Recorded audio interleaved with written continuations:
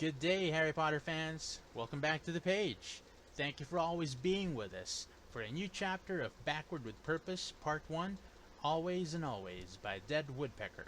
We're at Chapter 31, The Curse. Chapter 31, The Curse. Chapter text. Harry felt a surge of joy so strong that his heart contracted in his chest and a great lump grew in his throat. They chose. At last. They trust me. For a moment, Harry felt like the 12-year-old on his first visit to the burrow, and he was meeting the Weasley family for the first time. It was a fresh start, but the instant after this bright thought occurred to him, he was pierced by a bitter truth. It would never be the same. Never, never. He had lost his surrogate family on the day he had come back from the future. He hadn't known it then, and even after his exile from the burrow, he had retained hope. But he had said goodbye to the Weasleys the day that had put up the wards. And the fact that they were here now, when it was too damn late, filled him with rage. What the bloody hell? Ron shouted. Sorry, Hermione. What the bloody hell are you lot doing here? My thoughts exactly, Harry thought grimly. He had begun to shake, and it was slightly difficult to breathe. He stared at Mrs. Weasley. She was watching her son with an expression of great relief. Ron, Harry decided, is not nearly angry enough. What do you mean they've chosen? Ginny asked. She was as rigid as Harry, and it was as if he held a stiff board in his arms rather than a girl. She fisted Harry's robes and clutched it tightly. Harry wished that he had not consumed quite so much fire whiskey. He felt that he would have wanted to be less drunk for this. They've chosen, Dumbledore repeated. They came to my office tonight and told me they thought Voldemort had returned, and they wished to help. Harry took several deep breaths. The small part of him, nearly gone now, that warred with the rage and bitterness told him that he ought to take a few more. Chosen, have they? It's a bit late, isn't it? Were they years ago? It's a bit late, don't you think? Harry asked. Too late, too late, too late. Bully for them, though. I don't think I've ever been so surprised in my life, Harry lied. He'd been more surprised when the Weasleys had rejected him. I thought they'd come face to face with Voldemort and still accuse their children of being evil. And there was the crux of it. Harry could understand a little what they thought of him. But they had turned their backs on Ron and Ginny, had forced them to leave the burrow, had forced them to make a choice between them and him. They ought to have known their own damn children better than that. Rage swelled again, and Harry looked around almost desperately. The rational part of him was screaming at him to stop before he said anything he would regret.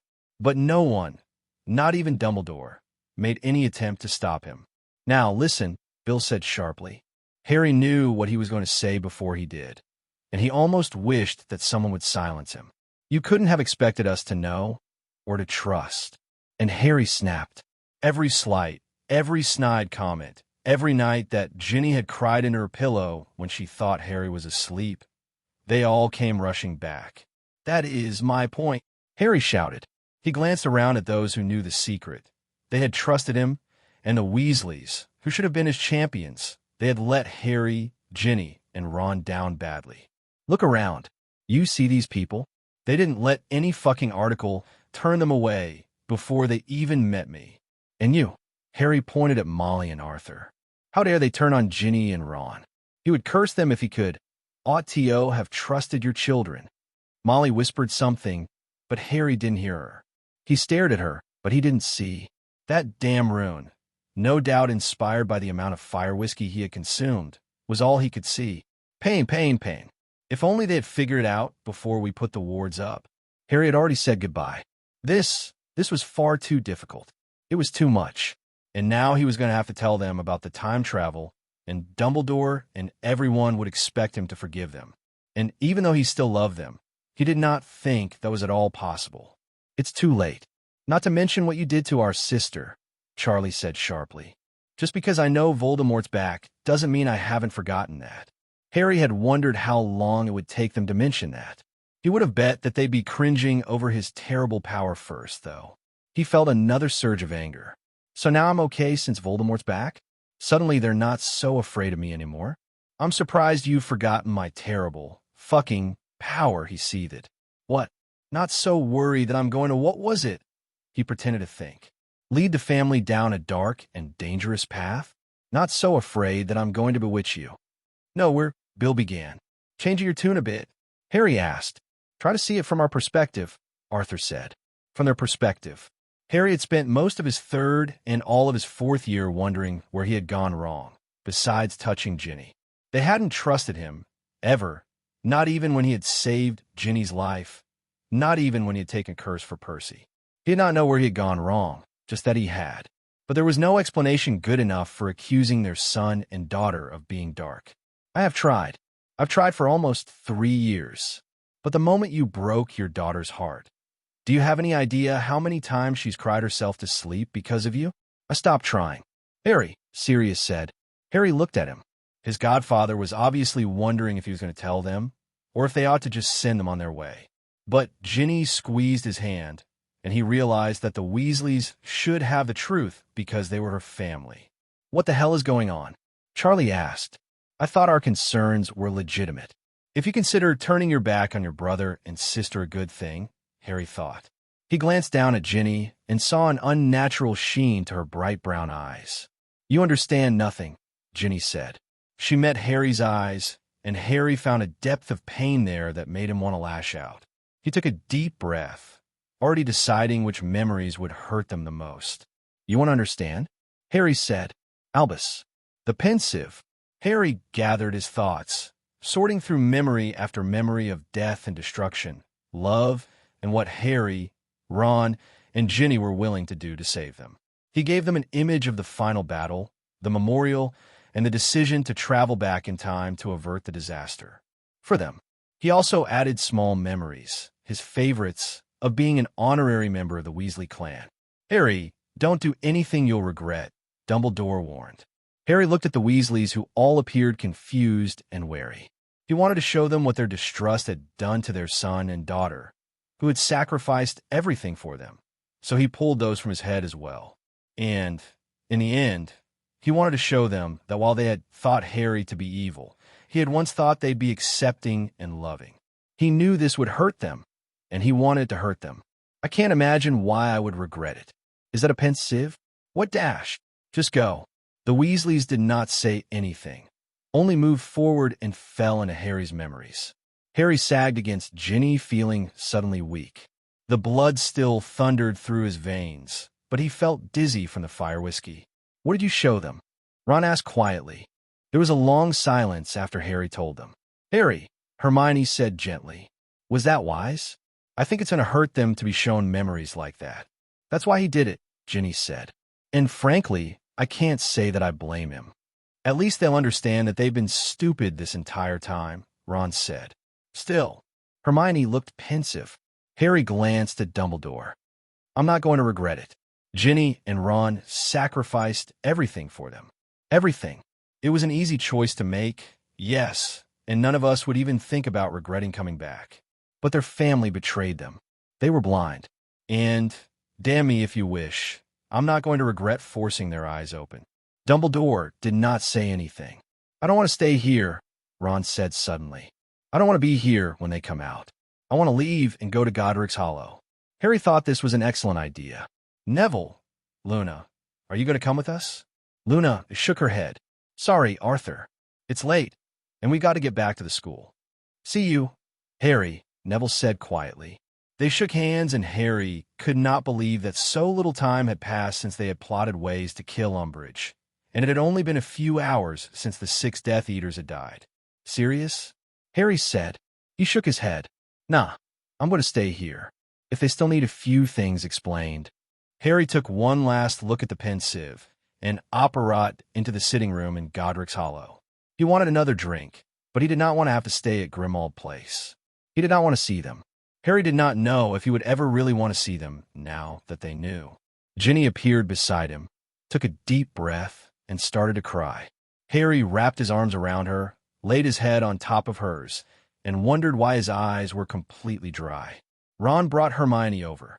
The 4 of them stood around a bit awkwardly. Harry had no idea what to say. He wished he had words of comfort to offer Ginny, but if she felt what he did, then there really were no words. Warning, warning, comfort sex ahead. There was only one thing that he really could do. He pulled away slightly, but before he could murmur his intentions in her ear, Hermione spoke up. "Ron," she said quietly, "let's go to bed." "I'm not tired," Ron said immediately. He began pacing around the room. Harry rolled his eyes. "I just can't believe it.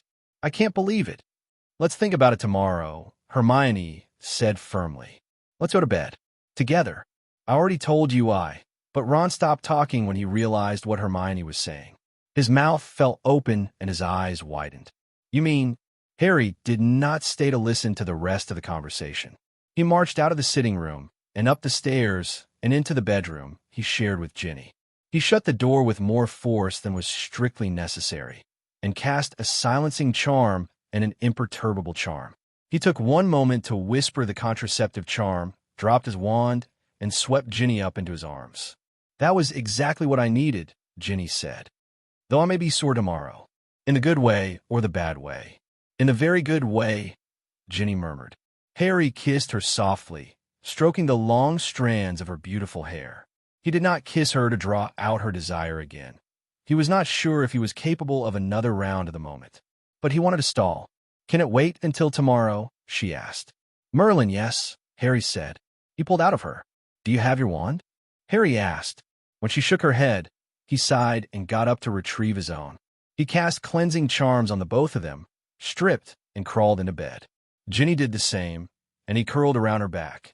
He kissed her shoulder, in roughly the same place that he had bitten it, and said, "Love you, bright eyes."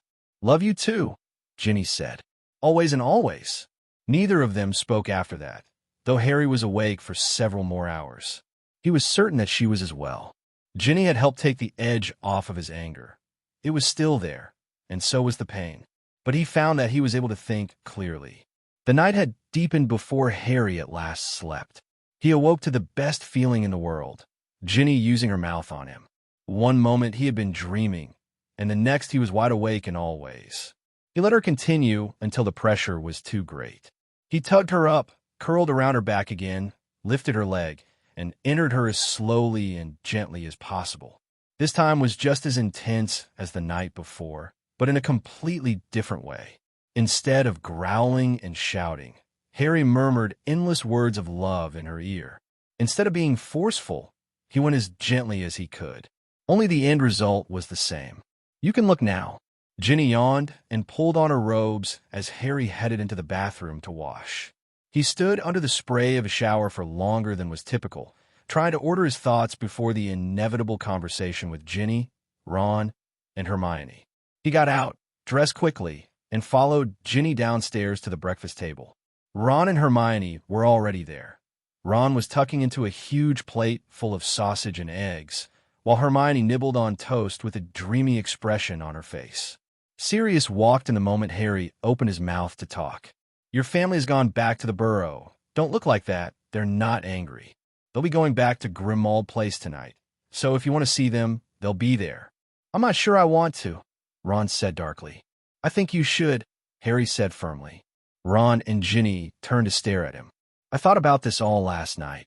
I think you should talk to them. And I think you should forgive them." "Harry," Ginny said, "I just don't know if I can, or if I even want to." Harry struggled to hide his bitterness. This is all their fault, but he pushed that thought away.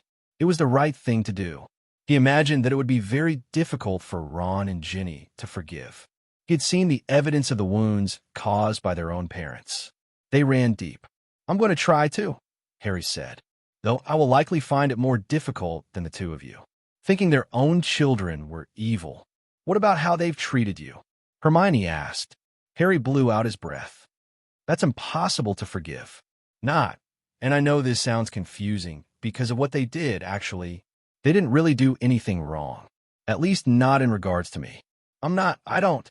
Harry paused, frustrated. He did not even understand what he was saying. "Listen, your mom and dad, and the closeness we used to have, it's like a dream. Just a dream. It doesn't even exist anymore. It never existed for them. So you're saying that there's nothing to forgive?" Ginny's eyebrows slammed together. "Harry, don't be so damn noble." "I'm not being noble," Harry said sharply. "I'm not. I didn't say that there isn't anything to forgive. I said it was impossible. It's a paradox. I would easily have forgiven your mother and father anything in the other reality. You know that. But those people, they don't exist anymore, for me. For you and Ron, yes. They're your mother and father, and they love you, even if they were dead wrong about the two of you. But they've never been close. They've always been watchful and wary, to me. And that isn't going to change. There's no magic in the world that can bring that back, that can make them remember what used to be and what might have been. So that's over and done. And he added in almost a whisper, I can't forgive them for that. I really, really can't. Harry spent the next 2 weeks avoiding Grimmauld Place when he knew the Weasleys would be there. Instead, he brooded at Godric's Hollow, tirelessly thinking of a way to encourage Voldemort to try to draw Harry out of hiding. Inspiration did not strike until just before Ginny and Ron left to visit with their mother, Charlie, and Percy. Still, it was a dangerous plan. Hey, he said. He scribbled serious address on a spare bit of parchment. Give this to Percy. I'd like to talk to him. Ginny smiled. Good. I thought he might be the first one. Dunno why you haven't before, Ron said. Even if he wasn't the mad bloke. Or woman, Hermione said sharply. It could have been a woman. The mad bloke or the mad woman, Ron said dutifully. It wasn't Percy, damn it. Harry already knew this. Ron had asked Percy this pressing question the first time they met again after the Pensieve. Just bring him by, Harry said. He did not want to tell them his seed of a plan until he had spoken with Percy. They still haven't told anyone, yes? Of course not, Ginny said. Albus was explicit in his instructions. Wait and see. They left moments later, and Harry busied himself in the kitchen, preparing 2 cups of tea. In truth, he should have initiated this meeting sooner. Percy had not fallen in with the rest of the Weasleys, Harry knew. He had been cordial and had defended Harry on several occasions. That had protected Percy from the rage he had felt the night he had shown them his memories. The fact that he did not have very close memories of Percy because of the former estrangement was the secondary reason. There was a small crack, and Percy appeared. The older boy looked surprised and gratified, though he tried to force his face in his stoic lines. Harry eyed him. Would you like a cup of tea? He asked. Air. Thank you, Percy said. He sat at the table and stared at the mug in his hands. Harry was about to open his mouth to speak, but Percy beat him to it. Harry, why weren't there any memories of me? Harry could tell that this question had burned inside him, and he wondered why he had not asked Ron. Perhaps he wanted to hear it from Harry. How did Harry explain this without stating explicitly that he had deliberately punished the Weasleys for the years of doubt and dislike? I know I wasn't dead, Percy said. At least not until the end. Everything makes sense but that. And I mean everything. The closeness between you, Ginny, and Ron, the way you acted sometimes. Mum and Dad thought you were cold and hard, but the 3 of you sort of reminded of my uncles Gideon and Fabian. And the look in your eyes when he sent you away from the shed. The advanced skills, everything is so clear that I wonder why I never saw it before. Except, in all the memories you showed us, I was never once there, only my body at the end. True, Harry said. Listen, part of that was because, well, when Voldemort came back for the first time, the Ministry didn't believe it. Not at all. They claimed that I was a raving lunatic who just wanted attention. Albus was taken off the Wisengamot because he defended me. Is that why you've been in hiding? Percy asked shrewdly. Why you didn't try to explain what had happened with Cedric? Yes, Harry confirmed. And that's why all our allies are in deep hiding.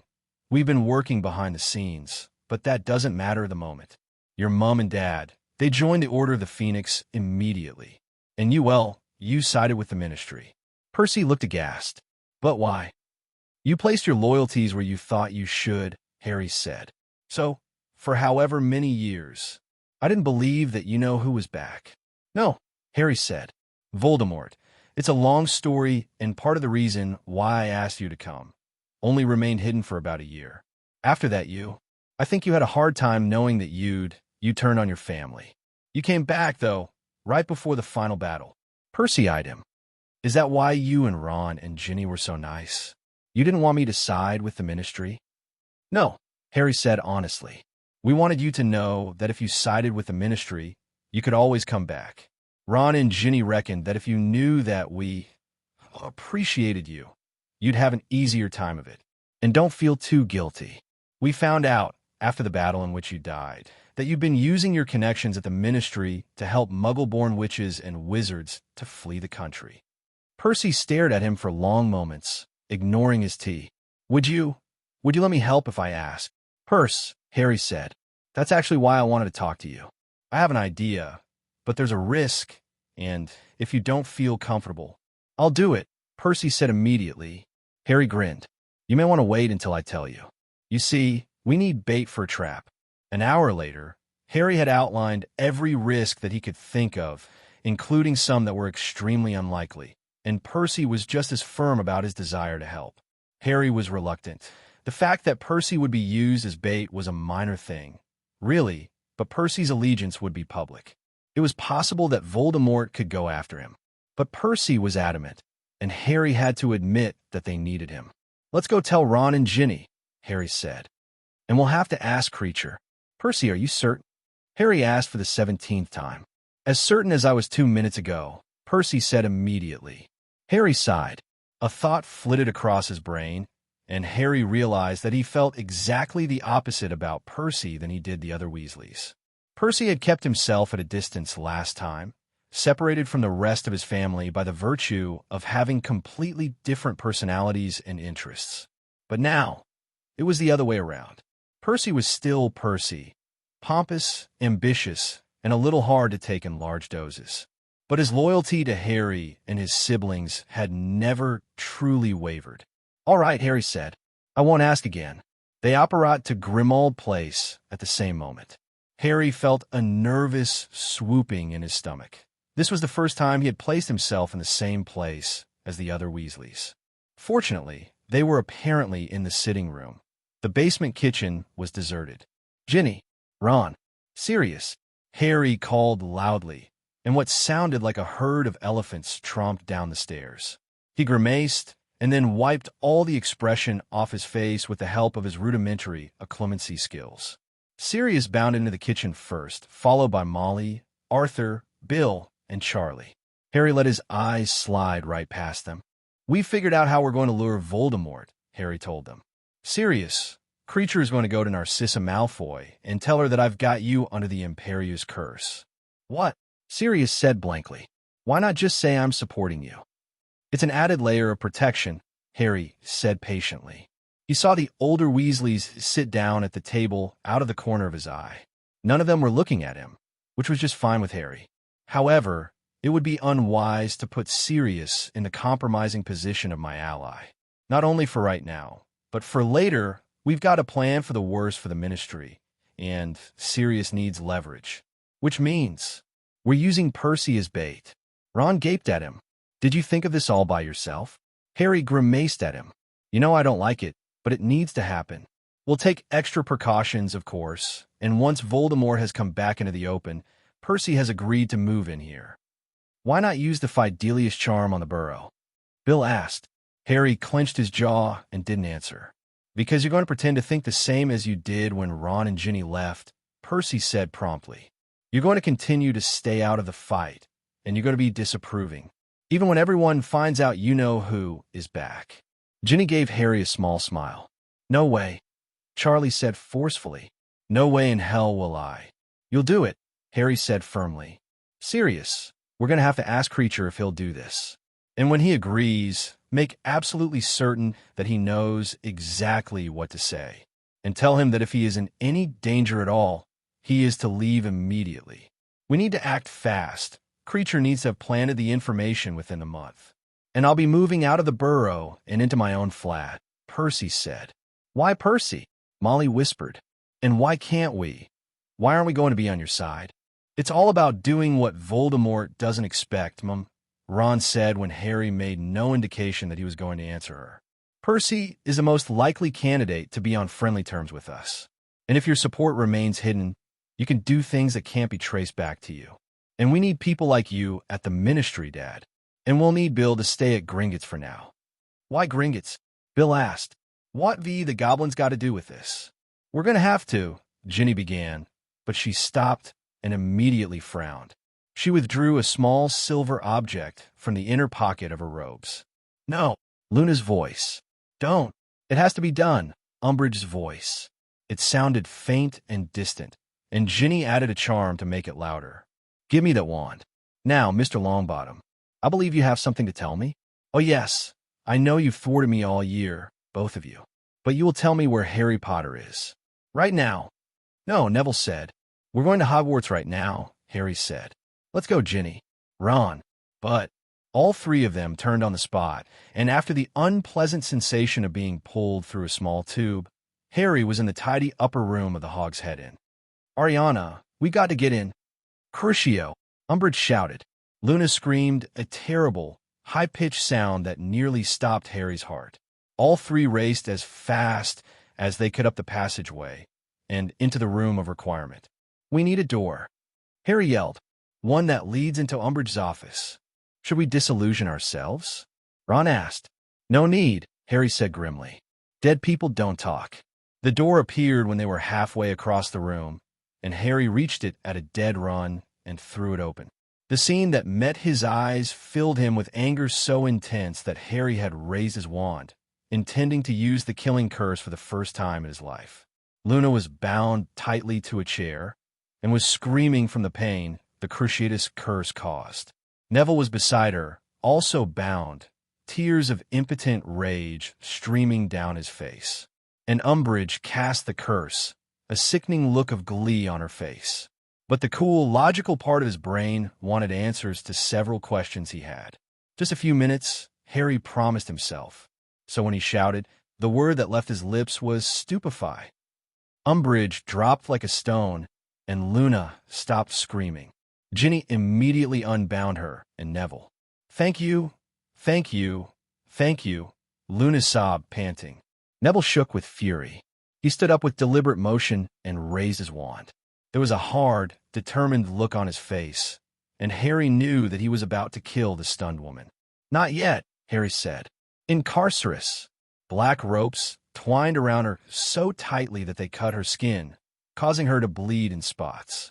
Innervate, Ron said. Umbridge's beady little eyes blinked open. Harry bent over her and saw with grim satisfaction that her eyes widened with fear.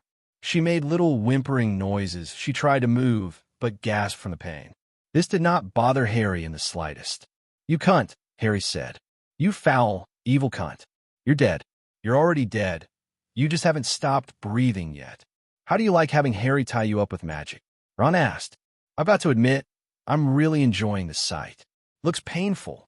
Harry ignored this, though Umbridge looked even more terrified. Don't worry, Harry said. We already hated you before you accused me of buggering Ron. We're not going to kill you because of that. We're going to kill you because you tortured Luna and you tortured Neville by forcing him to watch. But first, you're going to answer a few questions. You can't. A lot of people say that to me, Harry interrupted. You're not the only one who is going to die surprised. Now, tell me, how did you fool the centaurs? How did you perform a memory charm on them? What? Umbridge said blankly. Harry tightened the ropes until they squealed. I don't. Before you wrote the article that started the process that turned the world against me, Harry said very slowly, you had to have done research. How did you trick Forenza? I can't imagine that you walked into that forest and called him a half-breed. You'd be dead already. I didn't write the article, Umbridge said. Harry twitched his wand in her face, and she wet herself. The stench of urine and fear filled his nostrils. You have no reason to lie, Harry said, sitting back on his heels. He frowned at her. He did not like the fact that his instincts told him that she was telling the truth. She had no reason to lie. She should be boasting of it right now, as she had done when she had confessed that it had been she who had set the Dementors after Harry. The world rocked a little. I didn't. Umbridge squealed. Who wrote it, then? Harry shouted in her face. Tell me, damn you. I don't know. I don't. Ron swore loudly and fluently. Ginny made a sound like an angry cat. I just checked, Harry. I used the Veritas charm. I can't believe it, but she's telling the truth. She didn't write that damned article. Harry's mouth twisted with rage as he stared down at the toad-like woman who was now trying desperately to get out of her bonds, despite the pain. Harry stood up, pointed his wand, but before he could kill her, there was a bang and a flash of light. It hit Umbridge in the stomach and her eyes bugged out. Her skin immediately began to turn gray, and her breath came out in pants and gasps, as if her lungs were no longer working properly. It marbled and hardened, and Harry realized that she was being turned to stone before his eyes. It took quite a long time for the transfiguration to be complete, but 5 minutes later, the ugliest statue Harry had ever seen lay on the floor before him. But only for a moment. "Reducto," said Luna, and Umbridge burst apart. The only sign that she had been there at all was a fine dust that now coated the room. Harry turned to look at her. She was pale and trembling, but her blue eyes were rather fierce and not at all what he was used to seeing. Harry had known that Neville had hardened, but Harry had not noticed it in Luna. He felt pride and grief all at the same time. "What a remarkable spell, Luna," Ginny said. Her voice shook slightly. "Thank you, Guinevere," Luna said. "My father's friend taught me after my second year." They stood there in silence for long minutes. Ginny put her arm around Luna, who accepted the comfort gratefully. Ron put his hand on Neville's shoulder. Harry stared down at a piece of stone the size of his thumbnail. It was the biggest part of Umbridge left. She didn't write the article. Damn it. Snape is going to be furious. "I suppose we're going to have to tell Albus about this," Harry said. "Did anyone know that you came here tonight?" Neville and Luna shook their heads. "She didn't give us any time to tell anyone. And she didn't tell Fudge. We know that, because when she told us she was going to use the Cruciatus Curse, she said that what Fudge didn't know wouldn't hurt him," Neville explained. "That makes things easier," Ginny said.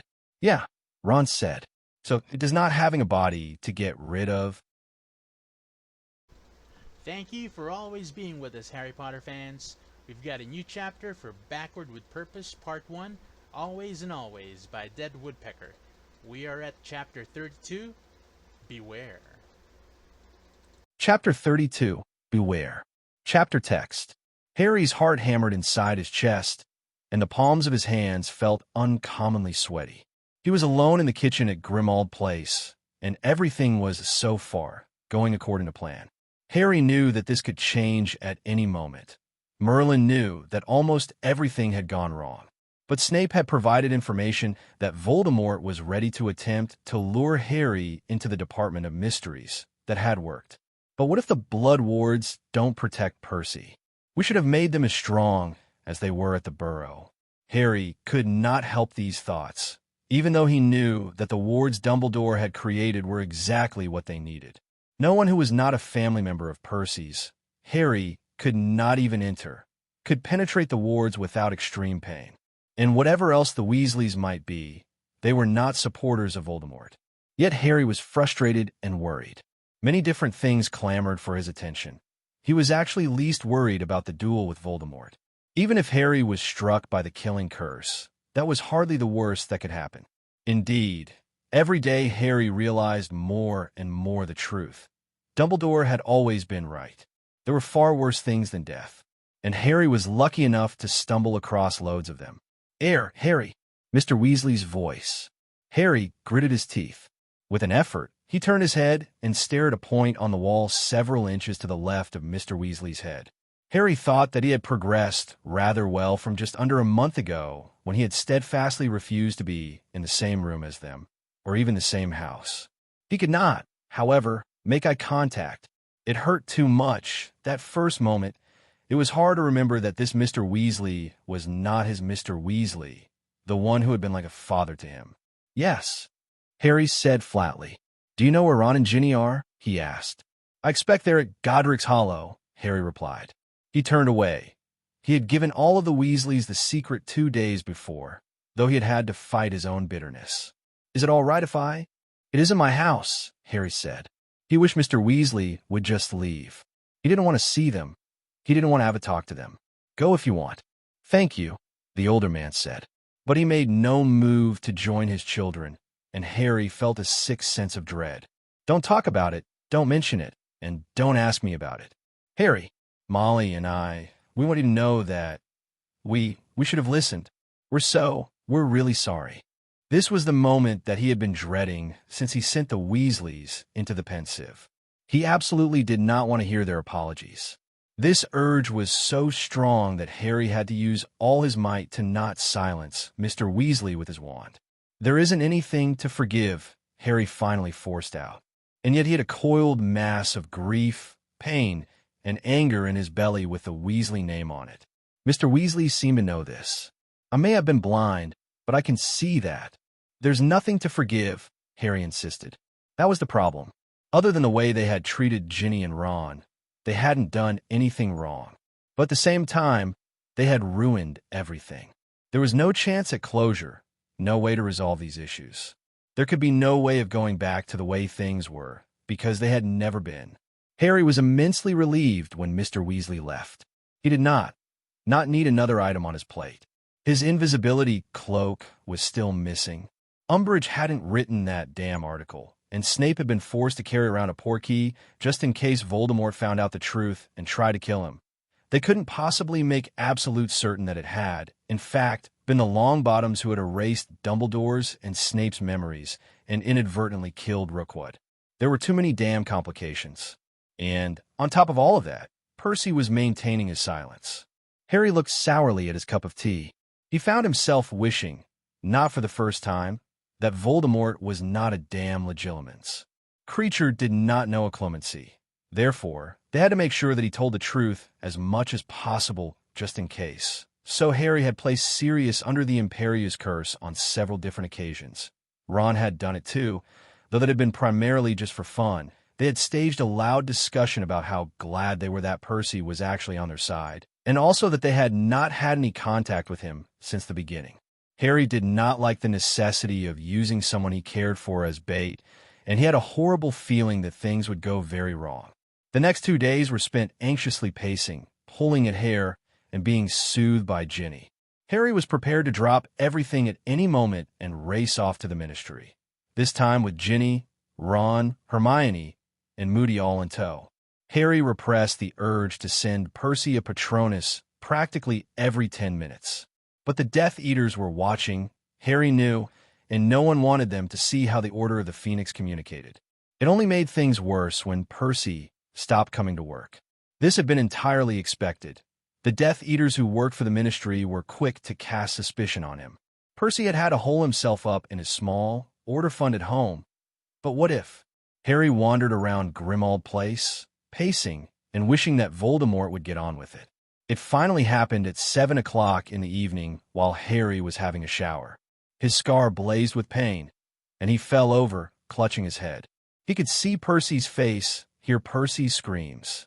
He left the bathroom at a dead run, threw on underpants and a robe. "It's time," he bellowed. Doors flew open. Remus, back from Bulgaria, came out of one of the rooms, followed by Tonks, who was remarkably disheveled. Harry probably would have laughed, but this was not the moment to tease Remus.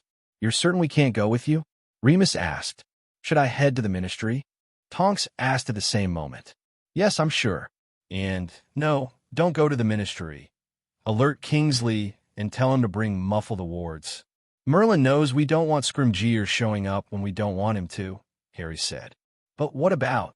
"Ron's father is doing that," Harry said grimly. "It's a good thing. It'll look less so, I don't know." Sent the message to Dumbledore.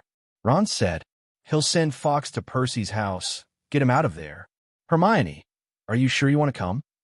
"Yes, Ronald," Hermione said testily.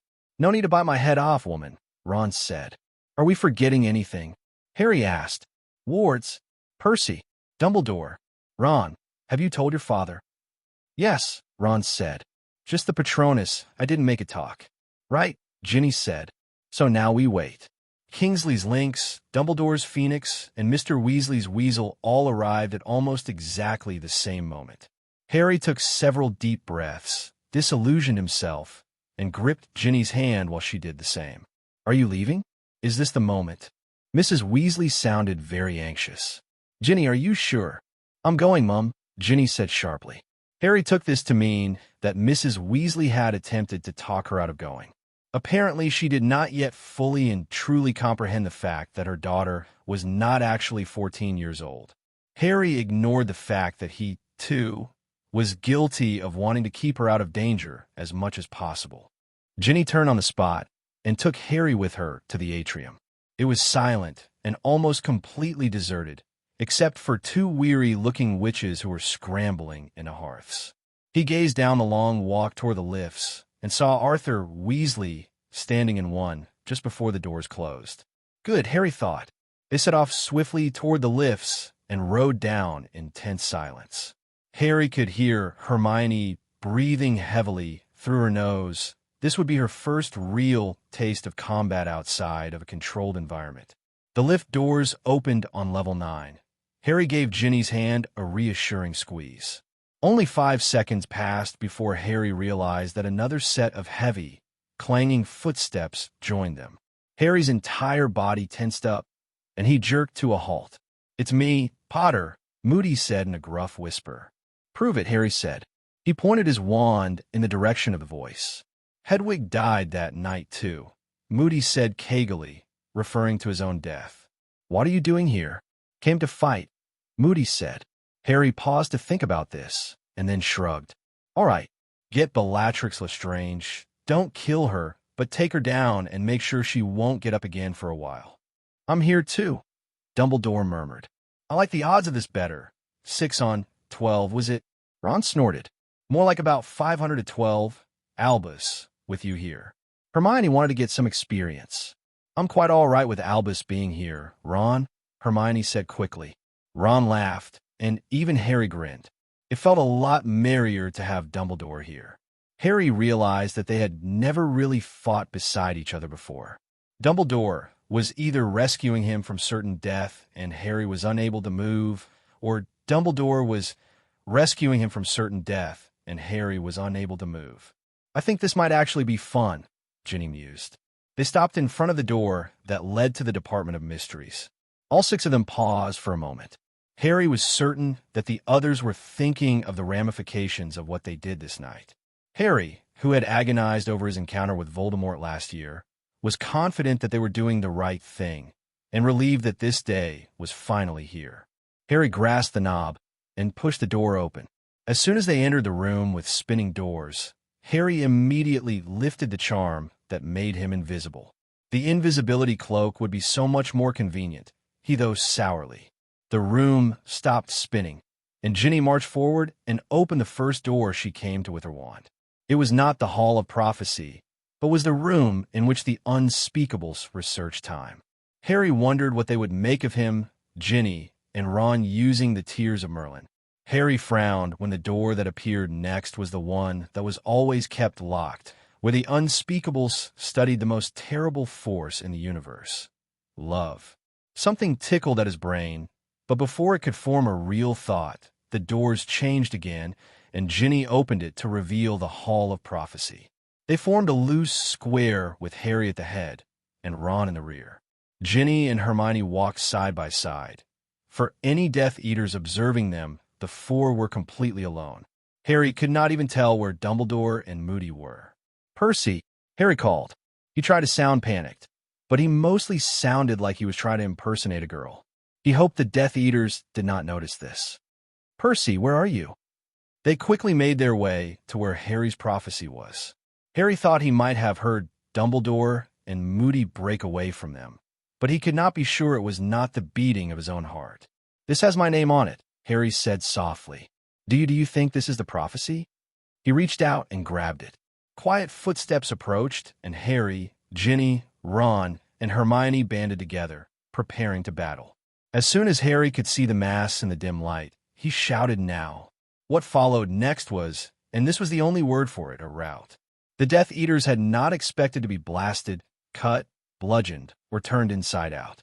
"Remember not to kill them, Ron," Harry had to remind him several times.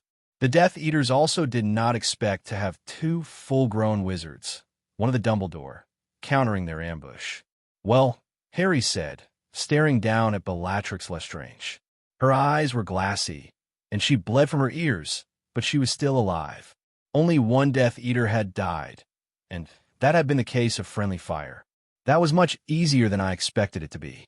Ron kicked Bellatrix in the stomach. He apparently could not help himself. "Are any of them even well enough to be Imperiused?" Ginny asked doubtfully. "Enervate," Dumbledore said, and not open his eyes. "Imperio," not raised his right hand and pressed his finger to his dark mark, and Harry thought he might have been better off with grievous injuries. He did not think the elderly man would withstand Azkaban. He couldn't muster up much pity. "I suppose it's time," Harry said. And just to be certain that he would not be leaving his wife and friends with sneaking snakes, Harry tied them together. They were bound so tightly together that even if one of them were only pretending, that Death Eater would not be able to do anything. "Stay here until you get the warning." Ginny gave him her blazing look, and he pressed a kiss against her lips. "I'll see you in a few minutes," Harry promised. "I know," she said. He walked away. Harry had known beyond a shadow of a doubt that Voldemort would not be able to stop himself from checking on the progress of his servants, especially as one of them had pressed the dark mark. The lift doors opened, and the atrium was even darker and more silent than it had been when they had first arrived. He breathed a sigh of relief that Ginny had not insisted that she come with him. He did not want her anywhere near Voldemort. The prophecy glowed a little in the gloom, and Harry's footsteps echoed loudly. As he walked, he cast a notice-me-not charm all around the edges of where they would duel. Voldemort would be fooled into thinking they were alone. Mr. Weasley had already cast the compulsion charm that would encourage the Aurors and the Ministry workers not to step in. He gazed at the statue of the wizard, the witch, the centaur, and the house elf. He grinned at the smallest figure, thinking of Dobby. It would be fitting to use this one. Harry tucked the prophecy into his robes and focused once more on his obfuscamancy. He had been forced to adjust it a bit. He hid the real memories he had of both times that he had come to the Ministry, planting a false one for Voldemort to find, made stronger by the fact that he wove the two memories together. He hoped it would survive the onslaught, and if Voldemort chose to possess him again. Harry waited, as silent and still as the statue next to him. A flicker of motion caught his eye, and he saw Dumbledore standing in the shadows outside the protective circle of the charms. A moment later, and the shadows seemed to coalesce, and Voldemort appeared without making a sound. It was staged perfectly. Almost the instant Voldemort made his entrance, Cornelius Fudge did as well, followed by Rufus Scrimgeour. As soon as he saw them, Harry pointed his wand and animated the statue of the house elf, and he focused all his attention on the forthcoming duel. Voldemort strode purposefully down the long atrium until he noticed that he was being followed. The serpent-faced man bent over the elf and looked around. He did not notice that the atrium was slowly filling with people who were under the compulsion to remain and bear witness. He leaned over the elf, and moment now, he would begin to move away from it, certain that it was not an obscure message from one of his followers. "Flagranti!" Harry shouted. The little elf glowed red-hot. "Confringo!" The statue exploded with the force of a small bomb, and Voldemort was sent flying backward. Harry did not give him a chance to catch himself, but shouted the blasting curse again, sending Voldemort flying backward. He screamed a high-pitched cry of fury that gave Harry chills. "It was stupid of you to come here tonight, Tom Riddle." Harry stepped out of the shadows and let the disillusionment charm slide off him. "Potter," Voldemort hissed. He had red blisters all over his face and hands from where the shards of the burning statue had impaled him. Harry felt a flash of pain from his scar. Voldemort had seen the prophecy destroyed, not knowing that Harry had tricked him. His face twisted in fury. He raised his wand almost too quickly for Harry to see. He ducked the killing curse and dived out of the way of the exploding centaur. He came out of it in one smooth movement.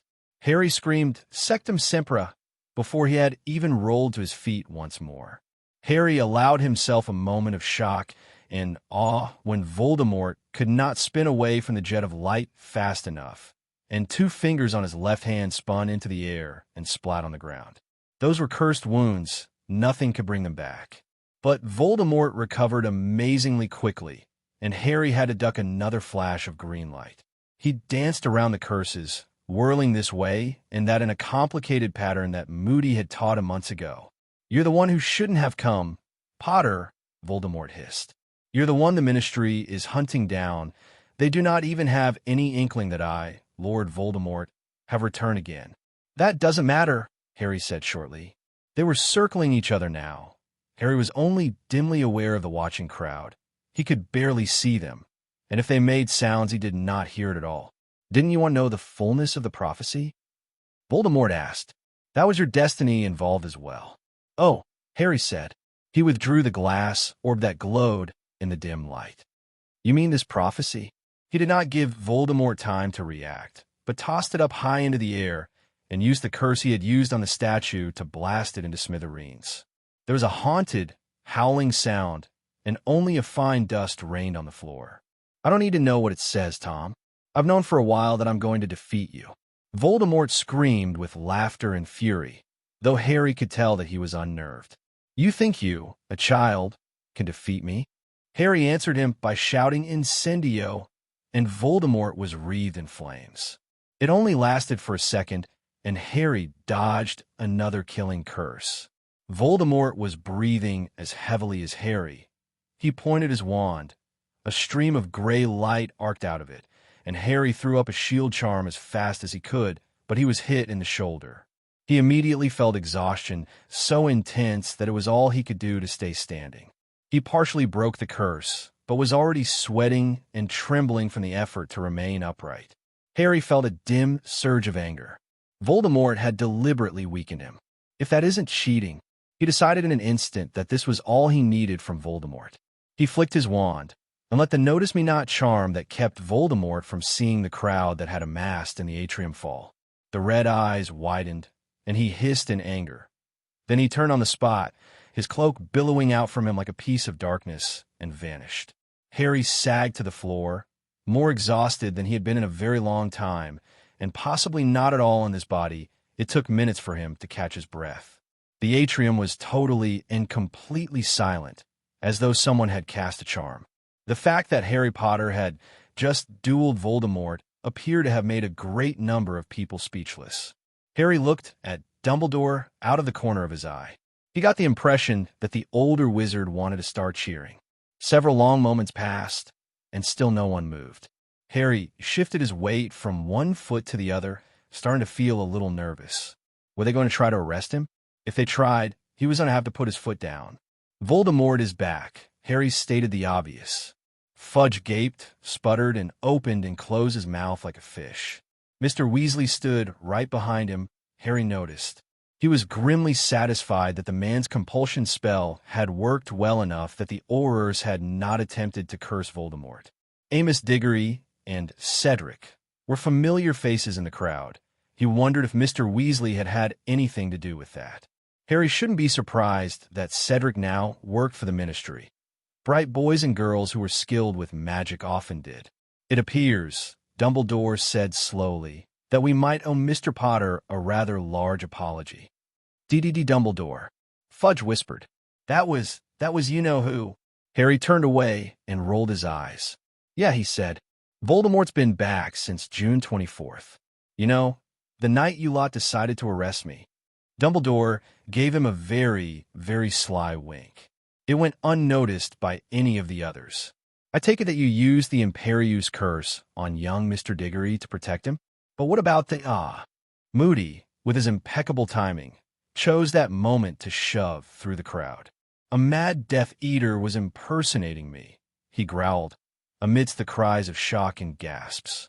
But the crowd quickly fell silent, wanting to know the truth. Don't know which one, never saw him. But the wizard who died in a maze was the Death Eater, not me. But how do we know? A young Auror began. You know of any ways to impersonate a dead man? Moody growled. Honestly, DeWitt, you ought to have studied Miss Abernathy a little less in concealment and disguise a little more. It's DeWitt said, Odd. That's Mad-Eye Moody. It is, Rufus Scrimgeour said, more to himself than to anyone else. He, however, had not merely taken Moody's word for it. He'd cast a spell that Harry did not know, but if it detected whether or not someone was using magical means of disguise, he probably ought to, and Moody's body had briefly flared blue. Polyjuice won't work like that. Not with a dead man. Thought it was a bit funny that he got himself killed by a blast-ended scrut. But how? How did you get your eye back? I didn't, Moody said gruffly. I made a different one. Scrimgeour nodded, though he was still frowning. Moody's eye spun. Several employees were slipping away. Harry had a good idea that they were leaving to apparate to Voldemort. He was glad that Moody was marking them. Perhaps they would have new names to add to the list they had created of Death Eaters who had infiltrated the Ministry. I assumed that you were captive somewhere. Scrimgeour pushed. I was, Moody said. I was held under the Imperius curse and kept in my own trunk. I was moved the night before the final task. Thank Merlin, or I would have starved to death, and once the Death Eater died, I was able to escape. Harry listened as Moody lied fluently. An odd thought struck him. He remembered years and years ago before the destruction and Voldemort's defeat. Aberforth had said that Dumbledore kept his secrets close to him. Harry was doing the same. He was glad that he had been able to pull it off so far. And he was very glad that he knew so many good liars. Like Dumbledore. Harry, he said softly, I cannot even begin to express my regret. It didn't even occur to me that things were not as they seemed.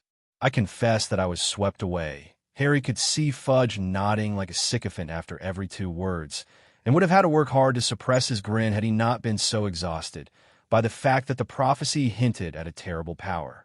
But, and I think that I speak for all of us, after what I have just witnessed, I think we can assume that the terrible power might actually be a good thing. If Hermione finds a way for me to survive, Harry thought. So now I'm all right? Harry asked harshly. He swayed on his feet and only hoped that no one had noticed. He looked over the crowd. Where are Ginny, Ron, and Hermione? As if Harry's thoughts had summoned them, Ginny and Ron appeared and shoved their way through the crowd. Hermione was a few steps behind them. There were more gasps and cries of shock. Take a good look, Dumbledore, Harry said. It's been 4 teenagers and Mad-Eye against Voldemort. For an entire year. You could have come forward, Dumbledore pointed out. I would have been arrested on sight, Harry countered. He put his hand on Ginny's shoulder when she reached his side. He did this to assure himself that she was in one piece, and also to help him stay upright. She was very pale. No one would have bothered to listen to me. And don't try to deny it. Now, Harry, Fudge began jovially. Certainly we would have believed you. Don't lie, Harry said, not even glancing at him. Sparkling darkness sought to claim him, and Harry wanted nothing more than to fall into his bed. He wondered what that spell had been that had weakened him so. Was there a way to counter it? Listen, you're not still sending me to Azkaban, are you? Good. In that case, I may be able to set aside some time to talk about this last year. But first, I'm going to bed. But surely you won't go back to Hogwarts. Fudge said, there's no need for you to, stay away anymore. And I'm certain the Weasleys. Fudge glanced at Ginny and Ron. Harry almost pitied the man. He looked so completely lost. Will want to see you. Dreadfully upset, they were. No way in hell, Ron said flatly. I'm not going anywhere near my mother and father. Neither am I, said Ginny. Fudge opened his mouth, but Harry cut him off, hoping that politeness might do the trick. I'm very sorry, Minister, but I'm barely standing up. I'm leaving, but I will owl you in the next few days. Harry was pleasantly surprised when the crowd parted and let him through. He did not have the strength to apparate. He didn't think. They would have to flew to Grimmauld Place. His eyelids felt like they had weights on them. Ginny murmured a spell, and Harry felt slightly better. Well enough to walk on his own 2 feet to his bed, anyway. Oh! Hermione's eyes rounded, and she whirled around to face the Minister. There are Death Eaters in the Department of Mysteries. You might want to take them to Azkaban. Grimmauld Place, Harry whispered. He had the impression of stunned and awed faces before he whirled through green flames to the basement kitchen of his godfather's family home. He stumbled out of the hearth and landed on his knees. Mrs. Weasley, who had been sitting at the table, obviously waiting for them, made a sudden movement as if to help, but stopped herself. Ginny, Ron, and Hermione appeared in short order. Where's Percy? Ron asked. Mrs. Weasley's eyes were wide. He hasn't come yet. I don't think he knows. That's impossible, Ginny said. Dumbledore sent him a feather from Foxtail. He knew that he was to come immediately after that. Ron did not waste any time, but jumped back into the hearth, shouted Percy's address, and vanished from sight. Ginny immediately followed. Mrs. Weasley did not even hesitate, and then she, too, had gone. Harry flung himself into an empty chair. His brain felt several sizes too big, and he had that horrible feeling in the back of his throat as if he were about to vomit. He did not know whether this was from worry or from the curse. "Harry, you don't look well," Hermione said. "I'm not," Harry snapped. "I'm worried about Percy." "I meant physically," Hermione said coolly. "There's no need to snap at me." "Sorry," Harry muttered. He really was, but he could not muster the energy to give an apology that sounded sincere. His stomach rolled, and he was beginning to think that he might actually vomit when Ginny and Mrs. Weasley tumbled out of the fireplace, seconds apart. Ginny's face was bloodless. "He isn't there," she said. "And there's a dead Death Eater, Travers, outside the wards." Harry gaped at her. "But how the... He wasn't even inside." "No," Ginny said. "I assume Percy went out to meet him. We would have known if a Death Eater had tried to get in. The blood wards, you know. But Percy isn't anywhere near. I think there was another Death Eater. Why would he leave the house? Why?" Blood pounded through his brain. How could Percy have been so stupid? He knew it was risky. He had promised not to do anything heroic. He had known how important it was that he stay inside the house and let the wards protect him. It was one thing to attack and fight if the Death Eater had infiltrated his house, though Percy had strict orders to apparate away, but Percy had actually left the house. Ron stepped out of the hearth. His face was bright red with fury and fear. The Git left the house. Mrs. Weasley sat down at the table, placed her head in her hands, and began to cry. Ginny hesitated for a long moment, then walked over to her mother and laid her hand on her shoulder. "It'll be all right, Mum," Ginny said quietly. She did not sound sure of it at all. "It won't be all right," Mrs. Weasley cried. "I've lost you. I've lost Ron. And now P.P. Percy might be dead." Ginny took a deep breath, and Harry watched her forgive her mother. His insides twisted up in knots. He wished it could be that easy or even possible for him. "You haven't lost me, Mom." "I don't think I have lost you," Mrs. Weasley said. "You don't." Just then, there was a slight diversion in the form of Percy apparating into the room. Percy's eyes were wild behind his horn-rimmed glasses. Harry felt a rush of relief the instant before the older boy rushed him, gripped Harry's robes, and fairly lifted him off his feet. "Sub ars vu turo. Sub ars vu turo. Balabuls. Ubble memel." He laughed loudly. "I'm too tired for this," Harry thought glumly. "Lickle Tupiter. Lenimeron. Did something happen to his mind?" Ron asked, horrified. Mrs. Weasley sobbed. Percy shook his head furiously, though Harry suspected that he had lost his mind. Percy held on even tighter, and then began searching the pockets of his robes with one hand. He pulled out a scrap of parchment and a quill, wrote something furiously, and shoved it under Harry's nose. The letters were jumbled together, backward, and did not form any coherent words. Right? Harry disentangled himself from Percy's grasp. Percy shoved the useless note into Harry's pocket. "Someone get Snape over here, or Dumbledore. I'm going to bed. When you figure out just what the hell is going on, you can wake me up. I'm glad you're alive, Perce." He made it about 3 feet in the direction of his room before the floor rushed up to meet him, and everything went black. Good day, Harry Potter fans. We've got a new chapter for Backward with Purpose, Part 1, Always and Always, by Dead Woodpecker. We are at Chapter 33, Like Drawing in a Mirror. Chapter 33, Like Drawing in a Mirror. Chapter text: Harry Potter Vindicated. Duels WHO. By Gardenian Alley. Dozens and dozens of eyewitness accounts describe the harrowing event that took place in the atrium of the Ministry of Magic.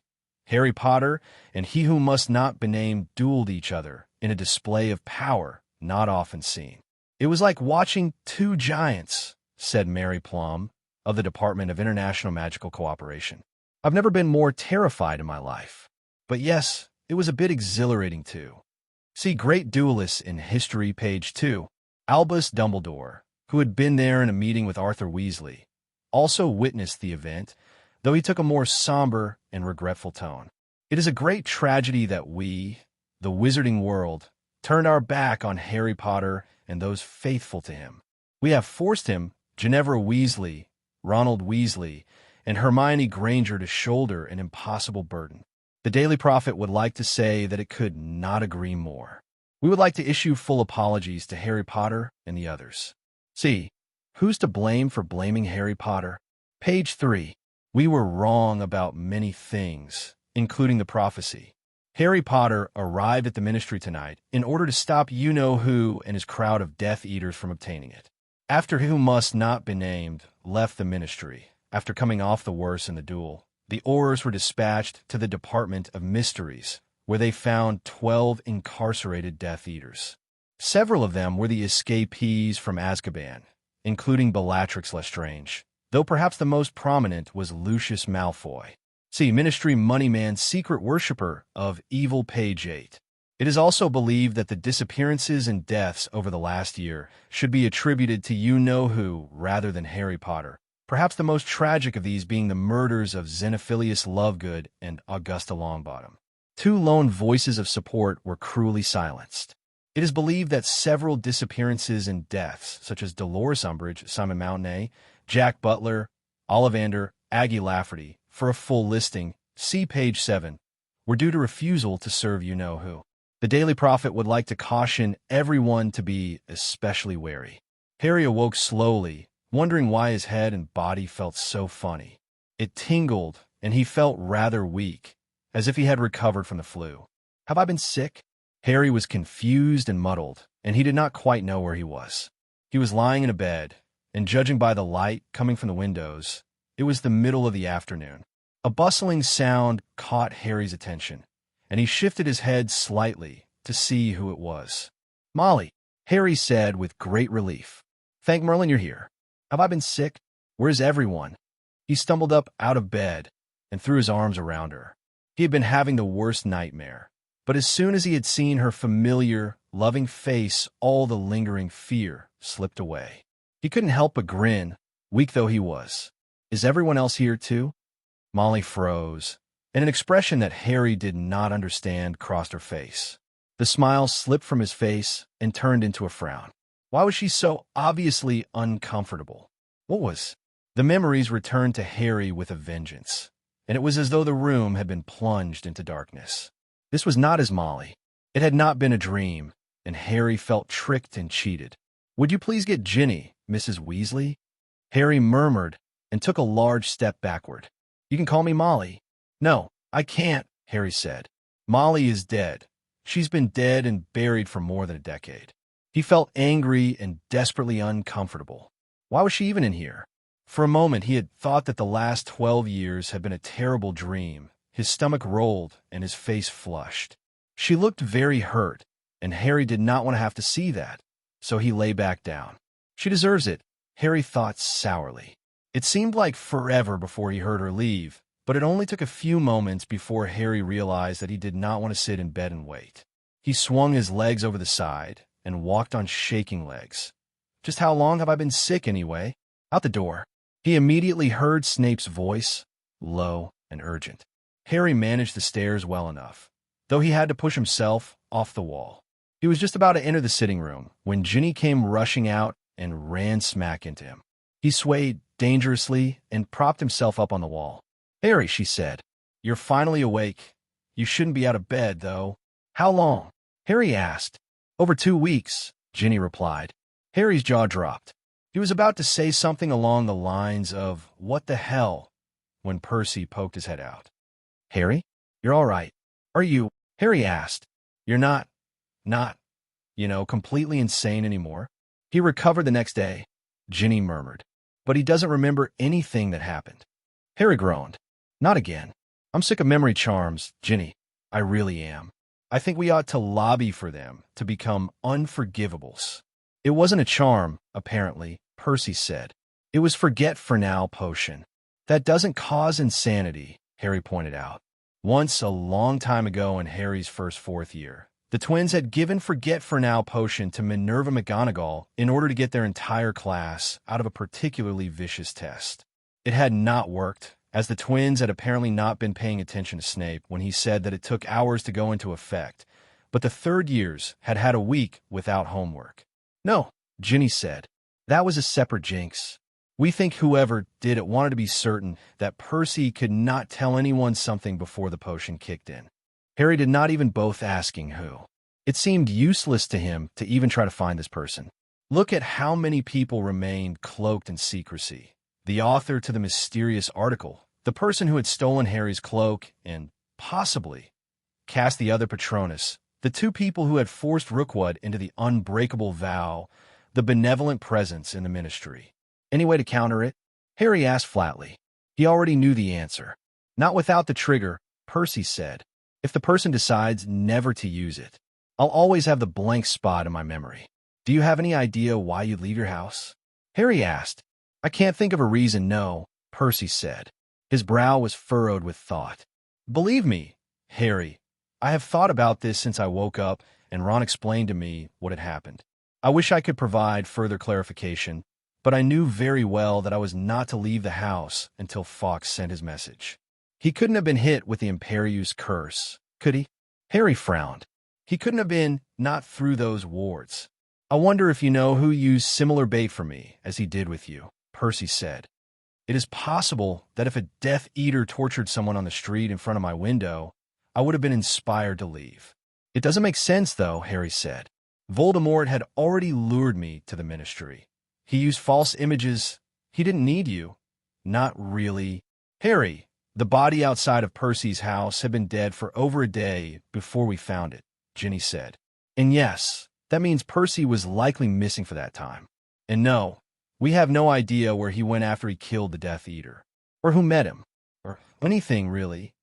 My head hurts, Harry said. Ginny gripped his arm tightly and led him into the sitting room. Everyone had gone quiet. Glad to see you up, mate, Ron said. Neville, sitting beside him, Harry realized with a jolt that he had likely slept through the rest of the school term, nodded. Luna hummed, twirled a strand of dirty blonde hair, and stared at him. At moments like these, Harry could not imagine her using that rather vicious spell to kill Umbridge. All of the Weasleys were also in the room, along with Fleur Delacour, Remus, Tonks, Sirius, and Snape. Harry wondered vaguely where Dumbledore and Moody were. Fred and George slipped off the couch and onto the floor, and Harry and Ginny took their seats. There was a loud chorus of "Thank Merlin." It's about time. Don't ever do that again. Anything happen while I was sleeping? Harry asked. Everyone exchanged darkly significant looks. Can I take that as a yes? Harry, Voldemort killed the Dursleys, Ginny said gently. Harry gaped at her. The Dursleys are dead? He honestly and truly did not have any idea how he felt about this. Mostly he felt the same as when he did when he heard that Voldemort killed others. Regret and rage. It was spiced a little with the knowledge that the last remaining link to Harry's mother, besides himself, had gone from the earth. He should have expected this. Really, he ought to have spared them a thought, but they had not crossed his mind since he had left them the summer before his 4th year. He wondered if he would grieve for them, and thought that he probably wouldn't. No more than any other death, at least. No one knows, Potter, Snape said. The Dark Lord told me in confidence. It would be unwise to publicize this. Harry's lips tightened. And what else has Voldemort been up to while I've been asleep? He continues to subvert the ministry, Snape said. The number of those under his command is vast. He is, as of now, working to bring it down and take control. He has servants in every department of the ministry, except for the misuse of Muggle Artifact Department, I believe. As neither I nor Argus Perkins follows you-know-who, we can be sure of that, Arthur said. He wouldn't want it anyway, Ron said. When he takes over the ministry, he'll likely start a department devoted to slaughtering Muggles. That day might come sooner than last time, Snape said. We know that Dumbledore has suspected that the increased turmoil and the general stupidity of the wizarding world would lead to this. This is what we wanted, Harry murmured. The faster he takes control, the sooner we can bring him down. I don't like that he has larger numbers, though. We'll just have to take more of his followers out, Moody growled. He did not look as though he were averse to this idea. Ambush him like we've been doing, but all the time. Some of them are under the Imperius curse, Harry said. We don't have the kind of resources to engage in that kind of warfare without killing innocents. Kingsley and Tonks can't trail every single Death Eater, and we can't have the Ministry do it. because there are too many spies. And Snape might be revealed. That would be far too dangerous, I think. You didn't seem so concerned when it was Percy's arse on the line, Charlie muttered. Harry was immediately dancing on the ragged edge of rage. He immediately began practicing a clemency. This did not help. How dare he? Harry had done everything he could to keep Percy safe. They all had. Percy had known the danger, had volunteered for it. He kept attempting to close his mind, but the control kept slipping away. "Shut the hell up, Charlie," said Ron. Harry would never. "I just find it a little odd," Charlie interrupted Ginny loudly. "I find it a little odd that it just had to be Percy. Why not Sirius or Remus, for the love of Merlin?" "Charlie," Percy said quietly, "I didn't have a problem with. You were in danger, Perce," Charlie said. "You could have died. That nutter who hexed you could have just as easily killed you." "Charlie, we're all in danger," Ron said. Harry clenched and unclenched his right fist. "This is war." "I know that," Charlie snapped. "I'm not stupid," which is why I find it funny that Harry here chose a Weasley to use as bait for effing you-know-who. It isn't a secret that he hates us. Maybe he thought the Weasleys needed to be punished for not choosing, for not trusting, and Percy would be a pretty good sacrifice. Harry had raised his wand and blasted Charlie backward before the word sacrifice had left the other wizard's mouth. Hot blood pounded through his veins. His thoughts weren't even coherent. "How dare! I would never sacrifice Percy. Fuck him." "Protego!" Sirius shouted, and the shield charm erupted between Charlie, who had staggered to his feet and was now pointing his own wand at Harry, and Harry. Harry was dimly aware that people were talking loudly. He felt a hand clamp around his elbow. It was too large to be Ginny's hand, and he made to shove it off when he realized it was Snape who was now steering him out of the room. Sirius followed, but he must have told everyone else to stay back, because Harry found himself alone in the kitchen with Snape and Sirius. "Let's go to Grimmauld Place," Sirius said. "We'll have more privacy, and I wouldn't say no to a glass of fire whiskey." "You really ought to take that elfin hand, Black," Snape said. There was the familiar squeezing sensation, and Harry found himself in Creature's domain. "Creature knows that he owns me," Sirius said cheerfully. "But thank for the advice, Snivellis." Snape scowled. Creature appeared out of nowhere. "Oh, Master Harry, feeling better? Can Creature get you anything?" Harry sat there, numb, while Creature bustled around. "I wasn't going to kill him, if that's what you think," Harry said heavily. He stared at the glass of amber liquid, but did not drink. His limbs still felt weak from his cursed illness, and he did not want to know what kind of effect the alcohol would have on him. He looked around the room and noticed for the first time that Grimmauld Place had been cleaned out of the remaining gloom. He found himself sort of wishing that he could hide in one of the long, flickering shadows that had been so much a part of the Grimmauld Place he used to know. "We know you wouldn't have killed him," Sirius said. "And, just so we're clear, I am fully on your side. And not just because I'm your godfather, although I found it highly offensive that they would kick a 13-year-old out of their home. And I have found them similarly annoying," Snape added. Harry gaped between the two of them. "Did you actually plan to have this conversation? Is this a discussion?" "It is," Sirius confirmed. "You're very bitter, Harry." Harry slumped forward in his chair, wishing he could escape. Not for the first time, he wondered when the world had turned upside down. Grimmauld Place was far more of a home to him than the Burrow. He was actively hoping for the swift takeover by Voldemort of the Ministry. He had just cursed Charlie Weasley and wished to do so again. And Severus Snape and Sirius Black had agreed on something. "I am," Harry said. "I can't seem to stop it." "The funny thing about bitterness," Sirius said, "is that it can be a choice." "I agree," said Snape. Harry stared at them. Did they know how ironic it was that these words came from the two of them? Sirius, who had been so bitter that he had unwittingly led to his own death.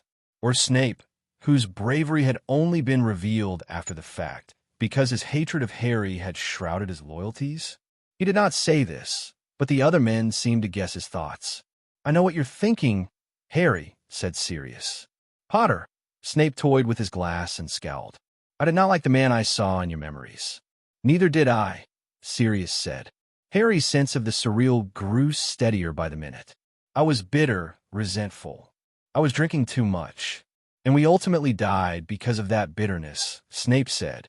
Harry thought it very ironic that Snape's tone practically dripped with bitterness. Harry gritted his teeth, and the rational part of his brain told him that he had to talk to them for his own sanity. Believe me, I realize the Weasleys treated you poorly. That isn't it, Harry said. Well, not completely. It's difficult to explain. I'm bitter because it's too late. It's too late to build any sort of relationship with them. It won't happen. It used to mean the world to me. Nothing. No one could replace my mom and dad, but Molly and Arthur. They treated me like another son. And Bill and Charlie and the others were like my brothers. Are you sure it's too late, Harry? Sirius asked. You have your whole life. Except that I don't, Harry said. He blinked rapidly, and he felt sick to his stomach. He had not wanted to tell Sirius this, but Harry felt like this was strangling him, and it had been since the Weasleys had walked into Grimmauld Place. Sirius, the day that, shit, I'm not going to survive this, I don't think. Of course you're going to survive, Sirius said bracingly. You've got all of us helping you, don't you? Voldemort isn't going to kill you. You don't understand, Harry said. The only way that Voldemort can be defeated is if I die. He has to kill me. Otherwise he won't die. Sirius, I'm a Horcrux. Sirius blanched. What, last time, how did you? He whispered. I had 3 items called the Deathly Hallows, Harry said. It made me Master of Death when Voldemort used the killing curse on me. Again, it didn't work properly because I was protected. But one of the Hallows is destroyed. It also was a Horcrux, and my dad's cloak has gone missing, and the Elder Wand, Dumbledore has that, and I have no intention of taking it away from him. So, I've been thinking about the terrible power, Harry said. And I think it's terrible because I've got no chance of surviving. Hermione's looking for ways, but I don't think. Are you absolutely certain of this? Snape asked. As certain as I can be of anything, Harry said. There isn't any other way at all, said Snape. I'll keep looking, I promised Ginny, but I don't think so, Harry said. So, I know it's selfish and stupid, but I wish that the real Weasleys could be here. I really wish that I could have died for them. I'm going to do it regardless. I'm not a coward, and I know what I got to do, but his voice trailed away. It would just be a lot easier. It would feel less terrible. They don't really like me. Not really. They were sort of forced into it. Harry, Sirius' lips were white. I want you to promise me something. You had better do everything in your power to survive this. Do you understand me?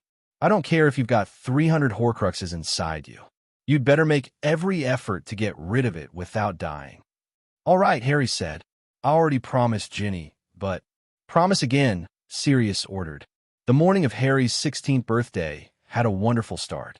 Ginny woke him up and gave him his first gift. With the business of the last month, they had not had much time for slow, easy lovemaking. But they made time, and Harry hummed afterward as he showered and readied himself for the rest of the day. He blindly reached for robes and pulled them on. He wondered if Sirius would insist on searching for more and more methods of surviving the killing curse. His godfather had been quite fiendish about it. Actually, Hermione had likewise been galvanized into action, though she remained ignorant of the fact that Harry was a Horcrux.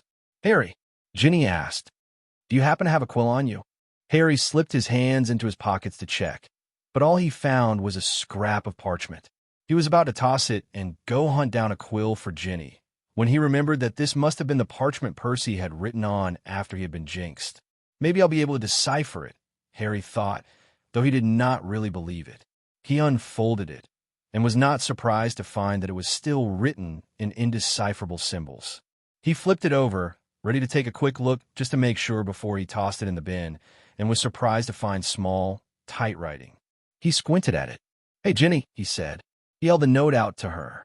Can you read this? Too small. Ginny looked at it. Try enlarging it. Harry did so and quickly read it. Then he read it again. To the ones who used the tears and those who chose to believe. You see, one gets confused with time when it is like that. All one's tenses get muddled, for one thing.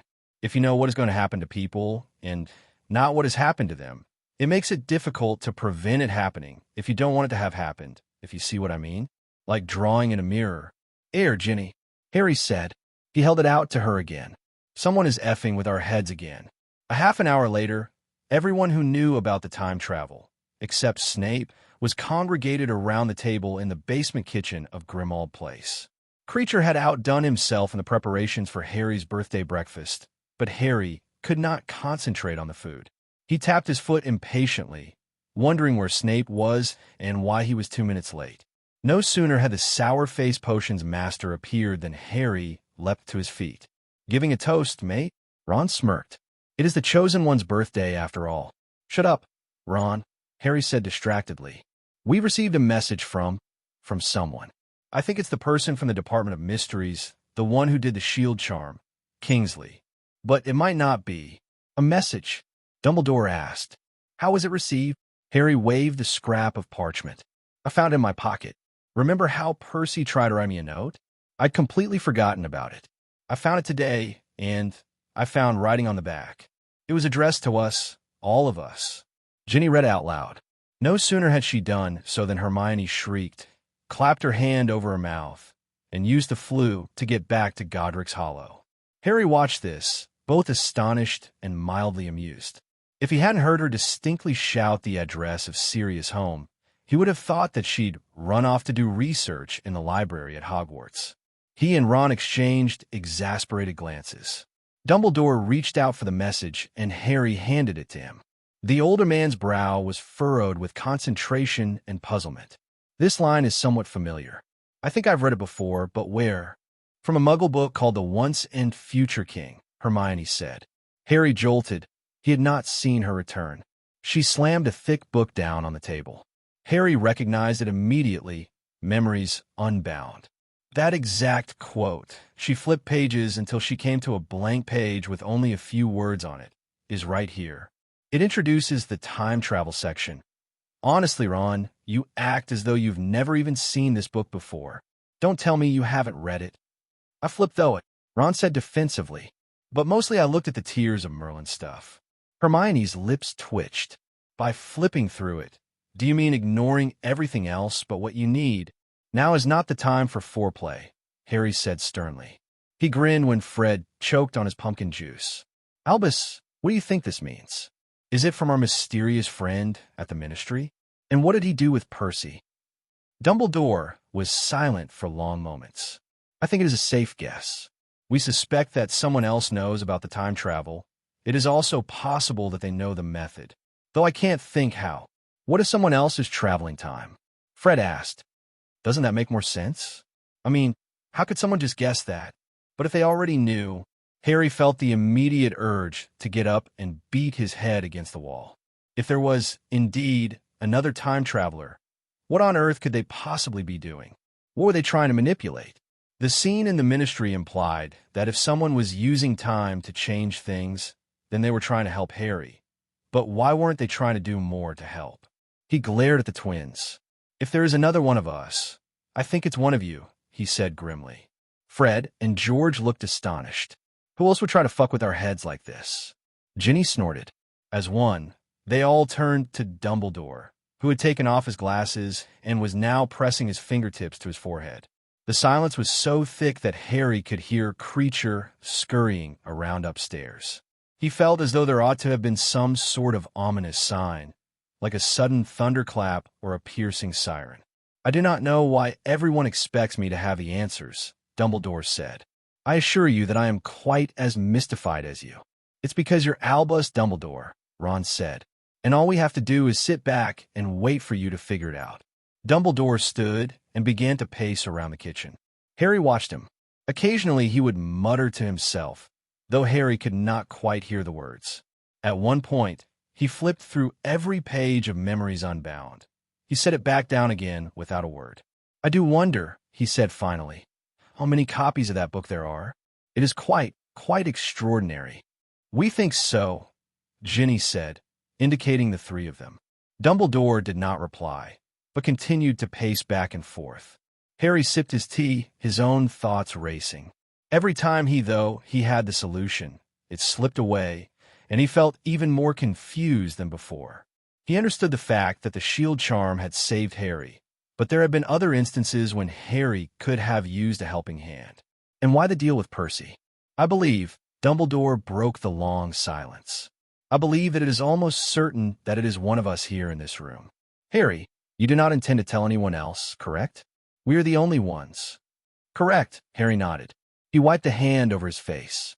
But why has this person not shown himself? Maybe we've got to choose, Charlie said. His voice was heavy with sarcasm. But if it turns out that you know who is secretly working toward his own downfall, and we just got to trust him, I'm going to pack up and move to Chile. This is insane. Harry surprised everyone, including himself, by barking out a short laugh. Though he had apologized, stiffly, though it was the best he could do, to Charlie, their interactions had been even frostier than usual since Harry had hexed him. Let's go tell him right now, Ron said. Then we'll know everything. He's been manipulating all of us into thinking he's an evil git. But really he's saving the world from this even more evil git. Luna laughed so hard and for so long that Kingsley and Tonks, who had not had the opportunity to spend much time with her, began to look as though they wanted to give her a calming draft. Don't be silly, Lancelot, Luna said. She beamed around at them, and Harry had the sudden feeling that she knew better than any of the rest of them what was going on. It's not Voldemort, it's Merlin.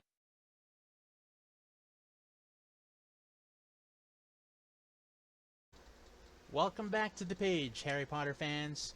We've got a new chapter for Backward with Purpose, Part 1, Always and Always by Dead Woodpecker. Here we are with Chapter 34, Memories Unbound.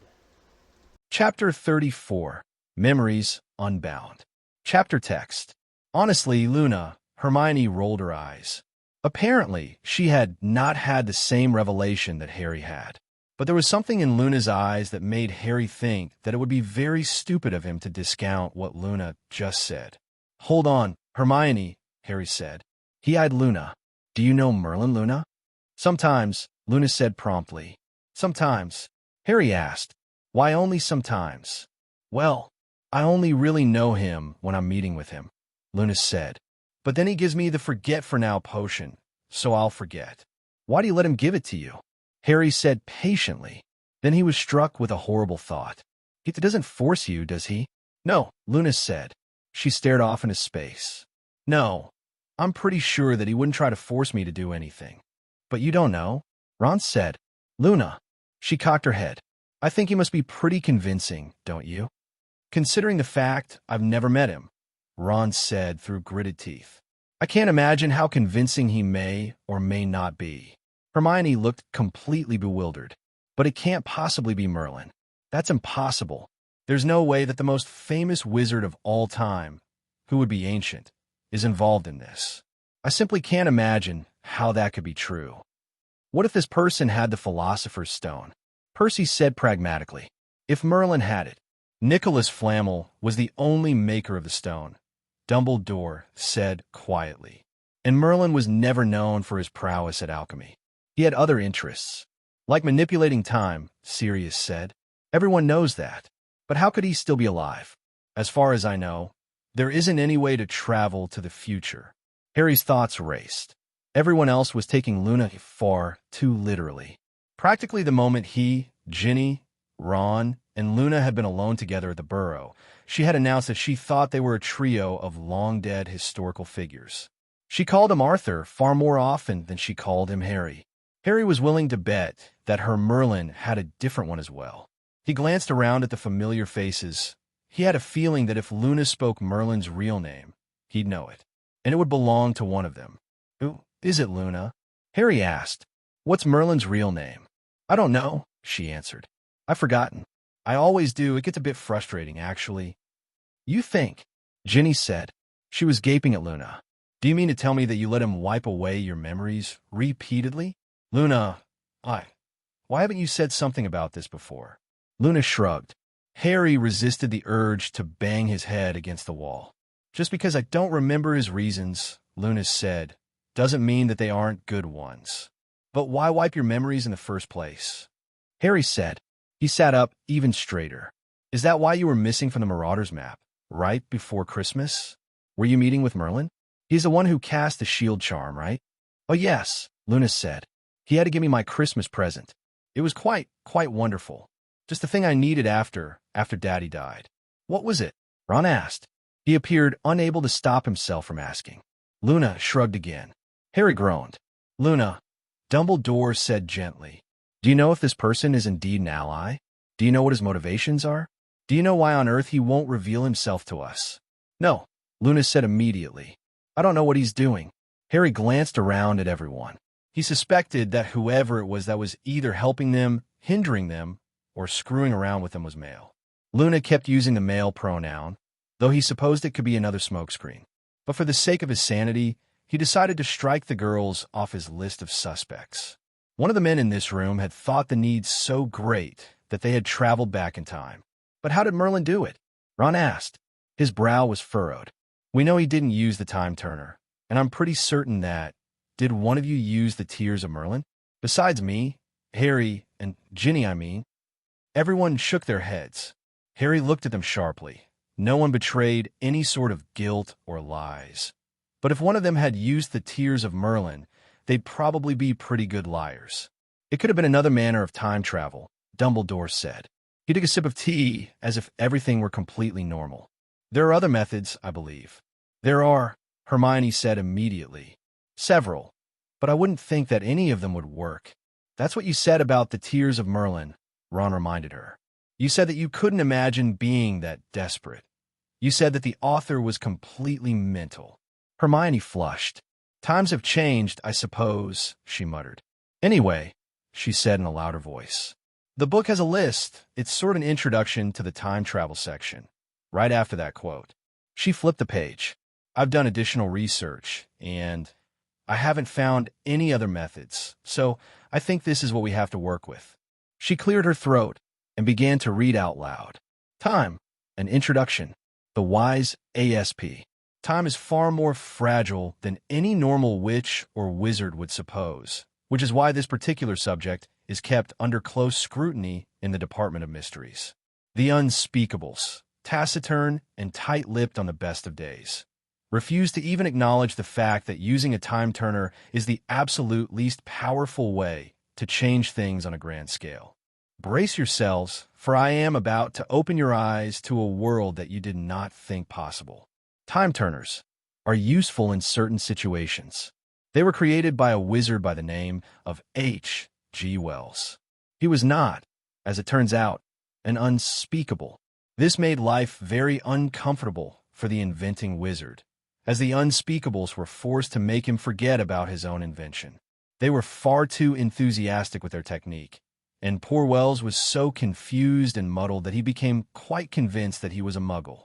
Interestingly, he became an author who wrote about time travel. All that aside, time turners are actually fairly useless. Only a minimum of changes can be made. Tempus Luminas can send a body physically back in time, though the appearance of the body is quite frightening, according to eyewitness accounts. It causes physical weakness and great age. If one were to travel back 15 years, for example, at the age of 20, the physical appearance of the individual would be that of 300. Very little can actually be done with this method, as the body will rapidly disintegrate over the course of 1 week, and it is only on the first day that anything can truly be done. I would advise everyone reading this to think very carefully before creating the potion and using the rune and charm that would allow this to happen. However, the method is clearly outlined on page 296. The waking death is the foulest known method of time travel and the only one that I will not give specific instructions to. This is also, unfortunately, the most easy to trace method. The Aura Department of the Ministry of Magic works closely with the Department of Mysteries when a pregnant witch is found dead. The full details will not, of course, be given, but know this: it involves possession, soul subversion, and a complete lack of conscience. The waking death method has been used, to the best of our knowledge, 6 times in the course of British history. Each time left a wake of dead bodies and tears. The Middlefont Uprising and the Indro Massacre are the 2 most famous occurrences. Perhaps the most reassuring aspect of this is that this method can only be used once, and the physical body of the perpetrator, which emerges from the woman's body as an infant and reaches physical maturity in exactly 7 days, will have only 1 day, with fully intact magical capabilities, to act in the past. The Trojan horse is generally considered dark magic. It is blood magic, and it requires a victim and a perpetrator.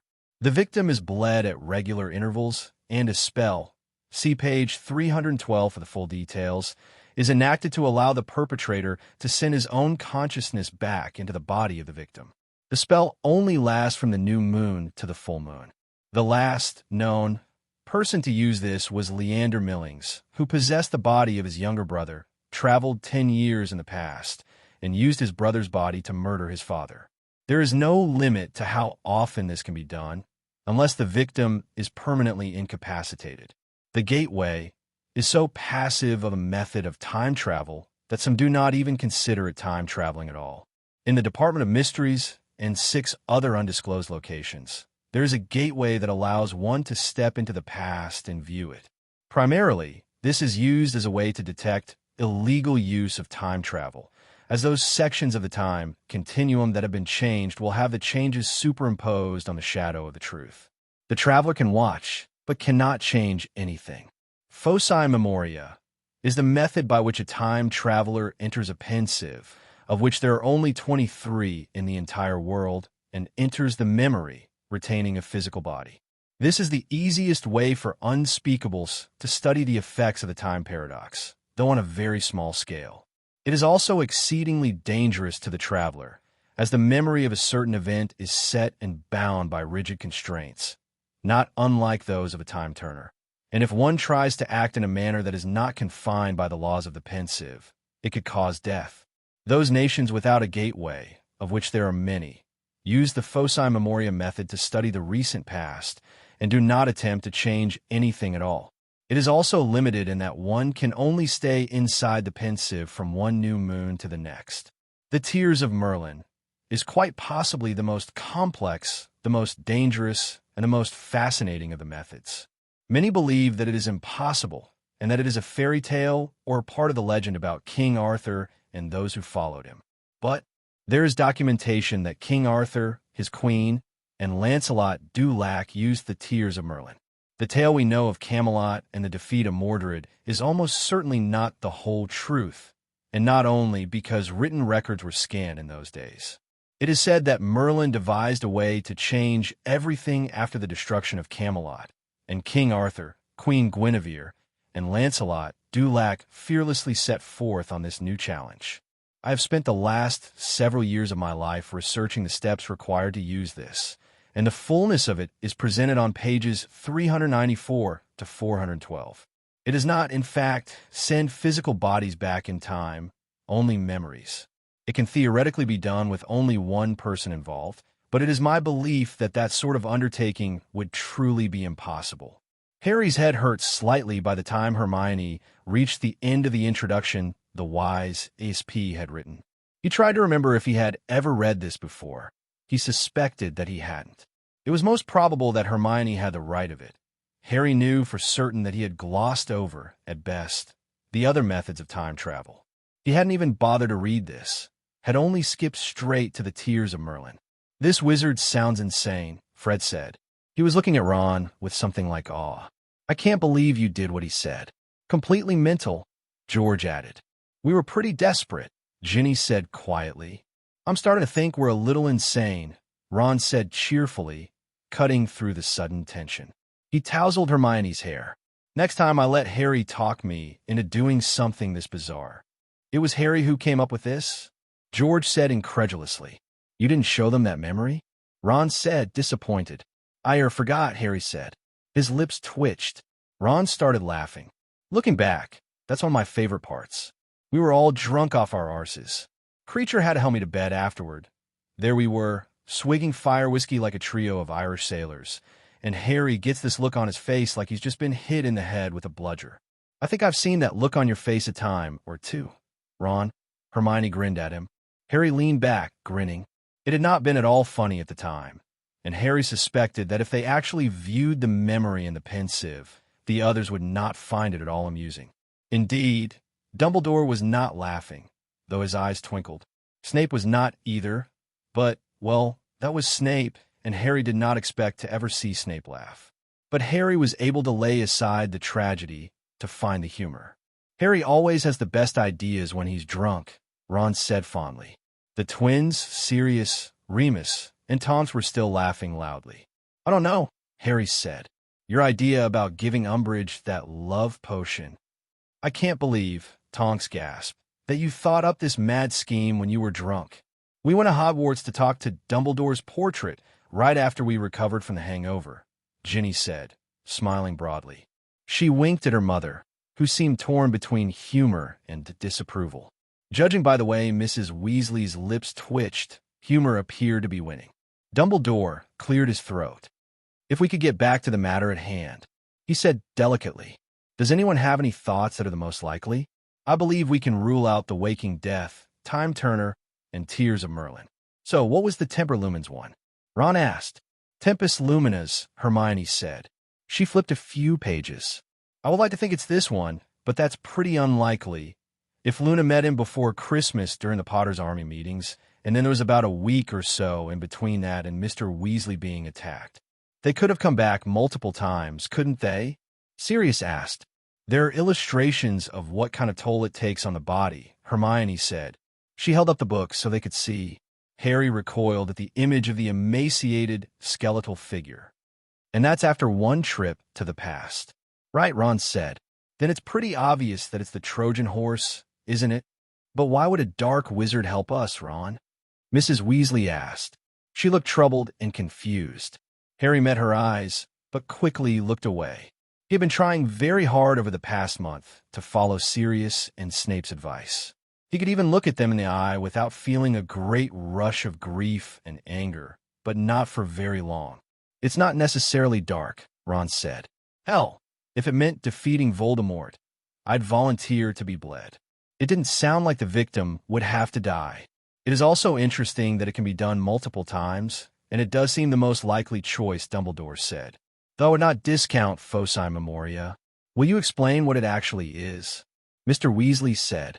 I'm afraid that I didn't get a good grasp on it. It is far less plausible than the Trojan horse, Dumbledore said. For one, I know the laws of the pensive, and it would be extraordinarily difficult to change without destroying the fragile web of a memory. I imagine that the backlash of that would severely injure or kill any wizard who made the wrong step. For two, the changes made would have to be subtle, far more subtle than what could be done with the Trojan horse. Theoretically, the one who uses the Trojan horse to travel time would have as much chance to change the past and future as Harry, Ginny, and Ron have done. But foci memoria, I believe, is best described as changing the present, using future knowledge. Harry said. I think, Hermione said uncertainly. I think it means that if foci memoria is being used, Merlin isn't changing our futures. He's changing our present in order to change the future. Which means, Ron said loudly, that Merlin's using the damn Trojan horse method. Merlin knows that. His eyes widened and he stopped suddenly. Wow. That phrase just takes on a whole new meaning, doesn't it? It was difficult enough figuring out how to use the Tears of Merlin without effing everything up. No way could we do the pensive thing. Dumbledore could, Harry reminded him. Snape could. Maybe even Percy could. But why would I hex myself? Percy said. Maybe to get us thinking about what's going on, Sirius enthused. Harry narrowed his eyes at him. He seemed to find this a little too funny. I think, Snape said, that it is only the remotest of possibilities that the foci memoria would work. As the only two of us capable of this kind of subtlety were likely obliviated by Merlin. He grimaced as though it pained him to say it. I would bet any number of galleons that it is the Trojan horse. Is anyone else having a hard time understanding every other word since Luna said it was Merlin? Bill asked. Does anyone else's head feel like it just got hit with a bludgeoning curse? Mine, Harry said weakly. There was a chorus of echoes around the table. Even Dumbledore looked slightly overwhelmed. You know what, though? If anyone is Merlin, it's either Sirius or the twins. I really believe that. I have a feeling that he's laughing at us. Oh, he is, Luna said brightly. I remember that. I don't think he's being unkind about it, though. See? Harry muttered. He looked over at Ron. Remember how you used to think that Dumbledore deliberately made things tough for us? And how you thought he was having a laugh? Well, this time, someone actually is. Let's give him a good pounding once we find out who he is, Ron said. He suddenly looked thoughtful. Unless, of course, it's me. Harry put his head in his hands and groaned.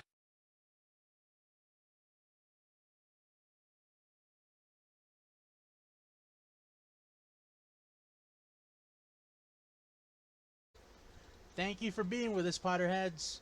We've got a new chapter for Backward with Purpose, Part 1, Always and Always, by Dead Woodpecker. Here we are with Chapter 35, Diagon Alley. Chapter 35, Diagon Alley. Chapter text. The arrival of the Hogwarts letters came as a complete surprise to Harry and Ron. The dilemma of another time traveler, and attempting to ascertain the person's identity and motives, had consumed them for the 2 weeks prior to the arrival of the stately owls. The fact that they were no longer considered criminals, were perfectly free to return to Hogwarts, and would, in fact, be heading to school with the other sixth years, had not truly hit them. "Blimey," Ron said over lunch, 2 hours after he had ripped open his letter and supply list with an expression of great shock. "Blimey, I can't believe we're going back." "Ron, would you please stop saying that?" Hermione, who Harry thought had been quite patient, finally snapped. "Please? It's just that you've said it so many times." "It is a little weird," Harry said. He felt the need to defend his best mate, especially since he knew exactly where Ron was coming from. An entire year had passed at Grimmauld Place. It had been a very long year in many ways. Sometimes Harry felt that he had spent the time playing an especially vicious chess game with Ron. That, however, was not entirely accurate. He'd spent the last year locked in battle with Voldemort. Has it really only been 4 months since the Weasleys arrived? I mean, we've been in hiding, and the Ministry's been hunting us down. Now we go back to Hogwarts. Ginny and Hermione exchanged exasperated looks. "Harry," Ginny said, "you've also said that many times." "I can't imagine why the both of you are so shocked," Hermione added. "We've talked about going back. We've discussed the ramifications of not taking our OWLs with Albus. I suppose I've got to get used to calling him Professor Dumbledore again. And we've agreed to take them next week, which is why we've been revising the 5th year spells. Just last night, you were having a laugh with Sirius and making plans to set Friday evenings aside for Debaugh." All right. Ron lifted his hands in a gesture of surrender. "So maybe we shouldn't be surprised. But I kept thinking it wasn't actually going to happen. You know, like when you're a little kid and you're really excited for Christmas, but when Christmas Eve finally comes and you're... Don't pretend like you don't still get excited about Christmas, Ron," Ginny said. "I saw you last year, if you remember." The tips of Ron's ears turned red. "That wasn't because of presents." "Ron," Hermione said, scandalized. "Don't tell them." "I wasn't going to," Ron said. "But you just did. Or told them enough. Anyway." Harry snorted. Did they think that he and Ginny didn't know what they'd been up to over the last year? It certainly didn't take a seer to know that Hermione and Ron had advanced a little further than kissing even before Hermione had decided to help Ron through the shock of the appearance of his entire family. He eyed Ron. Ron's lips twitched. Harry took this to mean that Ron had, in fact, known that they would guess. It was Hermione's delicate sensibilities that were being protected. Hermione's cheeks turned bright red. Fred and George stumped into the kitchen. Harry felt the muscles in his face jump, but he forced himself to relax and threw themselves down into empty chairs. Luna and Neville followed them in. All 4 of them looked extremely grumpy. "What's the matter? Everyone?" Harry asked. All 4 exchanged glances. "Nothing," they chorused as one. Fred swiped an apple and bit into it. "What are you lots so cheery about?" "We're just talking about sex," Ginny said cheerfully, just to push her brother's buttons. Fred choked. "An apneo," she said calmly. A bite of apple flew out of his mouth and splat wetly against the side of George's face. "Sorry, George." Harry watched the twins closely. He had to admit to some surprise that the sleeping arrangements had not been challenged. He knew that Ginny had been prepared to have several things to say if any of her family attempted to enforce rules that no longer applied to them. But 4 months had passed, and not one of them had mentioned it. It made Harry feel slightly edgy. He had no way of telling if trouble was brewing, and he could hardly ask one of the twins if they had a problem with him sleeping with their sister. Ginny, Hermione whispered, horrified. Oh ho, Fred said, grinning at Ron. As our little Ron finally stopped having to wah. Get a rest, Fred, said Ginny. Hermione looked as though she wanted to run right out of the room. Seriously, Ron said, what's got you lot looking like Annie Muriel's on her way to stay with us? We're tired of not doing anything, George said moodily. He pulled out a crumpled copy of the Daily Prophet and tossed it onto the table. Harry already knew what this was about. He had read this morning's issue of the Wizarding newspaper. Unfortunately, the journalists had been taking jabs at the Weasleys, and this morning's story was particularly bad. The stupid prophet thinks we're a bunch of arses. There was an uncomfortable silence. You know why you're not declaring support? Harry pointed out finally. If Voldemort. We don't care about you-know-who. Fred said loudly. Can't we move in here like Percy? We could leave the shop, George said, though he sounded forlorn. We could do what Mad-Eye does, and we could... You don't have the experience to do what Mad-Eye does, Ron said. We've been practicing with you lot every night. No matter how much you practice, Ginny said, it's never going to be the same when it actually happens. You can learn all the spells you want, but when you're actually there, when you're actually fighting... And who are you to say that we're not ready? Fred said. He glared stonily at the table. Harry found that he could not really blame him. I know you've come back in time and all, but George and I are of age, and we think it ought to be our decision. It isn't, Harry said. It should be, George said mutinously. We want to help you. We want to fight Death Eaters and... Harry, Neville spoke up suddenly. Harry started. He had nearly forgotten that Neville was there. Harry, what if they did fight?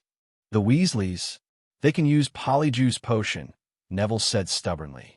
Harry could tell from a steady look in Neville's eyes that he had thought of this before. Harry sat back. This was, unfortunately, a solution that had not really occurred to him. He was certain, very important, that the Weasleys remain hidden allies with the rest. More than that, Dumbledore was certain. Mr. Weasley was able to help them sort out the Imperius from the genuine servants of Voldemort at the Ministry. As Percy was in hiding, he could not do this. Bill and Fleur likewise needed to be above suspicion. When the time came for them to break into Gringotts, they'd need them. The others, Fred and George, Charlie, and Mrs. Weasley needed to keep the secret safe. Harry poked at his thoughts. Polyjuice Potion was an extremely effective disguise.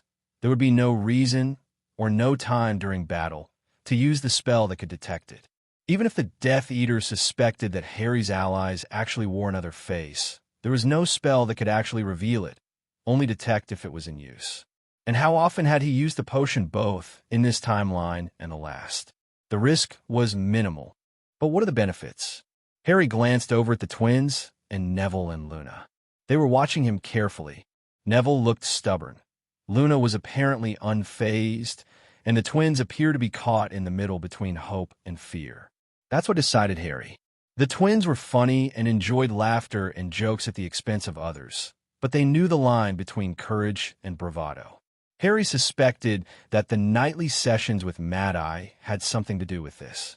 All right, Harry said finally. Ginny and Ron gaped at him. But you're not to reveal who you are under any circumstances. Except, of course, if you're captured. He frowned at them. I suppose we can also transfigure your faces underneath the Polyjuice Potion. Would that work, Hermione? I expect so, Hermione said.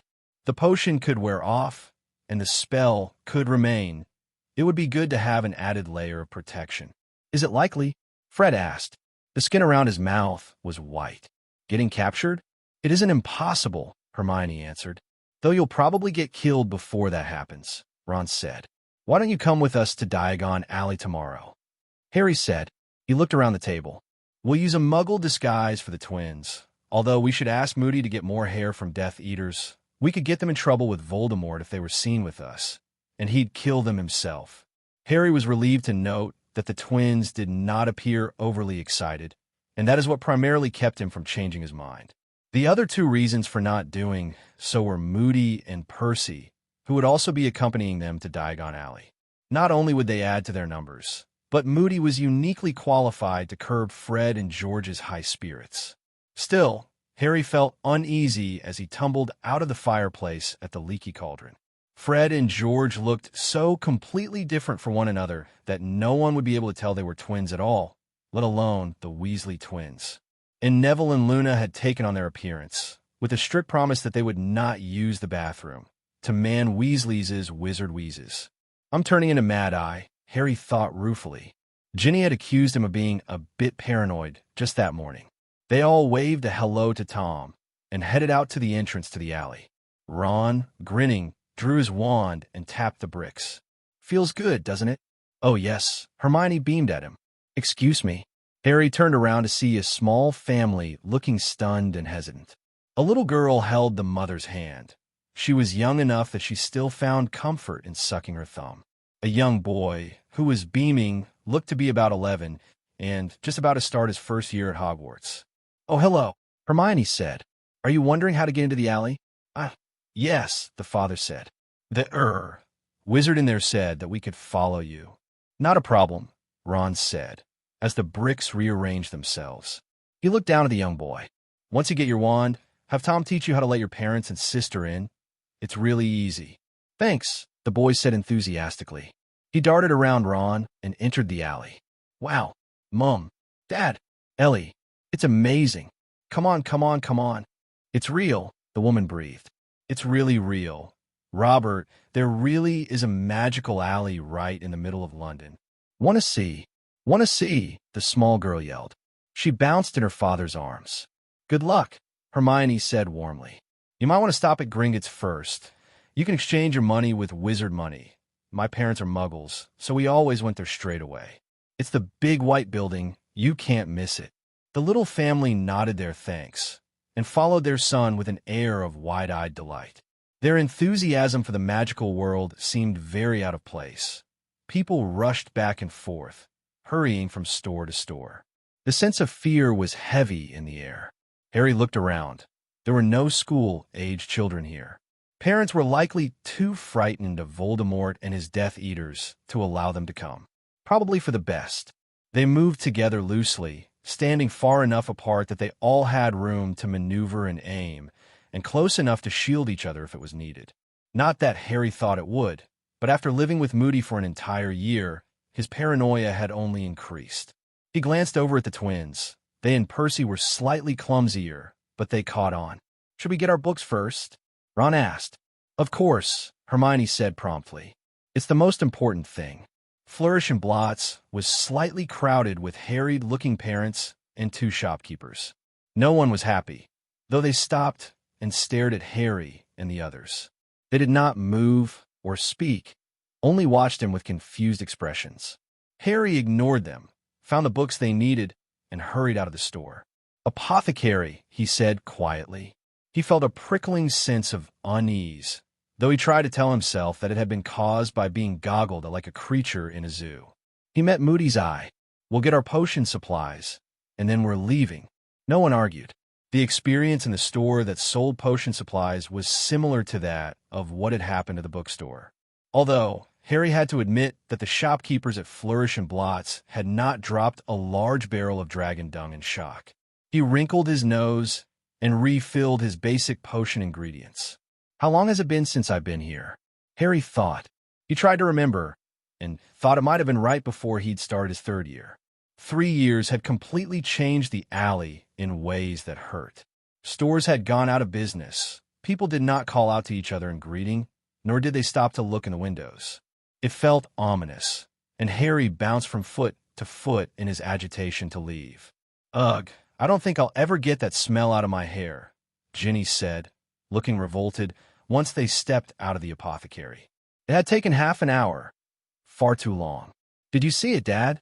The same little boy who had entered the alley behind them beamed. It chose me. That man said that wands choose the wizards. Isn't that great?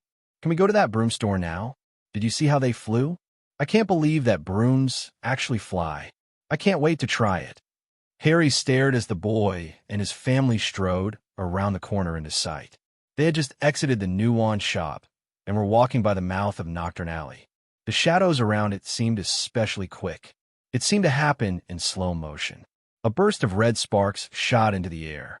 Harry began to run, but he was not quick enough. There was a flash of green light, and the little boy toppled over. He was dead. Blood thundered through Harry's veins, and he sent a reductor curse into the shadows.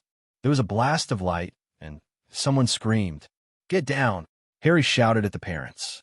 He saw movement. There was another bang, and the father fell to the ground with a heavy thud. Harry aimed at where the spell had come from and said "Incendio." A man's voice yelled in pain, and a billow of smoke appeared. More curses flew past Harry's ear. The others had followed. "Go see if there are any more." Harry shouted at Mad-Eye and Percy, but he already knew the answer. Screams echoed around the alley, and Harry could see flashes of light coming from other sections out the corners of his eyes. Percy ran toward Gringotts, and Mad-Eye tore off to the entrance. Ron wavered a moment, grabbed Hermione, and pulled her after Percy. "Shit," Fred whispered. "Shit, shit, shit, shit." "Hold it together," Harry ordered. "Well, if it isn't." Harry did not let the witch who had stepped delicately out of the shadows finish. She was followed by 4 other Death Eaters, and she appeared overly confident. "Sectum Sempra," he roared, and she opened up from throat to stomach. Ginny grabbed the mother and the small girl, who were standing, frozen with horror, and staring at the unmistakably dead bodies of the rest of their family. She had a shield charm up between the Death Eaters and the Muggle family in a second. "We need to get you out of here," Ginny whispered. Her voice broke. The mother's eyes were glassy with shock. "I don't understand." "I don't. They were just walking." "Mudbloods and filth have no place in Diagon Alley," said a Death Eater. "He was young, but Harry killed him with another cutting curse anyway." The moment he felt an intense burn in his leg, and he fell to the ground, unable to breathe through the pain. He rolled over, jerked his wand up, and sent the Death Eater who had attacked him from behind up into the air. Fred stared at him for a moment, raised his own wand, and sent a bludgeoning hex so strong that the man's neck snapped in half. Fred lowered his wand, looking shocked. "Don't fall apart," Harry said. He tried to scramble to his feet, but fell over and missed a killing curse by an inch. Ginny screamed a word. There was a wet splatter, and a body thudded to the ground, and Harry redoubled his efforts. "Skeepy." The pain eased up enough for him to stagger to his feet. George dueled a masked Death Eater who appeared to be a woman, and Fred was running down the alley to help Moody. "Fred, no!" Harry shouted, but Fred ignored him and kept going. The alley was so loud that it hurt Harry's head. Explosions came from the direction Ron, Hermione, and Percy had run off to, and everywhere, people were screaming. "Are you all right?" Harry asked Ginny. "I'm fine," she said, but she gestured helplessly at the ground. The mother and the daughter lay on the ground. They had joined their boys in death. "I couldn't. You know that shield charms." "Not now," Harry said grimly, but he squeezed her hand. He could hear Ron yelling in rage from around the corner, and knew that he had it well in hand. "Let's go after Mad-Eye." Harry limped as quickly as he could. He pressed his wand to his throat and, thanking Merlin that Kingsley was not at the ministry today, sent his Patronus. Death Eaters in Diagon Alley. Every step was torturous, and Harry was sweating and sick from the pain by the time they reached another twist. The fighting was loud. George made to run around the corner, but Harry grabbed his robes and pulled him back. "A moment," he said.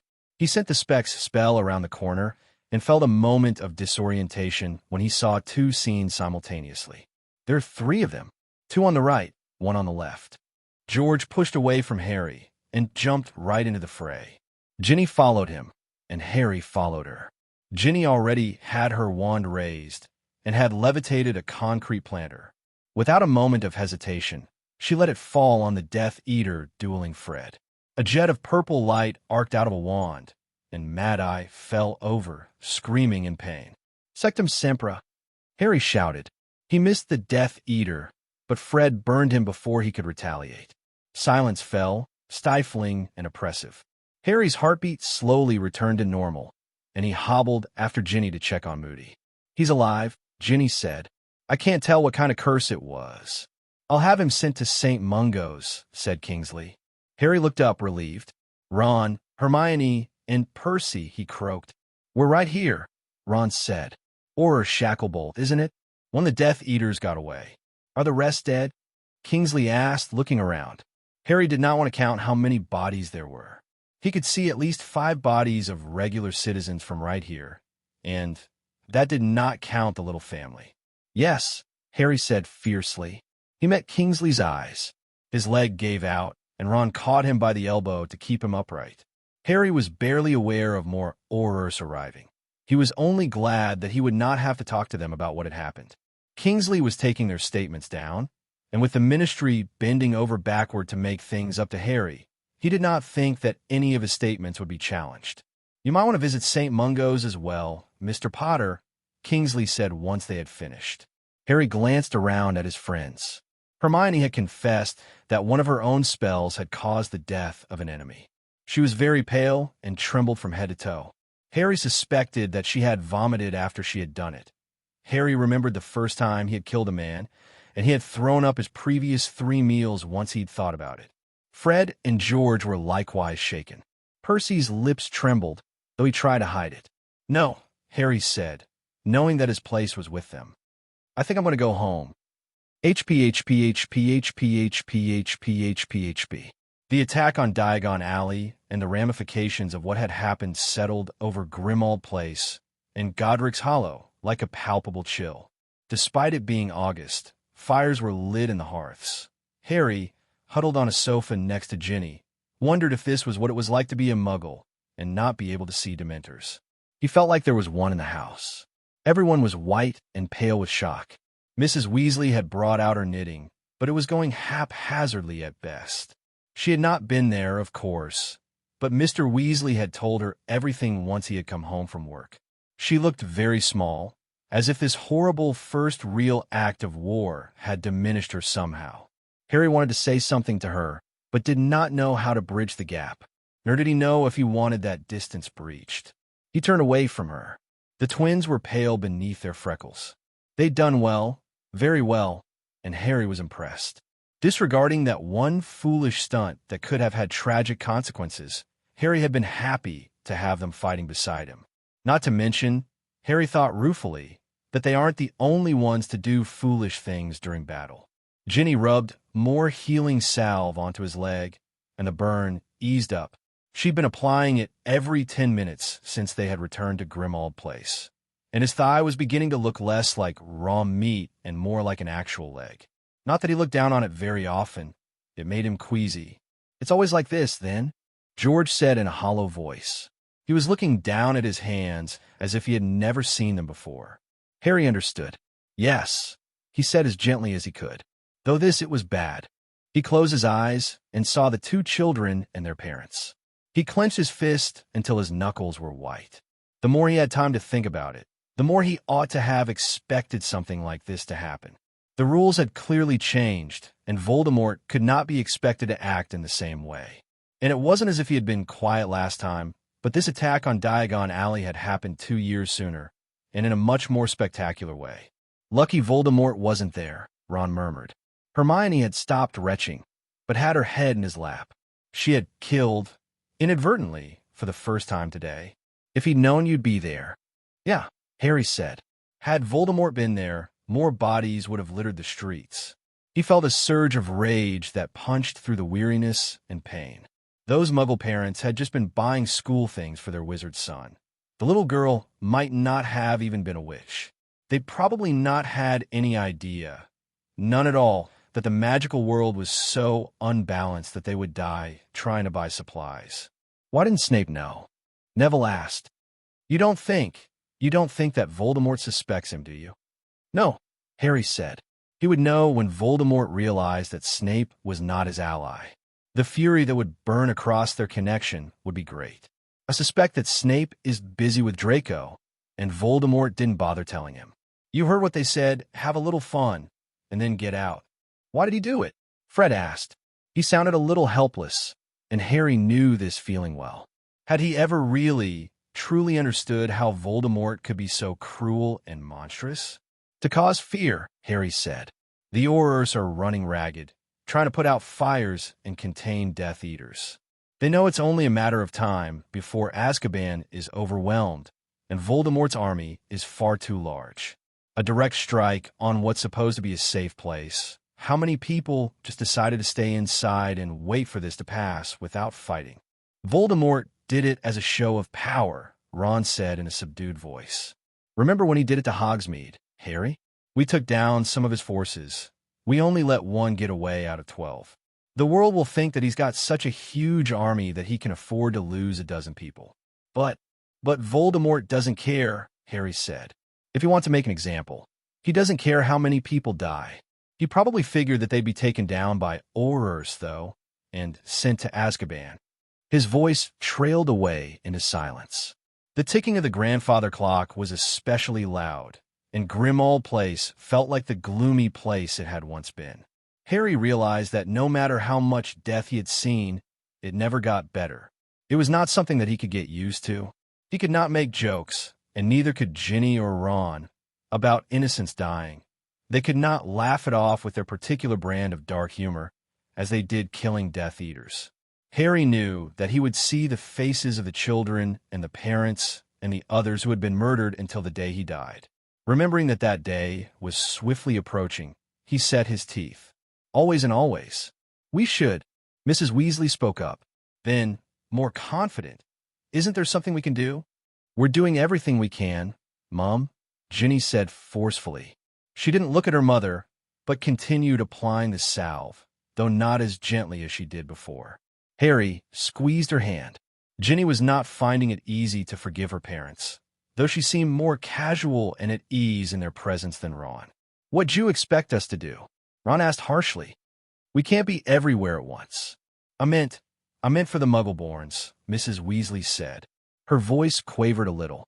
The children, and their parents. Well, shouldn't they have a safe place? For when Viva-you-know-who comes back. Harry gaped at her. It was an idea that immediately caught his full attention. The Muggleborns were the members of the wizarding community that needed the most protection against Voldemort. As soon as the Ministry was taken, they'd be rounded up and murdered or sent to Azkaban. Is it because I'm a bloke that I always thought of the battle bits? Harry thought with consternation. If they found a safe place, but what place could be big enough? Not Hogwarts. We need a bunch of small, safe houses, Harry murmured. What? Ron said blankly. Hermione drew in a sharp breath. We can alert the other members of the Order, Harry said. We'll use secret keepers, place a bunch of small houses under the Fidelius charm, and the Muggleborns will have a safe place. They won't have to run around hiding all the time. Perfect, Harry, Hermione said. It wasn't my idea. Harry tipped his head toward Mrs. Weasley. He smiled at her.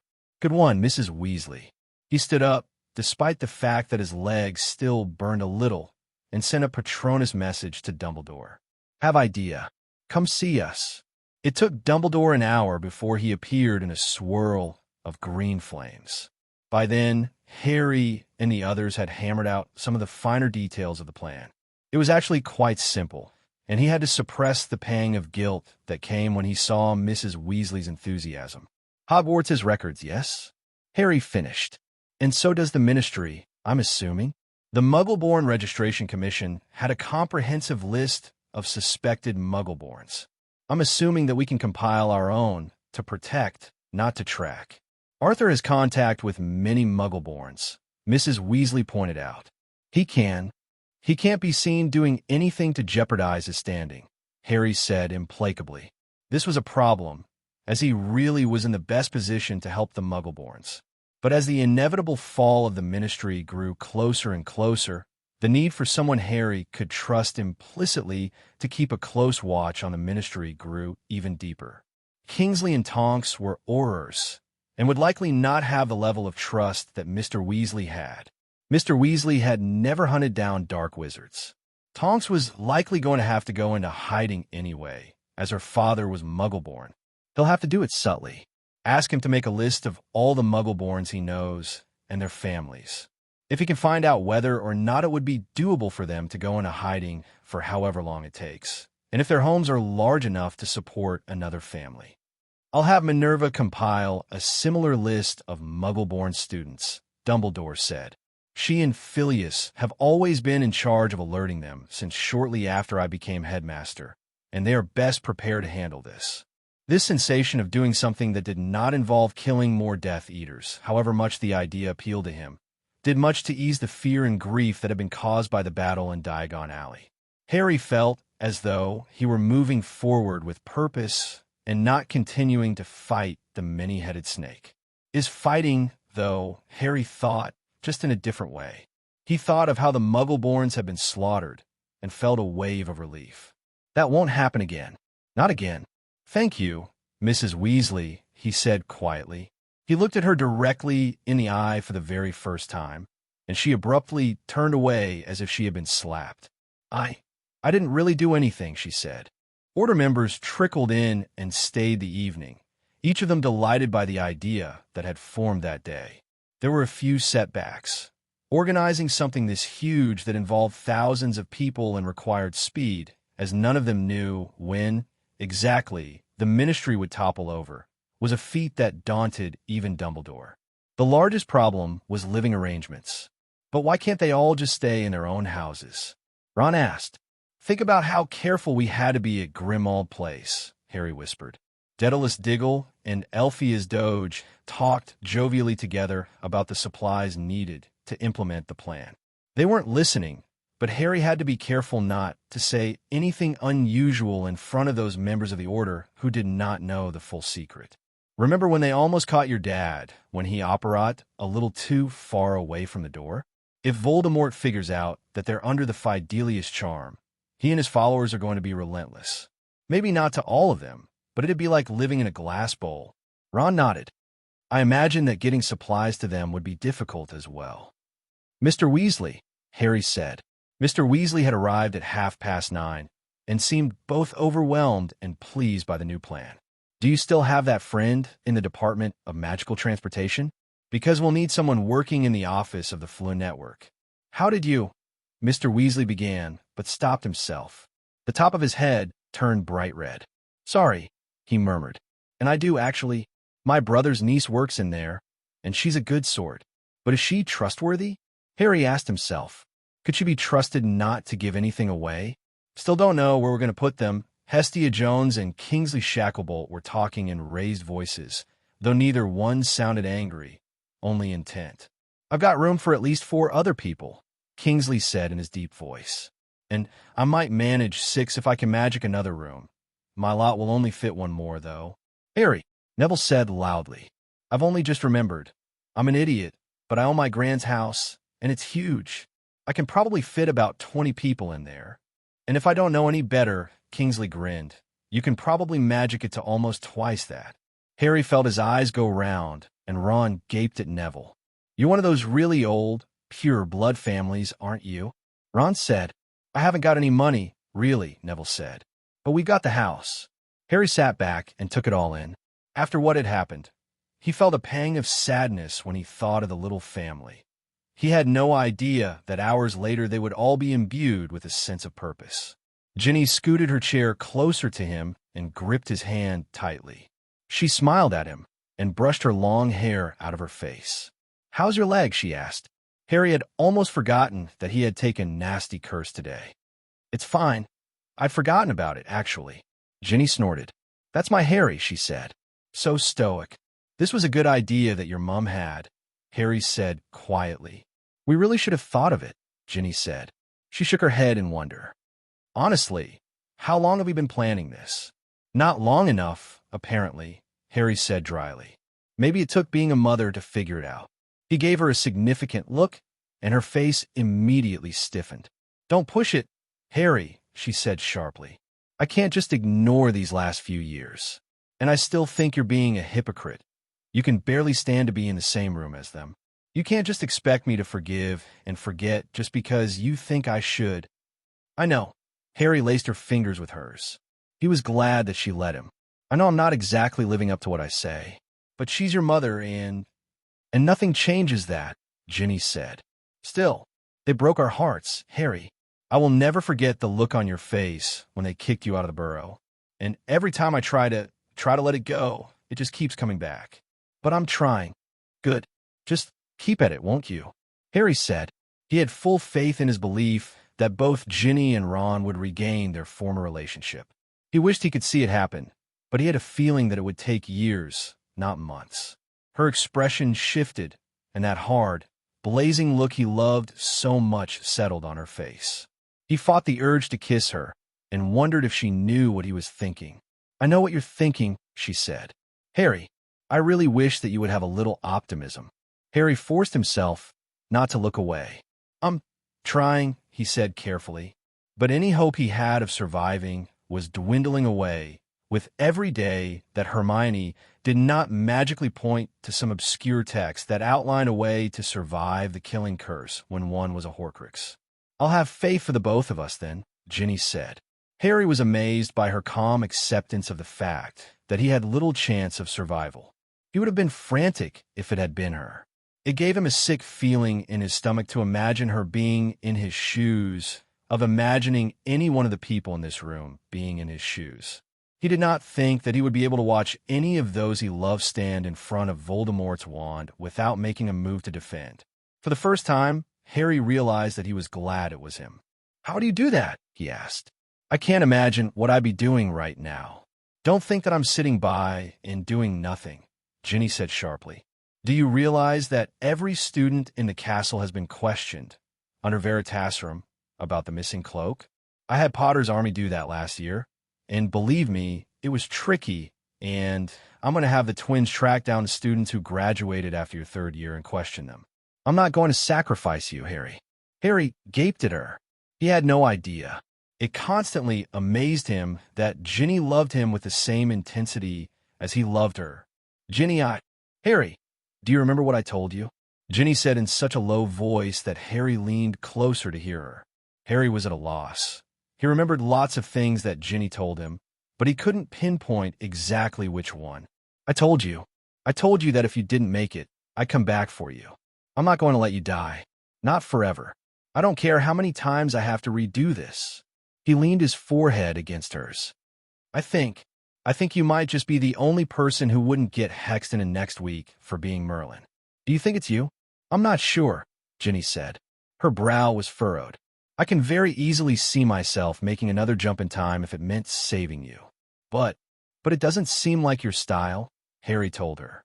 "Yeah, I've thought about it. You wouldn't mess with my head like that, would you?" "I can't imagine why I would," Ginny replied.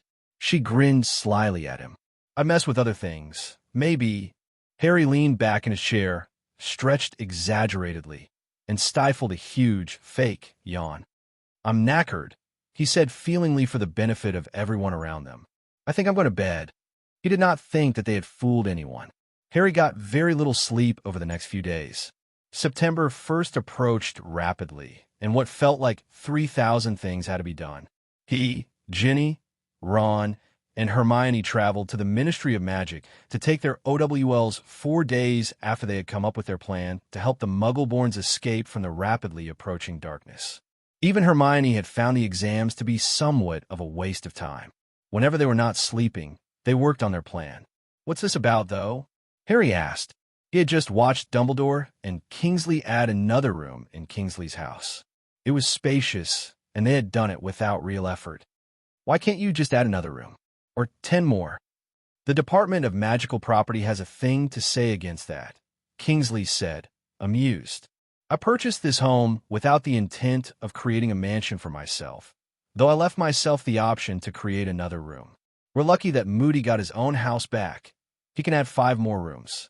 I could conceivably petition to add another few rooms, but that would take time that we simply don't know we have. And if everyone did it, it would look suspicious," Harry said. "Damn, it would just be so easy." "You have not yet visited Neville's home?" Dumbledore asked. "You know I'm waiting until it's placed under the Fidelius charm." Harry checked his watch. "He and Sirius are doing it right now, I think." "Indeed," Dumbledore nodded. "You will find that with the older families, the homes that have been passed down from generation to generation have a greater potential for being enlarged. It was much cheaper to purchase the permits long ago. It was almost expected for pure bloods to have personal castles. Like Malfoy Manor," Ron said darkly. "I hope we got enough room for all of them," Ginny said. Harry thought of the growing list that Arthur Weasley, Kingsley, and Tonks were compiling, and suddenly the room seemed very small. "We will," Harry forced out. Optimism like bitterness, was also a choice.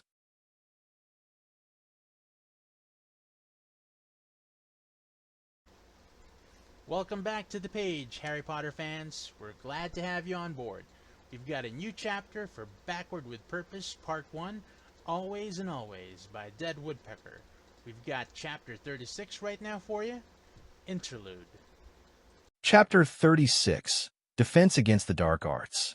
Chapter Text, September 1st, 1996.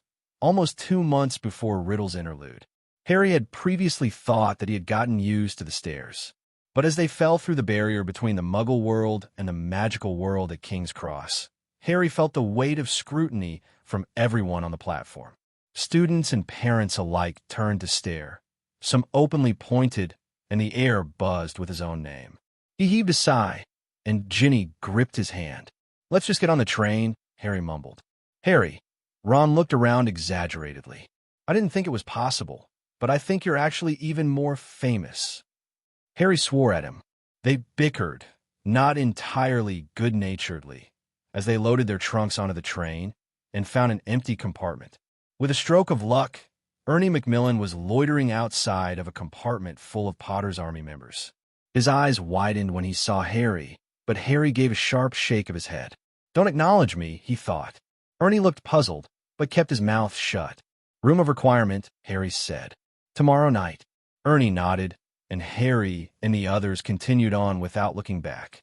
"They're probably desperate for news," Hermione said quietly. "We haven't had a chance to see them or talk to them since last year. And the stupid Daily Prophet." "We know, Ron," Ginny said impatiently. All of them were extremely short on sleep and apt to snap at each other at a moment's notice. She yawned widely. Harry raised his wand and pointed it at the door. He whispered a word, and it made a squelching noise. He had sealed it so no one could enter without giving Harry advance warning. "I'm exhausted," he admitted. He also did not want to risk seeing Draco Malfoy. It had been confirmed the other day that Malfoy had participated in an attack against 2 Muggle-born students.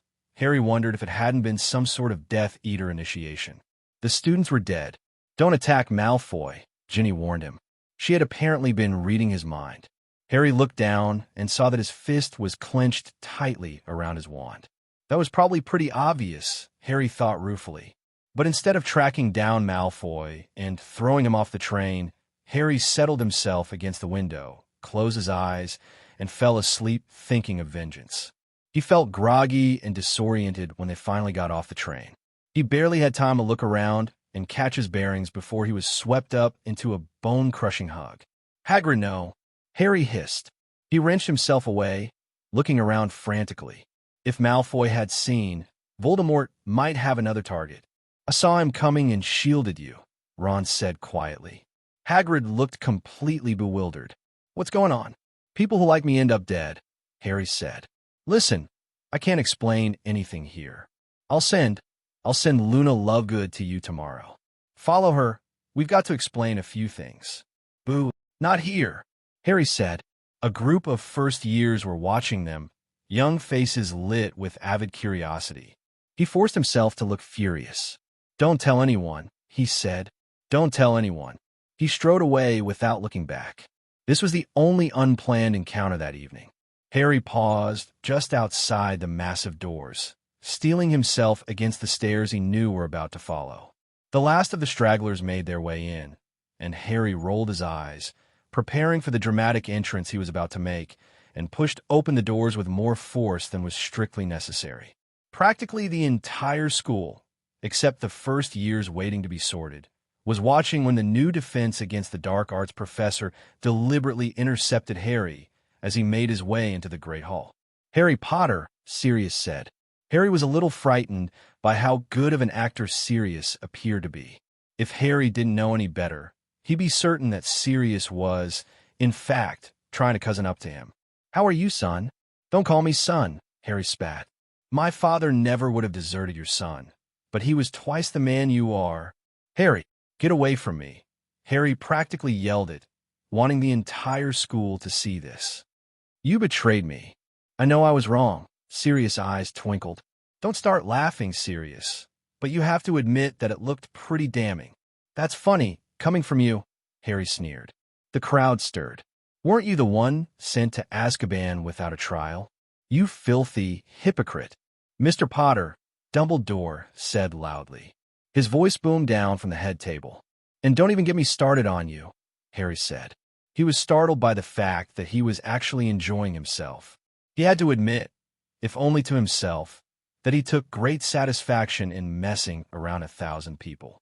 I've spent this entire summer thinking about this, and...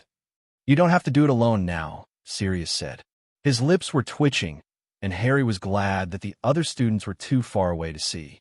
We've been doing just fine without you, Ron said. Managed to survive Voldemort. A great wind rushed through the hall as the students collectively gasped, and the bastard at the ministry just fine for an entire year, didn't we? Harry made a show of looking around the school, trying to relive the glory days. Sirius? You. That is quite enough, Mr. Potter. Professor McGonagall pushed through the sea of students who had unconsciously gathered around, watching the showdown. Whatever personal issues you might have with Professor Black will not be addressed before the entire school. Professor Arsehole, you mean? Harry said. There was a smattering of laughter. Dean and Seamus grinned appreciatively. 10 points from Gryffindor, she said promptly. And detention with me tomorrow night at 8. My office.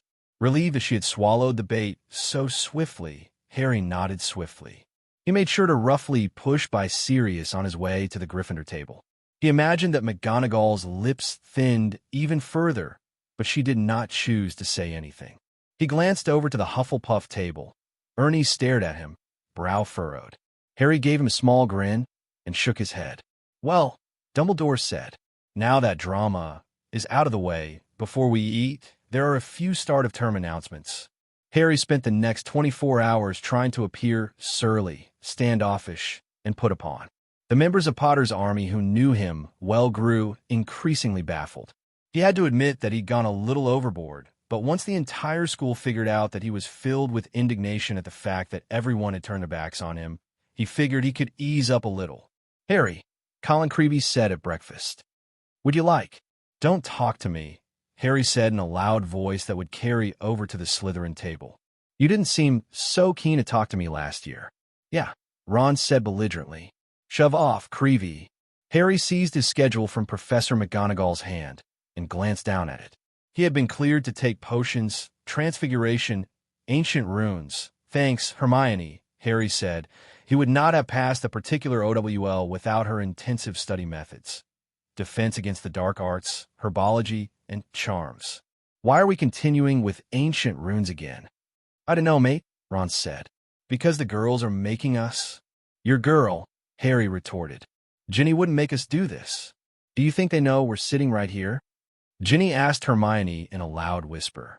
Harry was relatively quiet in ancient runes, though he had a slight headache by the end of it. He wondered how Hermione had ever thought that he'd be able to pass the newts in this subject. He stared glumly at his text, and thought he might ask McGonagall if he could withdraw from it. None of the professors said much at all to Harry. He supposed that his sullen and angry demeanor put them off. He was careful to only say rude things to the members of Potter's army that he had classes with, though he ignored Daphne Greengrass completely, with one exception. It happened that Harry and Ginny and Ron and Hermione met Malfoy, Crabbe, and Goyle as they left the Great Hall just after dinner. Harry felt a twist of disgust as he watched Malfoy strut as if he owned the castle. His robes covered his left arm, but Harry knew that the dark mark was there. He drew his wand. Draco smirked, obviously under the impression that Harry would not dare do anything under the watchful eyes of so many people. How'd you enjoy your exile, Potter? Harry pretended to think. Almost as much as I enjoyed sending your dad to Azkaban, Malfoy. Though I think he tipped his head at Crabbe and Goyle that I enjoyed the fact that Voldemort keeps offing his own followers for me. Makes my job a lot easier. Go away, you foul git, Ron said. Scamper off. Malfoy looked as though he wanted to say something further. Harry wanted him to say something further. Give me an excuse, Malfoy, Harry said. Just one little excuse. But Malfoy did not want to play. He backed away toward the door. Crabbe and Goyle, who were apparently too thick to realize that Harry had just told them he was glad their dads were dead, followed him. Ginny entwined her fingers with his. "Want to go to the room of requirement?" she whispered. She was not quiet enough. "That's what we were going to do," said Ron. "I said it first," Ginny said smugly. "I already convinced Hermione," Ron hissed. "Don't even try." Harry and Hermione rolled their eyes, and Harry decided that Hermione's need to be in a completely secure environment while she and Ron had sex was greater than his own. He tugged on Ginny's hand and pulled her to the doors that led outside. "I'm feeling a little adventurous," Harry breathed into her ear. "Let's go explore those secluded areas." He and Ginny parted company 10 minutes before his detention with Professor McGonagall. With a promise that he would see her as quickly as possible, he turned down the corridor that led to his head's office, and she made her way up the stairs to the room of requirement. He watched as Dean, Neville, and Seamus followed her at some distance. Then he turned and walked away. Professor Dumbledore was already there, though Harry could tell immediately that McGonagall was still in the dark about what was going on. Her eyes flashed at him. "Sit down, Potter," she said in a clipped voice. Harry sat, surreptitiously glancing at his watch. They wanted to stage the arrivals of the other professors so that it happened at the same time. Sirius had said that he'd get Sprout and Flitwick there at 8:15, and Luna knew when to bring Hagrid. He sighed. He would have to endure 5 minutes of lecture. "Mr. Potter, I realize that you have endured a great trial in the last year," Professor McGonagall said. Her voice had softened somewhat. "But rudeness to a professor, or to the headmaster, cannot and will not be tolerated." Harry squirmed and cut a glare at Dumbledore. He appeared to be enjoying himself. I'll try to tone it down, Professor." "Do so," she said. Then, after a moment of hesitation, "Potter, I am glad that you have been exonerated, but I have to wonder where you've been all this time. Why didn't you try to explain to the Ministry?" "Professor, tell me, did you like Dolores Umbridge?" Harry asked. "Did you think she was a good person? The Ministry is full of people like her, and the rest of them are Voldemorts. Precious few of them would have listened to me." He stood up. Your detention is not yet finished, Mr. Potter," McGonagall said. "Actually," Dumbledore said, "we're just going to move it." "I don't understand, Albus," McGonagall said. Harry opened the door and peered around it. "You will, Minerva," said Dumbledore. "But for the moment, pretend that you do." McGonagall looked extremely suspicious, but she did not say a word as the three of them walked out of her office and headed up to the 7th floor corridor.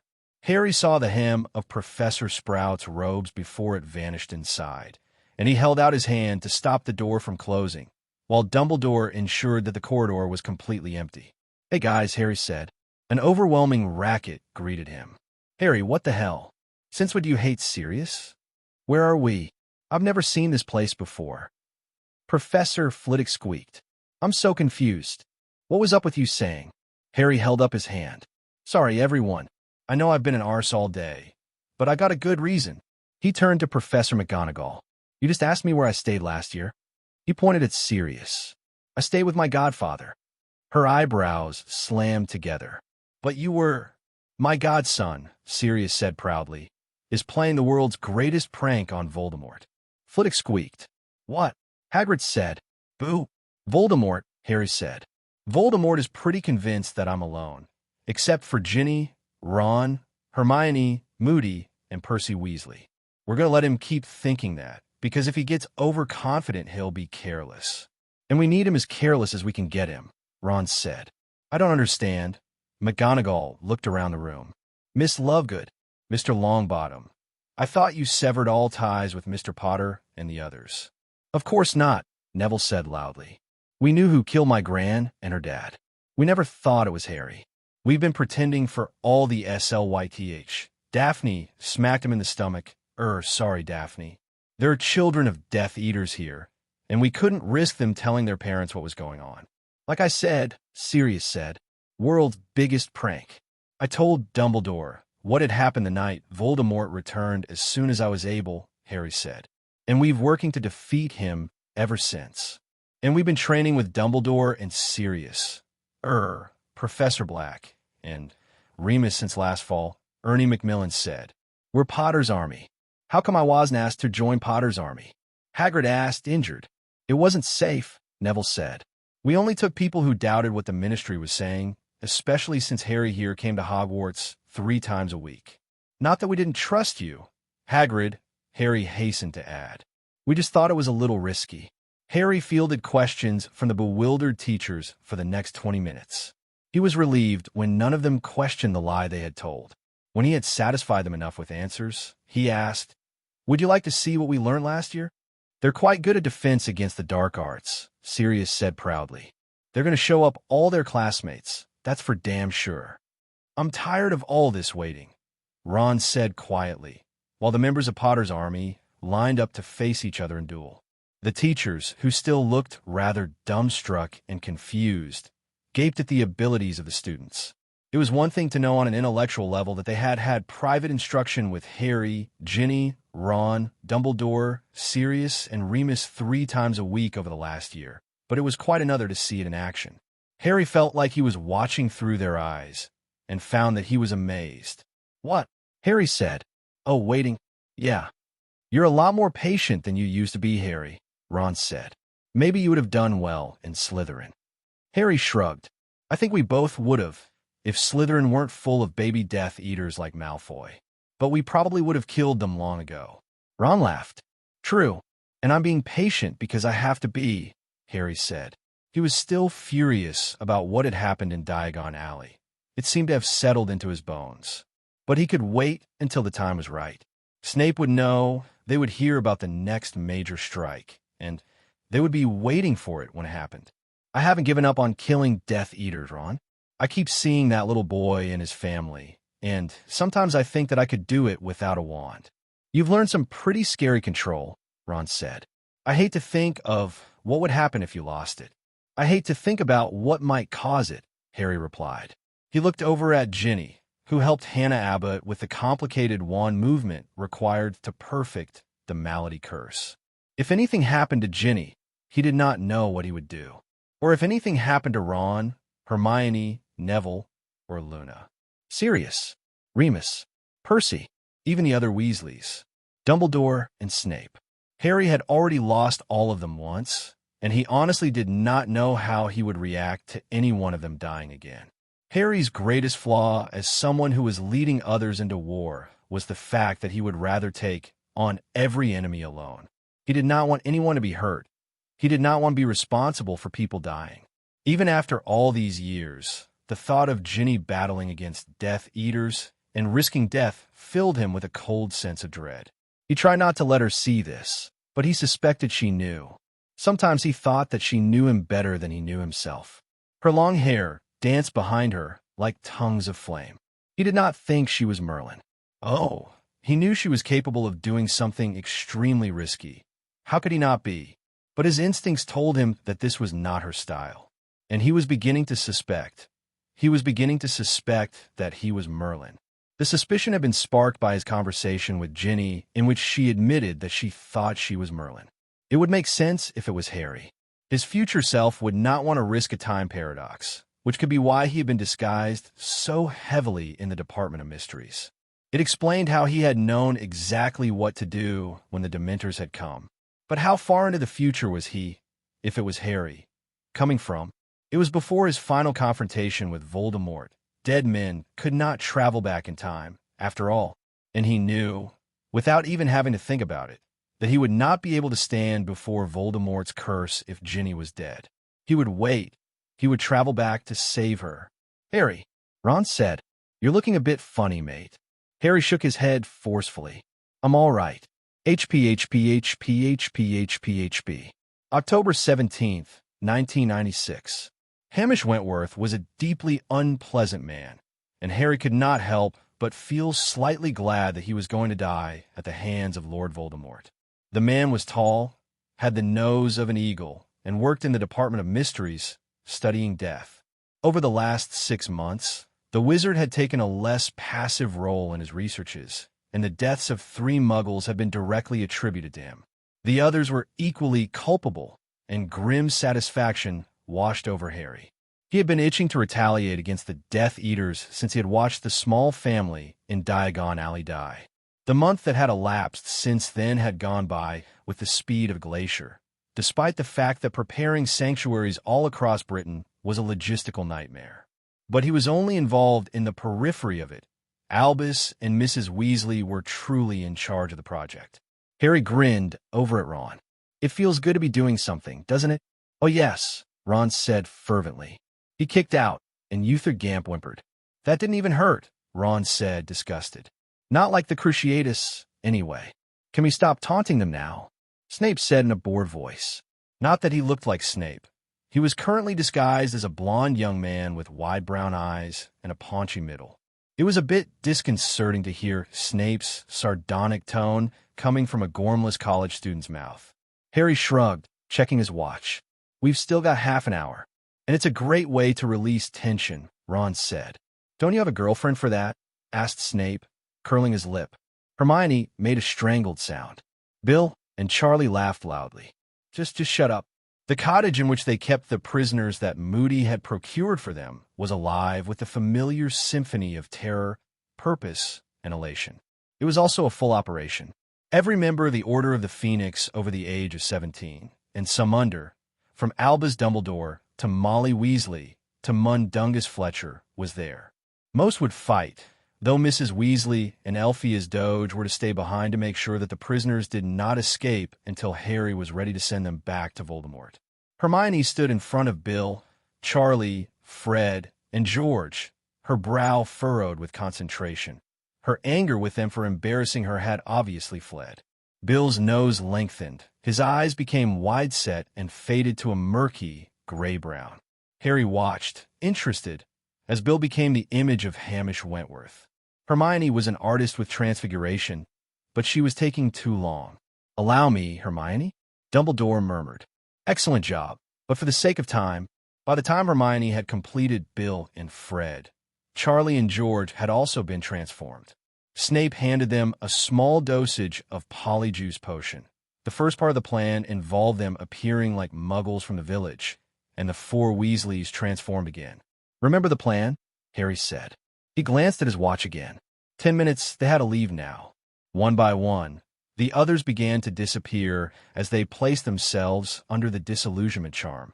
Harry tapped himself on the head and watched his body blend in with the surroundings.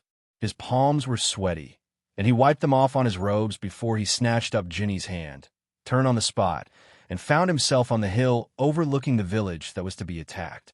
It was broad daylight. Cars drove slowly down the narrow streets. It was Sunday, and few people were out and about. The air around Harry stirred as Sturgis Podmore, Emmeline Vance, Daedalus Diggle, and Hestia Jones immediately strode toward the village. Harry could see the shimmer of the charms of protection they cast. It was not perfect. Harry knew that it was unlikely that everyone would survive, but he would make certain that the casualties would be minimal. The ground trembled beneath his feet. Giants. He had known it, but when he saw what appeared to be buildings lumbering forward from the opposite side of the village, his heart skipped. The Death Eaters who flew on brooms beside the giants looked tiny. Let's go, Harry said. Ginny marched beside him. He couldn't see her, but he could feel her hand in his, and he could smell that fresh, flowery scent. He worried that today would be the day that set the events in motion that caused him to go back in time to save her. What if today is the day that she dies and I become Merlin? Harry thought morbidly. He wanted to ask her to leave, to go help her mother watch over the prisoners. But he couldn't ask her to do that when she cared just as much as he did. It wouldn't be right of him to lock her away. I see 13 Death Eaters, Ron said. I see 2 giants, Ginny said grimly. Harry stood on the road, heading into the village, waiting for the signal. He gripped his firebolt tightly. The ground trembled in earnest, and a young man actually stopped his car and got out. Earthquake, he shouted to no one. Imperio. Ron pointed his wand at him, and the man immediately began to walk away from the village. I sent him to hide, Ron explained. Harry nodded. He was about to check his watch again when red sparks shot into the air at the same moment the anti-apparition wards went up. Leave one alive, Harry reminded them. Harry released the disillusionment charm, mounted his broom, and shot up into the sky. Ginny and Ron came up on either side of him, while Fred and George flew underneath, racing each other to the Death Eaters who had not yet noticed them. Charlie swerved around in an arc, aiming for their backs. Two figures hurtled off their brooms and fell screaming before the Death Eaters realized they had company. "Incendio!" Harry shouted, and another Death Eater fell in a swirl of flames. Their advantage was swiftly lost as the Death Eaters regrouped. "It's Potter!" one of them shouted. "Alert the Dark Lord!" Harry watched, swerving and diving around curses, while Stan Shunpike pressed his dark mark. He felt a mild pang of surprise. Stan really was a Death Eater, but it was lost in his satisfaction that Dumbledore had prevented them from using their marks to call Voldemort to this battle. For Death Eaters broke away from the others, as Harry had known they would. He ignored them. The others were protecting the Muggles, and Bill and Hermione were perfectly capable, and focused his attention on the remaining 6. "Sectum Sempra," he shouted. There was a spray of blood that glinted in the sunlight, and the woman fell from her broom with a gargling rattle. Ginny's hex lifted a heavy man from his broom and sent him flying backward. He landed on the roof of a home and was splayed. His limbs were bent at unnatural angles. Harry watched him twitch, but wasn't too worried. A man with his neck almost twisted off wouldn't be much use even with a wand. At that moment, the Polyjuice potion faded away. Fred laughed at Stan's shout. "Uther, it's me," Fred said. "You're." Harry tore away through the air before Stan stopped sputtering with shock. The Muggles had noticed that their village was now the site of what must be terrifying and confusing. The giants wreaked havoc through the town. The screams from the ground sounded eerie in Harry's ears. "Uther!" Harry yelled. "Banson! To me!" Fred and George followed. They left Stan bound to the top of the church spire. The other giant was now on the opposite side of the village. Harry saw Charlie sending curses after curses at it, though they bounced off the giant's thick skin. "Try it your way," Harry bellowed. The twins laughed. George pulled a firework out of his robes and slowed down so that he kept pace with the giant. "Banson, look out!" Fred shouted, and George narrowly missed decapitation by severed billboard. Harry cast a bludgeoning curse directly at the giant's temple. It barely fazed him, but turned toward Harry, mouth gaping open, and George tossed the lit firework inside it. "Incendio!" Fred shouted. Harry dodged as smelly chunks of brain and bone rained down on him, pelting his body with bits of giant. "Watch out!" he shouted, for the benefit of whoever might be underneath the feet of the toppling giant. It swayed for on its legs, the body not yet aware that the head had just exploded. "That was awesome!" Fred shouted, as the giant crashed through a storefront, blood still leaking out of the jagged wound of its neck. "It's worth the Oda giant smell!" George yelled back. They pushed their brooms and raced to Charlie and his giant. Harry laughed, and then spotted a black-cloaked figure raising its wand at the gas main of a home. He looked around. Sure enough, 3 other homes were burning. The wards and charms that the other members of the Order of the Phoenix had cast would not help against this. I wonder where the Death Eater learned this trick. A Muggle grandparent? Before he could kill the bastard, Hermione sprinted out from between 2 houses and slashed him from throat to sternum. "Nice aim, Hermione!" he yelled as he flew above her. The sirens were wailing louder and louder. He was not sure that she had heard him. He came upon Bill the next street over. He was dueling with another Death Eater, the last one left beside Stan, and smashed him with a concrete planter before Harry could try to help. Harry landed and hit the ground running. "Fly by the church spire," he said. "The Death Eater is up there." Harry glanced at his watch. Has it really only been 15 minutes? He disillusioned himself and hurried to the rendezvous point. Where had he last seen Ginny? She'd killed the Death Eater. He broke into a quick trot, willing her to be there before he was, if only to reassure himself. The grass was flattened, and he knew that several people were already waiting. "Ginny." "Harry," she said. "Did you see the giant?" Ron asked. "I'm going to watch that memory over and over again in the pensieve." "I was there," Harry told him. "It was ingenious," Dumbledore said.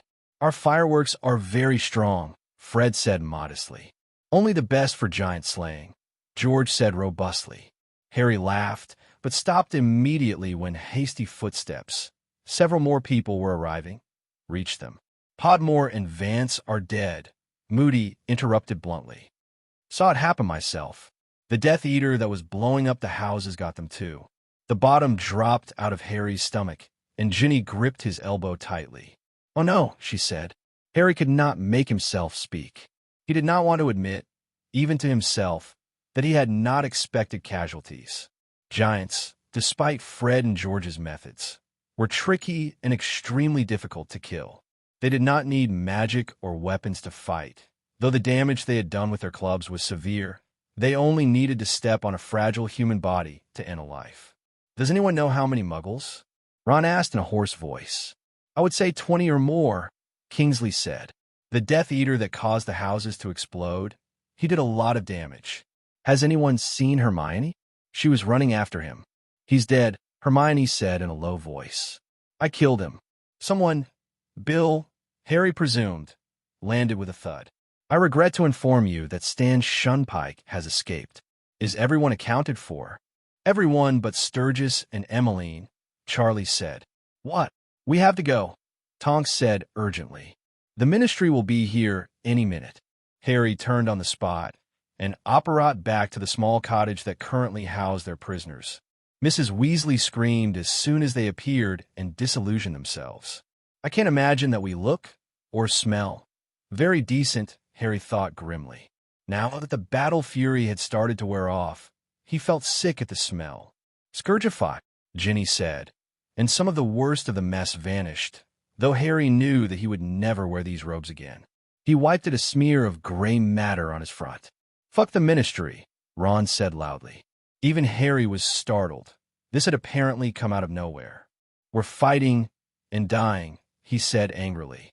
"And it'll be Diagon Alley all over again in the Daily Prophet."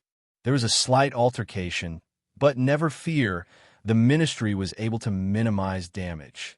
"It almost makes me wish the Minister was a Death Eater," Mr. Weasley said. "He had burned his hand, and Mrs. Weasley was wrapping it for him. Then we'd have a legitimate reason to go after him." "Changing your tune a bit, aren't you, Dad?" Ron asked. "I seem to remember you being pretty concerned when I said something similar to Harry about Lockhart." Harry felt slightly sick at the look on Mr. Weasley's face before he turned away. But how could he say anything to Ron? That would make him the worst sort of hypocrite.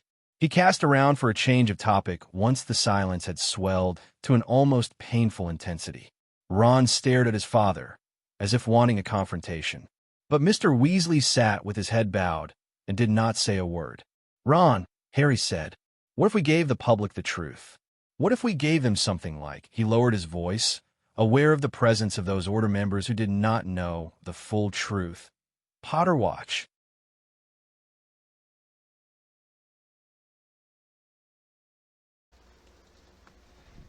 Hello there, Harry Potter fans. Welcome back to the page. We've got a new chapter for Backward with Purpose, Part 1, Always and Always by Dead Woodpecker. And here we are with Chapter 37, Defense Against the Dark Arts. Chapter 37, Out of Control. Chapter text. "We aren't going to call it that," Harry said for the fourth time. "We can call it something like Tom Riddle is a total arsehole watch." He did not like the way everyone in Sirius' office rolled their eyes. Even Professor McGonagall did. "I'm serious," he insisted. Instead of agreeing with him, Sirius patted him on the shoulder and thrust a glass of fire whiskey in his hand. It was the Friday night after the battle in the Muggle village, and they were preparing to broadcast the very first real bit of news to the public. "Thank you for the great idea, Professor Flitwick," Ginny said admiringly. "It was perfect." "Yeah," Ron said. "We weren't sure how we were going to manage to take over the WWN. This is even better." "Anything to help," Flitwick squeaked. Harry agreed with Ron and Ginny in that Professor Flitwick was a genius. Even Dumbledore had not thought of charming, innocuous-looking items outside wizarding establishments to broadcast what Harry liked to call, though no one else did, Riddle Watch. Everyone in St. Mungo's, the Leaky Cauldron, and the rest of Diagon Alley, Hogsmeade, Hogwarts, and the Ministry of Magic would be able to hear what Harry had to say. Not to mention that if the Ministry, or Voldemort, wished to silence the broadcast, they would have a damn hard time of it. Dumbledore had hidden the items himself. Harry was particularly pleased about the one they had planted near Malfoy Manor. "He's going to be so angry," Ron said blissfully. I can just see him stomping up and down, throwing a tantrum like a 3-year-old. I don't think you should drink anymore, Ron, Hermione said. You don't want to be drunk for this. Yeah, I do, Ron said, grinning. It'll be even better. You'll deviate from the script. Hermione said. That's likely, Harry said. But he was just as likely to even without the alcohol. You don't worry your head about it, Ron told her. Just keep drinking your mead, and everything will be fine. She huffed, but looked amused despite herself. Harry was feeling pleasantly warm and comfortable by the time they were about to begin the first broadcast.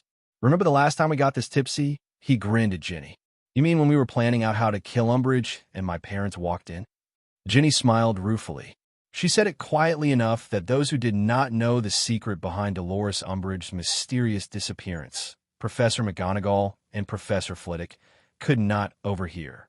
As far as Harry was concerned, what had happened in Umbridge's office would stay in Umbridge's office. Yeah, Harry said, but I was thinking more about the sex that happened afterward. Oi, Ron said. 30 seconds. 10 minutes later, Harry sat back feeling both annoyed and elated. Elation won. That was great, he said. But don't think I haven't forgotten your betrayal, Ron. Ron wiped his eyes.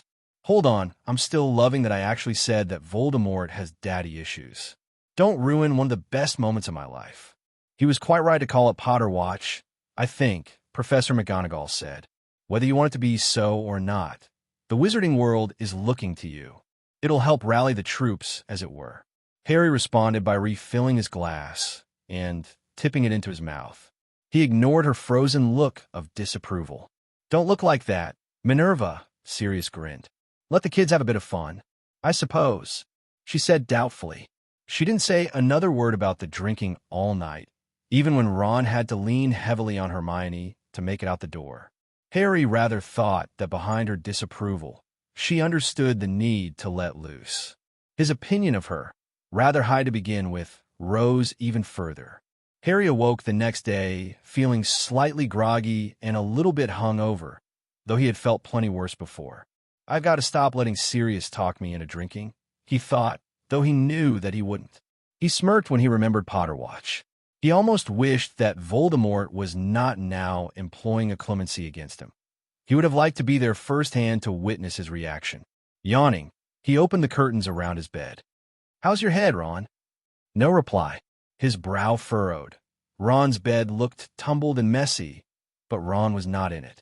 He drank a hell of a lot more than I did last night. Where's he? Ron isn't here, Neville said weakly. He was sitting on the edge of his bed and held his head in his hands. Dean and Seamus went to breakfast. Ron might have gone with them. Harry glanced down at his watch. It was 9:30 on a Saturday morning. It was not like Ron to be up and about so early, even if they hadn't been drinking the night before. He's probably with Hermione, he thought. He winced when he moved too suddenly and his stomach rolled. Then he felt a flash of relief when he saw what sat on the bedside table. Someone's left us a hangover remedy, Neville, Harry said. He tipped the potion into his mouth and swallowed gratefully. At the same moment, there was a flash of light, and swirling silver mist resolved itself into a weasel. Hogshead. Now, it said with Mr. Weasley's voice. Harry's first thought was that it was alarmingly risky for the man to contact him in this fashion. He could have been anywhere. Anyone could have heard. But in the next moment, he was running out of the room, Neville hot on his heels. Mr. Weasley was not stupid. Harry had never known him to take such a risk before. Suddenly, Ron's absence seemed ominous rather than confusing.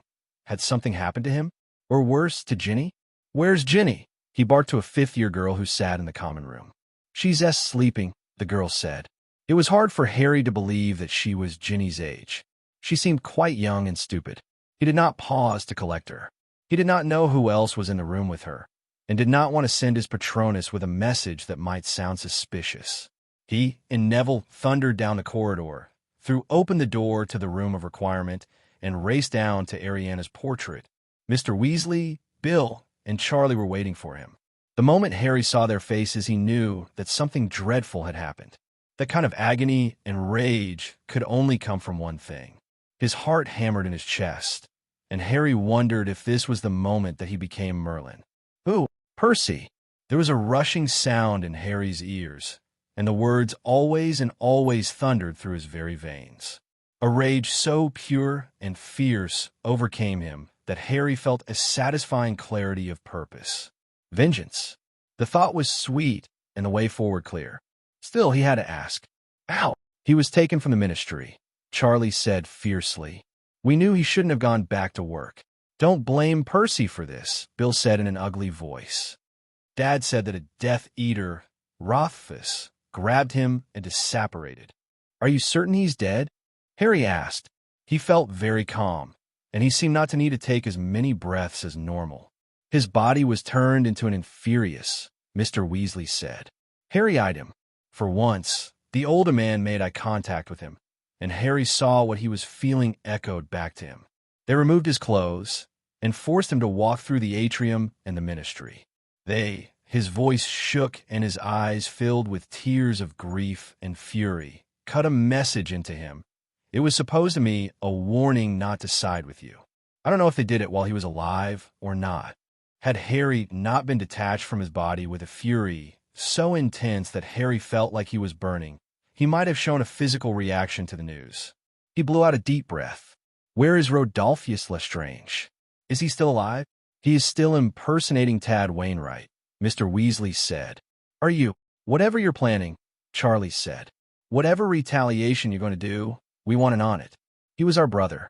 You can't just—" Harry silenced him by transfiguring his face into something less recognizable. The nose flattened and the hair turned a burnished gold. It wasn't perfect, but it was enough. The others caught on, and the Weasleys and Neville disappeared, and anonymous strangers took their places. "We need brooms," Harry said. "Can't we just apparate?" Neville asked. "We know where he—" "We aren't going after Rodolphus," Harry said. "I was making sure that he was still alive. Merlin, I wish I'd thought of this before. We don't need her." It was simply that Bellatrix was so intimidating. He felt almost safer using her body to break into Gringotts, and they'd always planned on allowing the second break out of Azkaban to happen. But they'd never thought that this might happen. The others exchanged confused looks. Harry noticed this as he started down the stairs. He almost wanted to meet up with a few Death Eaters down in Aberforth's pub. Percy is dead. His body was desecrated. Any Death Eaters Harry found today would die. As long as he kept killing, the grief would be pushed back. It was the first death this time around tore Harry up. Every time he blinked, he saw Percy jumping in front of a killing curse to save his mother. And then he saw Percy's naked body paraded at the ministry. "We need brooms," Harry said to Aberforth. The pub was empty. "Can we borrow them?" Aberforth did not say a word, but provided enough brooms for all of them. They weren't firebolts, but Harry and the others were flying out to Azkaban, not playing Quidditch. Harry, still wrapped in an eerie silence, turned to the door. "If any Death Eaters come in, keep them here. We'll be back for them." "Harry," Neville said, "what are we doing? Are we going to get Bellatrix Lestrange?" Harry ignored him for the moment. "Will you apparate us as close to Azkaban as we can get?" Mr. Weasley gripped Harry's arm tightly, turned on the spot, and Harry opened his eyes to a lonely vision of the northern coast. It would have been beautiful had Harry been able to see it without the image of dead Percy superimposed over it. Harry was glad that he did not need to give a full explanation of what they were about. He did not intend on stopping at Bellatrix, however. "At least the Dementors are gone," Bill said. Harry moved forward with purpose. They only had 4 obstacles standing in their way. 4 Aurors guarded the initial wards. Ever since the Dementors had left to serve Voldemort, Azkaban had been pathetically guarded. Harry and Dumbledore had allowed this, as they had thought he had needed Bellatrix, and now it worked to Harry's advantage. The 4 Aurors. 3. The first guard to the wards that surrounded Azkaban they encountered was Nymphadora Tonks. "Harry," she whispered, once Harry had stepped close enough. She looked utterly flummoxed to see him. Obviously, the news about what had happened to Percy had not traveled here yet. "Hi, Dora," he said lightly. "I'm glad you're here. We're going to break into Azkaban." "Why?" "They killed Percy," Harry said simply. Her mouth fell open, and her eyes filled. "Oh no," she said. "No." "This works," Harry said. "You can let us in the wards. I didn't particularly want to imperious anyone, I'm not very good at it, you see. He wondered if he would be able to pull off that curse now. The cold that suffused his limbs made him think that he just might be able to. Harry stood aside while Bill and Charlie stunned the other Aurors. Mr. Weasley's jaw worked, and Neville stared off into the distance, not really seeing. "Let me kill her," Neville said. "I want to do it." "Neville, it was our—" "There are enough for all of us," Harry said. "And Bellatrix tortured his parents into insanity. And I want to watch him kill her." And he did. He realized that a small part of himself had wanted Neville to be the one to kill Bellatrix Lestrange ever since that Christmas on the closed ward so many years ago. Neville had died before he could kill her, though, last time, and it had been Molly Weasley who had killed her. But not this time. Charlie and Bill were staring at him, and Harry could not read their expressions. They weren't uncomfortable. "I think I was wrong about him being fine with sacrificing Percy," Charlie said. Harry mounted his broom. "I would have done this had any of you died the way Percy did," Harry thought. He did not say it out loud. "The wards are down, Harry," Tonks called. Moments later, the five of them were racing toward the black speck in the distance that grew nearer and nearer with each passing second. The island fortress was a grim monolith that jutted out from the ocean like an ugly scar. The chill in Harry's bones ached, despite the fact that the Dementors were long gone. It permeated the walls and radiated out. The fortress prison was alive with the clamoring yells of prisoners, though as Harry followed Mr. Weasley to the high-security area, no guards were in sight. Perhaps the wards were enough to keep them contained, and the prisoners didn't have wands. It was only through luck that Sirius had been an animagus. Mr. Weasley blasted the door apart with more force than was strictly necessary. The wards were down, after all, but Harry's elated sense of purpose grew.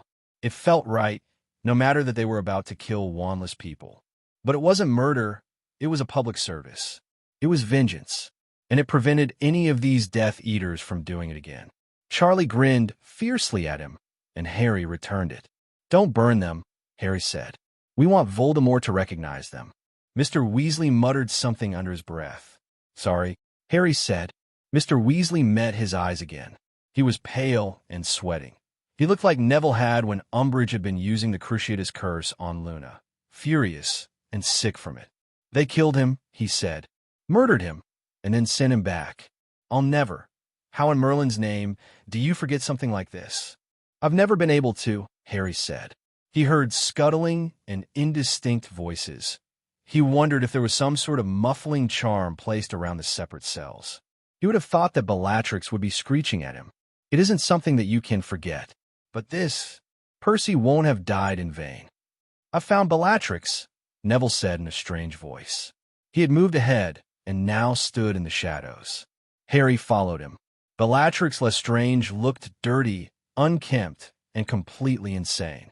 She stood a foot back from iridescent bars and was obviously screaming at them. "Hey, Bella," Harry said. "How do you like being back in Azkaban? I'm sorry that all the Dementors have fled. You know, you're one of the few people who are actually improved by Dementors." Neville took his cue and relaxed a little. Harry watched as his friend's face hardened even further. The last of childhood fled Neville's features as he stared at the woman, the monster who had stolen away his parents. He raised his wand and whispered, "Crucio." Bellatrix fell back, writhing and screaming silently. Mr. Weasley muttered a spell, and then Harry could actually hear the screaming. She stopped abruptly and, panting, got to her feet. Neville looked shaken. Harry put a hand on his shoulder. I don't think I can do it this way," Neville said. The skin around his lips was white. "Do you want me to do it?" Harry asked quietly. "One sectum sempra, and she'll be dead." A ghost of a smile flitted across Neville's face. "Oh no, I've been wanting to do this for a very long time. I just don't think I can use the Cruciatus Curse." "Filthy, blood traitor," Bellatrix panted. She leaned up against the wall. "Did you enjoy it?" Neville asked her. "Did you enjoy torturing my mom and dad and whoever else?" She tossed her long hair out of her face and gave him a heavy-lidded stare. "I always enjoyed it." Harry could tell by the look in her eyes that she knew she was going to die and wanted to go out defiant. "Pretoria," Neville said. The Death Eater screeched and fell to the ground. Her kneecap became suddenly unrecognizable. The bones had been shattered. I would have done it quickly if you'd lied, Neville told her. Harry, Mr. Weasley, Bill, and Charlie watched, completely silent, as Neville broke nearly every bone in Bellatrix's body. At one point, her eyes rolled back in her head, and her endless shrieks ended. Enervate, Mr. Weasley said. Pretoria, Neville said again, and her right hand looked like a glove filled with small pebbles. Pretoria, he said one last time. Her spinal cord was obliterated, and Bellatrix Lestrange died. Her eyes were wide and unseeing. Her mouth was open in a silent scream. Harry breathed deeply, as though he had just run for a very long time. Neville leaned his head up against the bars. They really are stupid, aren't they? He asked in a shaky voice. He looked as if he were about to be ill. Harry couldn't blame him. They should have known that the children of those they tortured and murdered would eventually come after them. And their parents, Mr. Weasley said. And their brothers, Bill said. I want the Carrows, Harry said. They tortured Ginny. There were 19 Death Eaters imprisoned in Azkaban, counting Bellatrix, and all of them died within the hour. Harry slashed Amicus Carrow from throat to groin and compressed his sister's lungs. Yaxley fell to a bludgeoning hex to the head. He was just recognizable enough. Mr. Weasley made quick work of the 4 Death Eaters that he killed. Let's gather them together, Harry murmured. How best to transport them, do you think? Transport them? Mr. Weasley frowned. Are we going to take them to Grimmauld Place? Of course not, Harry said. We're going to drop the bodies over Malfoy Manor. Mr. Weasley sighed and looked away. He raised his wand and began to destroy the bars around the bodies. Harry watched Charlie kill Dolohov and wondered how many lives had just been saved by that act of what some might consider brutality. He also wondered how many murders had just been avenged. There was a time when I never would have considered this, Mr. Weasley said quietly. I know, Harry said. I've never actually done anything like this either. I wish Ron was here, he said. Harry thought he might know why Mr. Weasley wished that. Ron had, in fact, become increasingly hostile over the last few months. Ginny had as well, though she did not have minor outbursts at her parents with as much frequency. Conversely, Harry's bitterness had been fading. He looked at Mr. Weasley, tall and balding and avenging the murder of his son, and thought that today might have been the death of it. Ron will come around, Harry said, though he did not sound convincing. He hoped that Ron came around. Both he and Ginny. Harry didn't want them to be bitter and resentful after he died. He wanted to think of them surrounded by their family. He knew that they would not celebrate the defeat of Voldemort, not since it meant his death, but he hoped that Ginny especially would not be mired in regret. You could defend yourself, you know. How do I defend myself against a son and daughter who sacrificed everything to save my life? Mr. Weasley asked. Harry opened his mouth, about to say something though he hardly knew what to say, but was interrupted by the appearance of Neville, Charlie, and more bodies. We're going to drop them over Malfoy Manor for Voldemort to see, Mr. Weasley explained. Charlie looked pleased. Bill's almost done, he said. He's just finishing up Malfoy. He's drowning him with Aguameni. I never thought of that use for the charm. Charlie's face was flushed, but his eyes no longer had the glassy look of rage. He was beginning to come off it. Harry felt a twinge in his stomach and realized that he was too. The rage that had protected him from the grief and loss was fading. He wanted to hold on to it because it felt like strength, and Ginny would need him to be strong. But even he knew that it was a false strength. Let's go, Harry said. He scrubbed his face with his hand. It came away bloody. He was covered in Amicus Carrow blood. He ignored it. Harry bound 4 bodies together, lightened them, and levitated them out to where they had left their brooms. Grab your brooms and the bodies, he said. I'll apparate all of you to Wiltshire. That's where the Malfoys live. It took 6 trips, but Harry got the rest of them the closest he could to Malfoy Manor. It was protected by powerful wards and was invisible to Harry's eyes, but thanks to his knowledge of the future, he knew exactly where it was. They'll be able to get through the wards, he said. They've still got dark marks, even though they're dead. He mounted up and kicked off. The others followed closely behind him. He flew slowly, looking for familiar landmarks. There, he pointed. There was a shimmering section in the field below. He continued on until he was absolutely certain that they hovered directly over Voldemort's lair. "Shield them so they don't go unrecognizable once they hit," he advised. "And let's get back to Grimmauld Place as soon as we drop them." "Wish we could see his reaction," Charlie said darkly.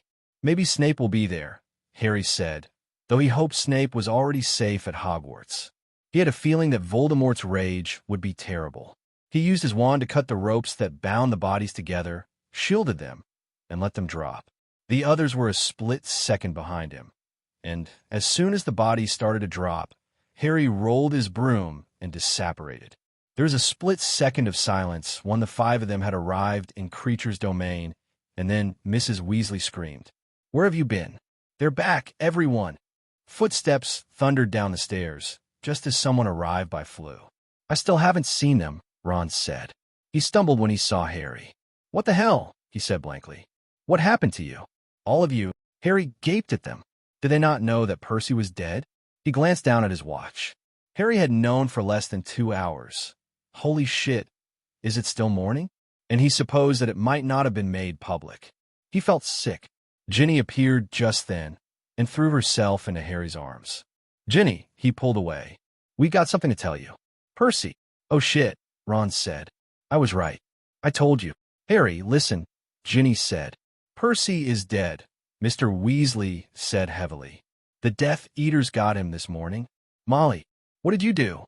Mrs. Weasley covered her mouth with both hands.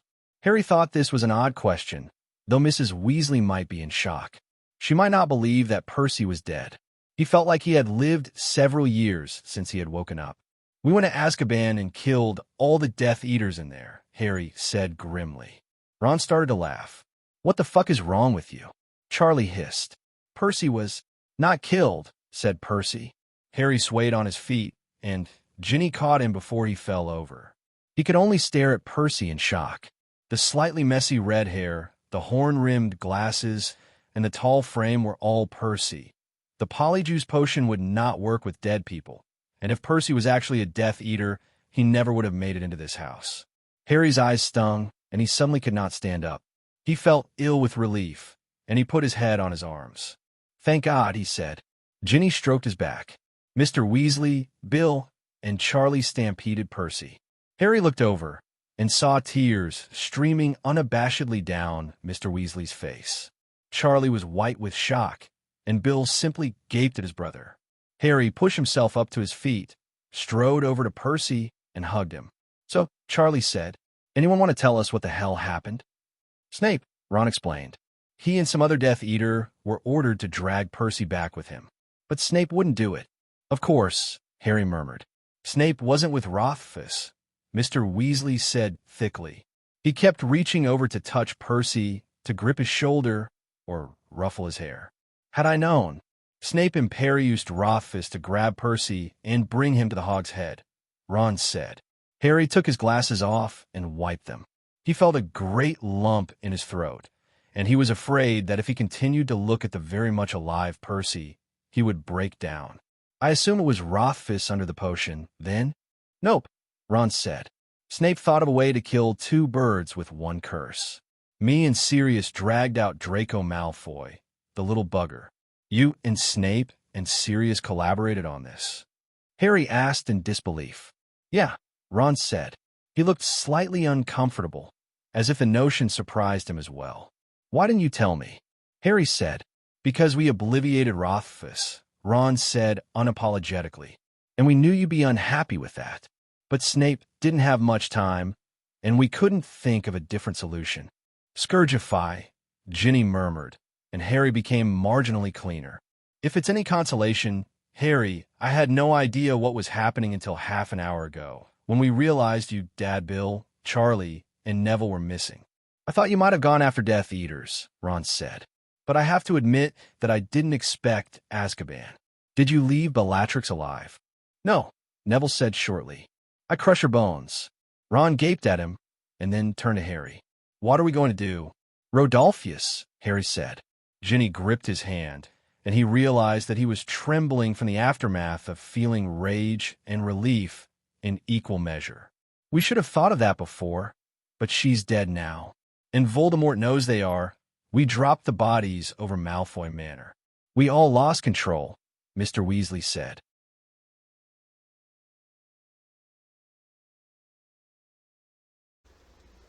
Howdy there, Potterheads. Welcome back to the page. We are continuing on with Backward with Purpose, Part 1, Always and Always by Dead Woodpecker. And here we are with Chapter 38, Out of Control. Chapter 38, Interlude, Tom Riddle. Chapter text. Lord Voldemort did not feel angry.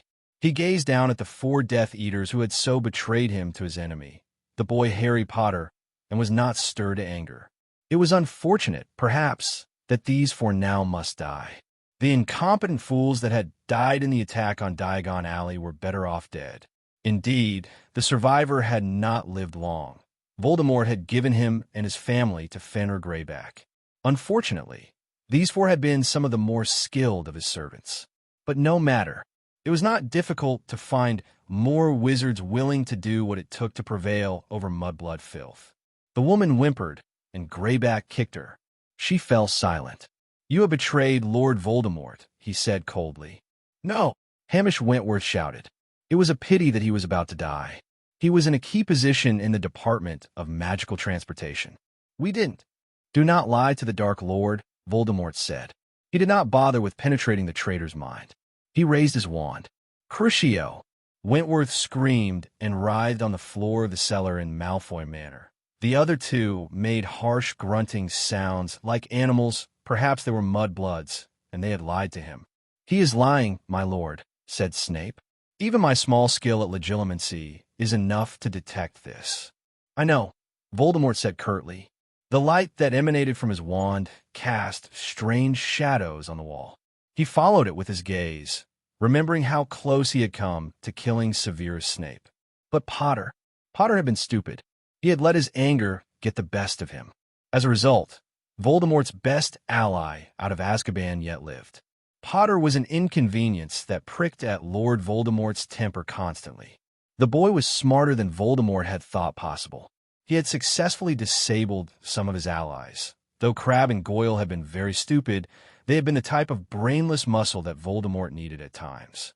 He and his little friends had also killed over 20 of Voldemort's Death Eaters. In many ways, Potter was even more of an opponent than Albus Dumbledore. Potter was not afraid to kill. Hamish Wentworth stopped screaming so suddenly that Voldemort was almost taken aback. He gazed down at the body, idly wondering if the pain had killed the man. No, he was still alive, but his mind and sense had fled. He could tell by the glassiness of the eyes. This was Bellatrix's favorite method to rid herself of traitors and enemies. Harry Potter had fought her in the Department of Mysteries, and she was now in Azkaban. "The fool, Albus Dumbledore, must die," Voldemort said. "I regret ever giving Draco the task. The Ministry is almost mine, and Dumbledore must be dead before that happens." "How is the boy progressing?" Snape paused. "He prefers to work alone, my lord. He wants the reward you give him to be his alone." Voldemort could understand this, though if the Malfoy boy failed, he would be forced to follow through on his threat and end the Malfoy family. "If it is not done by the middle of January," he said, "kill Dumbledore yourself." "And Draco? An example will be made of him," Voldemort said. "Bring him back to me once Dumbledore is dead." "As you will," Snape said immediately. Once Dumbledore and Harry Potter were dead, the years of exile in Albania spent enduring a painful existence would be worth it. Lord Voldemort would have no opposition, none at all. It galled him to have to practice a clemency against a 16-year-old boy, but that was about to end. His Death Eaters in Azkaban would be out within the month, 2 at most. Then the world would be ready to be created in a more perfect image. Lord Voldemort pushed away the small doubt that had lingered since he had watched Potter blow up the prophecy before his eyes. The only man who knew the fullness of the prophecy was Dumbledore, and Potter, with his youthful angst and righteous anger, hated Albus Dumbledore nearly as much as Voldemort himself. The boy felt so betrayed, so misused. "Tell me," Voldemort said. He pointed his wand at the unconscious woman. There was a flash of green light, and she was dead. "Is Potter still isolating himself?" "Indeed," Snape said. "He has his little friends, but he is maintaining his fury at the wizarding world for daring to believe he was a dark wizard. The Slytherins say that he is particularly vicious to his godfather, Sirius Black. He is a fool, Voldemort said. 2 more curses, and the 4 who had betrayed him to Potter were dead. He stared at his wand once the light had faded. He disliked the fact that his wand and Potter's had done something unusual in the graveyard. Not for the first time, he cursed the fact that Yaxley and the Carrows had acted so precipitously and killed Ollivander. The 2 wand makers he had questioned had had no idea what could have caused the joining of the 2 corps. "I have thought so since his first day at Hogwarts," said Snape. "He is rash, foolish, and has no idea how to use his brain. This can only be to our advantage." Voldemort turned and swept up the stairs. The prophecy and the wand would not stop him from ridding the world of Harry Potter. He had known for over a year Dumbledore was a fool for trusting Severus Snape, that he must be the one to kill Potter. In truth, he looked forward to it. He wanted to watch the boy's limp body fall to the ground. He wanted to see the fear, smell the sweat, and hear the begging. Narcissa Malfoy, pale, blonde, and nowhere near as useful as her sister, scuttled out of his way and fairly ran toward the kitchen. Still, not all could be as vicious as Bella, and Lucius had chosen a wife with the purest of blood. "Have the rubbish cleared away from the cellar," Voldemort said. She halted so sharply it was as if she was a puppet, and he pulled her strings with his words. "Why, yes, my lord," Narcissa said stiffly. "I will." But her words were cut off, and a loud voice echoed in the room. "Welcome to the first episode of Potter Watch." The voice boomed. It thundered against Voldemort's ears until it filled his head. "Potter Watch? I told you we weren't calling it that," said Harry Potter. His voice was softer than the other, but not by much. Voldemort found himself rooted on the spot, completely surprised for the first time in years.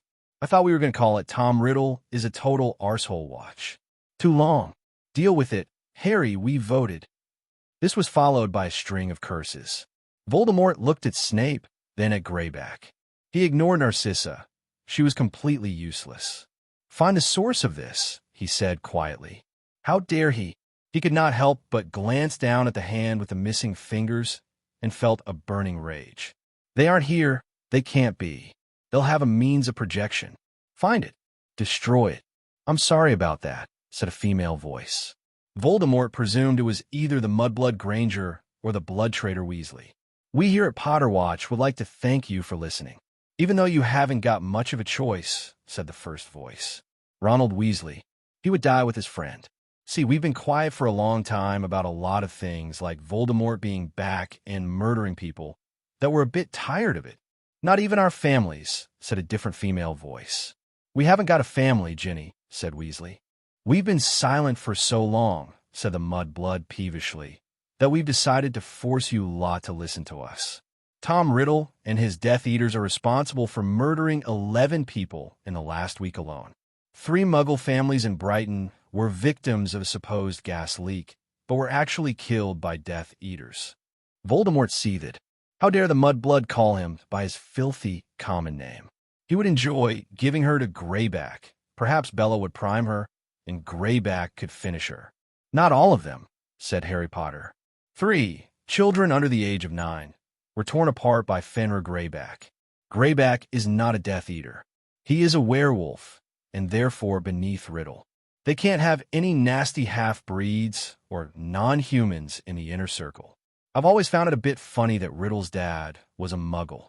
He obviously has father issues, Harry, said Weasley. Daddy probably didn't much like magic. Oh, well, we'll just add hypocrisy to his list of crimes. And they laughed. My lord, the sallow, ugly face of Greyback stared back at Voldemort from beside the door.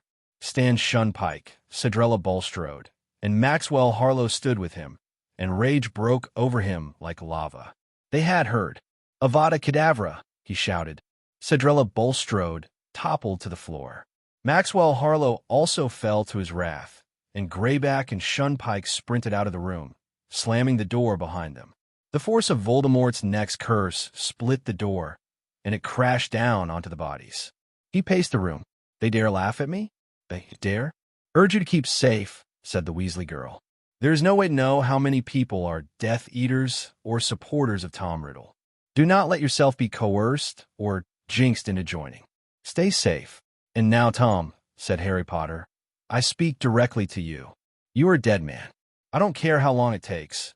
I don't care how hellish it gets. The world is going to be rid of you. I'm looking forward to the feast we have to celebrate, said Weasley. Until next time, said Harry Potter. It took Voldemort a moment to realize that the broadcast had ended. Nagini slithered in, drawn to his anger and his desire to kill. He glanced at the two dead bodies. You may eat them, Nagini, he said. Her presence had reminded him of the fact that Potter had no idea that it would be impossible for Lord Voldemort to be killed. No one knew of the Horcruxes, not Snape, not Bella, not Lucius. And as long as still one Horcrux remained, Lord Voldemort would not die. No one was stupid enough to risk entering the room that night. Lord Voldemort did not usually kill for revenge, and what he planned did not really constitute revenge either. The murders of Xenophilius Lovegood and Augusta Longbottom had broken the friendship between Potter and his other little friends. Snape had told him that Potter did not even acknowledge the existence of the other two. It was clear that targeting the Weasley parents would not do. There was no love lost there. The youngest Weasleys would probably thank him for it. But Percy Weasley, he was the likeliest candidate. And even if it did not break the friendship, it would bring the known allies of Harry Potter down to 4. He swept out of the room and immediately came upon Snape and Rothfuss. You are to find Percy Weasley and bring him to me. Right now. My lord. Do it, Voldemort said.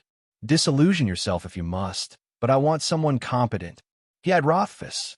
He was intelligent, though young. He was barely 20, and he did not have Snape's skill.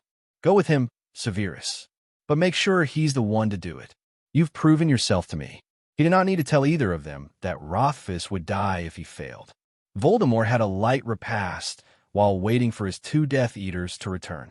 It would be tricky, but Percy Weasley had been foolish enough to emerge from his hiding place weeks ago and resume his career at the Ministry of Magic. It was a pity, really, that Potter had so few allies that he allowed them to place themselves at such risk just to trace Voldemort's own people in the Ministry.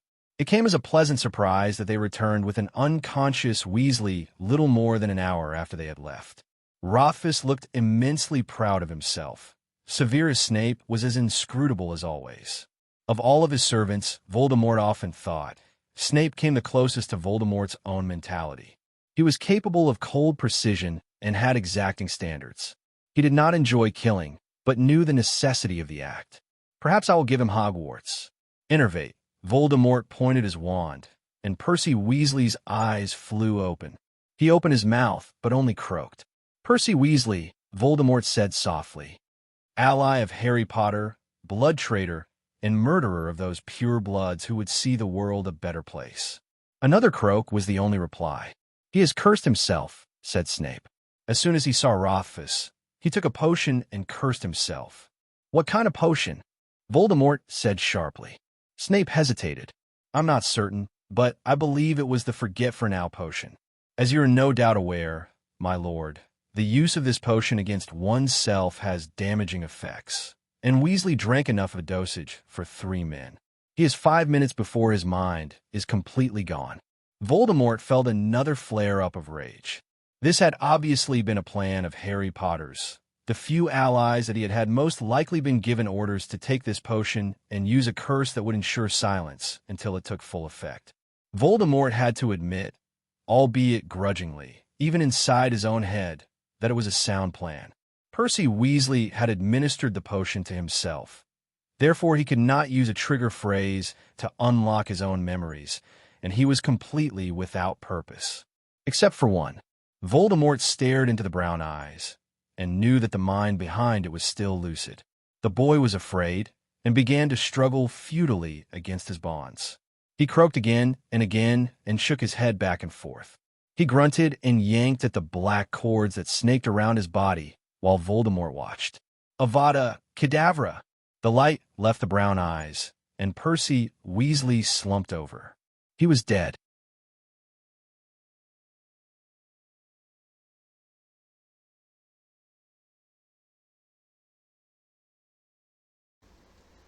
Thank you for the support, Potterheads. Here we are with a new chapter of Backward with Purpose, Part 1, Always and Always by Dead Woodpecker. And here we are with Chapter 39, Fight. Chapter 39, Fight. Chapter text. The time that stretched between the middle of October to the Christmas holidays was fraught with tension. November passed with little fanfare, and the days slid on toward Christmas. The Death Eaters and Voldemort were quiet, and as the days passed, Harry's nerves tightened to the breaking point. Voldemort would not allow the deaths of his best Death Eaters go without revenge, and Harry knew that the next move would be worse. He almost wished that Voldemort was not now performing a clemency against him. He wouldn't mind having a warning. He was only grateful that the Muggleborns had been protected to the best of the abilities of the Order of the Phoenix. Mr. Potter, the iron Professor Octavius' voice told Harry that this was not the first time that he had been called. I realize that it is the last day before the holidays, but I would appreciate it if you could pay attention. Harry forced himself to stop thinking about the Muggleborns and dragged his attention back to his Ancient Runes class. I'm sorry, Professor. He felt a moment of disorientation.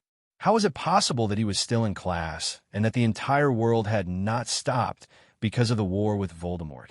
He wondered why the teachers and the parents and the students had not hunkered down and hidden away until the war ended. Professor Octavius harumphed. As I was saying, we're beginning study on the truly abstract principles. Prepare your minds over the holidays, as the next term will be quite taxing for all of you, except, perhaps, Miss Granger, of course. Hermione beamed, and Harry could not help but grin back at her. Daphne Greengrass, who sat far away from them as she had adopted her new role of pure-blood enemy for her own safety, flashed them a bright smile. "Thank you, Professor Octavius," she said. Ron nudged Harry, and they shared an exasperated and amused glance. "Now each rune will evoke feelings," said the professor. "We are not here to discuss these feelings, merely to study, and for this first time that you view them with the knowledge you have gained over the years, I am putting a silencing charm on each of you. Clear your minds, and allow the runes to speak to you and to your magic. Write your impressions of the shape. Try not to describe what they make you feel." Harry and Ron exchanged dubious glances. "Allow the runes to speak to me?" Harry thought.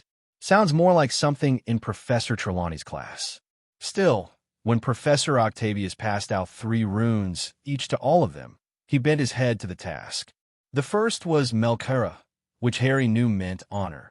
He stared at it. It seemed to grow before his eyes until he felt slightly small. Not in a bad, insignificant way, but he remembered how it felt to stand on the beach at Shell Cottage and watch the waves. It felt similar to this, and he could see the crest of a wave in the shape. And yet he also saw a bit of Hogwarts in it. He could see it clearly in his mind's eye as it had been the very first time he had seen it. It made his heart beat rather quickly, and he glanced around at Ron and Hermione. They were both completely engrossed and did not notice his stare.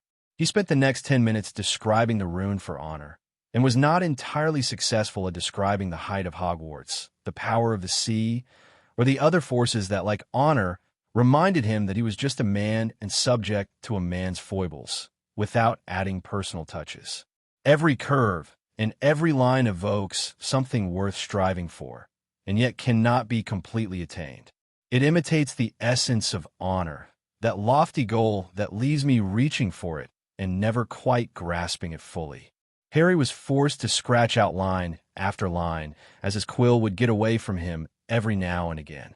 Once he was satisfied that his brief composition was as impersonal as he could make it, he pulled the second rune toward him.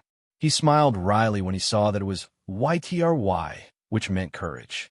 It was even more difficult than honor, and he labored over it. A headache built up in his head, and sweat broke out over his brow. He kept his left hand on his wand, and it seemed to tingle. The runes called to the magic, Harry thought. There was little time left in the class by the time Harry got to the 3rd rune. Damn, he thought glumly as soon as he recognized it. Emotional pain. How could he not recognize this rune?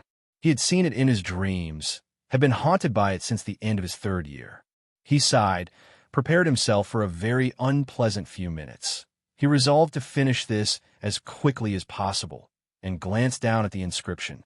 His mouth fell open in shock. Aliene. Love. Not pain. Love. He did not even look at the rune, but stared at the etched word beneath it. His mind felt blank.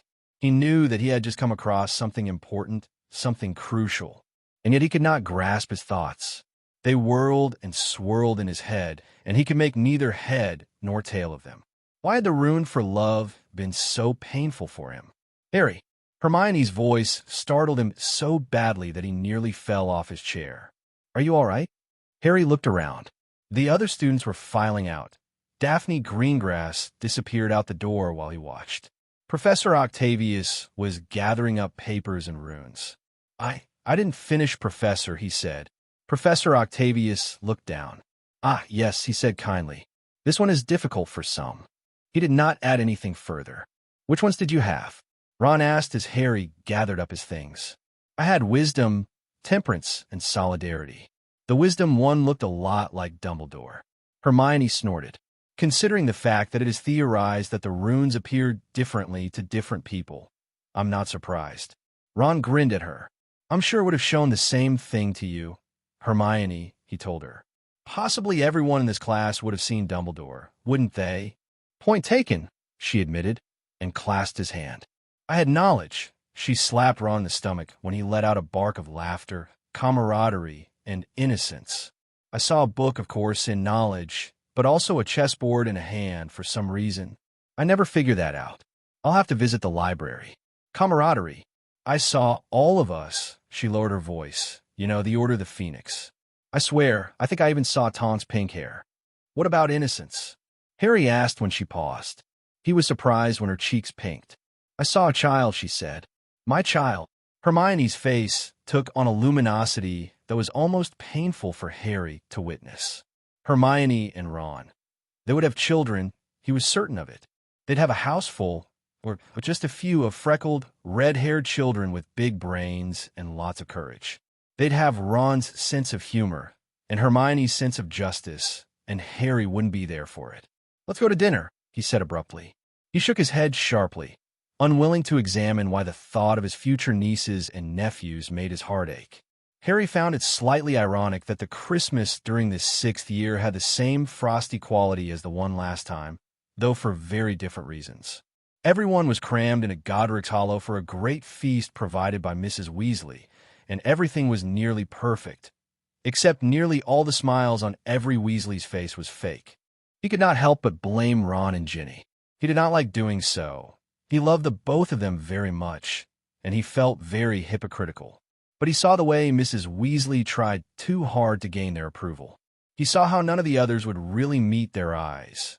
He'd gotten used to not having eye contact with the Weasleys, but seeing their shame made him feel guilty. I never should have shown them those memories in anger, Harry thought. The situation between himself and the Weasleys was cordial but distant. This was the best that he could hope for. But Ron and Ginny needed their family, and it was rapidly coming to the point when Harry would have to step in the way Sirius and Snape had done for him. Fortunately, or unfortunately, Harry was still not sure. The situation came to a head in a way that he did not anticipate. It was rather like getting something extremely unpleasant over quickly, he thought later that night as he got into bed. He hoped that the killing curse would be just as effective. It didn't hurt last time, he mused. It could have been a lot worse. He did not know whether he was thinking about the rather spectacular Weasley fight or getting hit with something that most people did not survive. It began with Ron, of course. Mrs. Weasley handed out lumpy packages to all of her children. Her hand shook when she came to Ron and Ginny, and Harry felt the tension in the room become so unbearable that he watched Sirius, Remus, and Tonks escape the sitting room. He thought longingly of joining them, but winced when he realized that the situation was about to explode. 9 Weasleys were between him and the door, and the chance had passed him by. Ron very slowly and carefully opened the package that contained the famous Weasley sweater. Considering the fact that Harry knew his best mate as well as he knew himself, this did not bode well. Do not drag me into this, Harry thought at Ron. Do not say a word about the fact that I don't have one. Ginny had not yet opened hers. It sat on her lap. Her hands were folded over it. This was, perhaps, even more ominous than Ron's deliberate actions. "Sweaters, Mum," Ron said very quietly. "Yes," Mrs. Weasley said. Her voice only trembled a little. Harry felt like covering his ears. Why did I leave my wand in the kitchen? For the first time since he had been living here, Harry wished that he did not feel quite so safe in this place. If he'd thought that Voldemort might come rushing in, he never would have set his wand down beside the mashed potatoes and come into the sitting room. Opening presents sounded like such a good idea, Harry thought glumly. And since he didn't have his wand, he couldn't make himself temporarily sightless and deaf.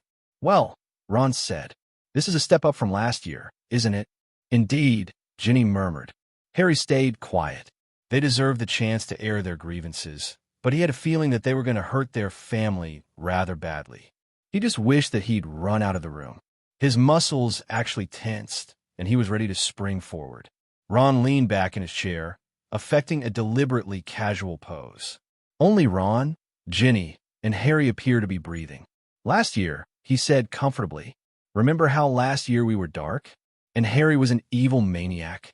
We didn't get a sweater last year," Ginny said. The paper crinkled as she fisted her hands. "Our family obviously didn't trust us enough yet." "Ginny," Mr. Weasley said in a soft voice. Harry pressed his lips together. He wanted to intervene, but his wife was hurting. He saw the way the corner of her mouth trembled. She was hurting, had been hurting, and the anger came from the place inside of her who felt betrayed by her entire family except Ron. Perhaps they just needed to talk it out. "But now we're suddenly the golden children," Ron said in a hard voice. "We travel back in time. Are you going to throw that in our faces every chance you get?" Mrs. Weasley shouted. Harry blinked and realized that Mrs. Weasley's mouth trembled just like Ginny's. "How many times?" "I don't." She put her face in her hands and started to sob. "I don't know what else we can say. It's the single greatest regret of my life," Mr. Weasley said firmly. He was gazing at his hands. "And I speak for your mother as well. We were so blind. We were so worried for the two of you," Mrs. Weasley cried into her hands. "Yeah," Ron said. "Worried about Harry and how he was turning us dark. We told you over and over again that Harry wasn't dark or evil." "I know," Mr. Weasley said.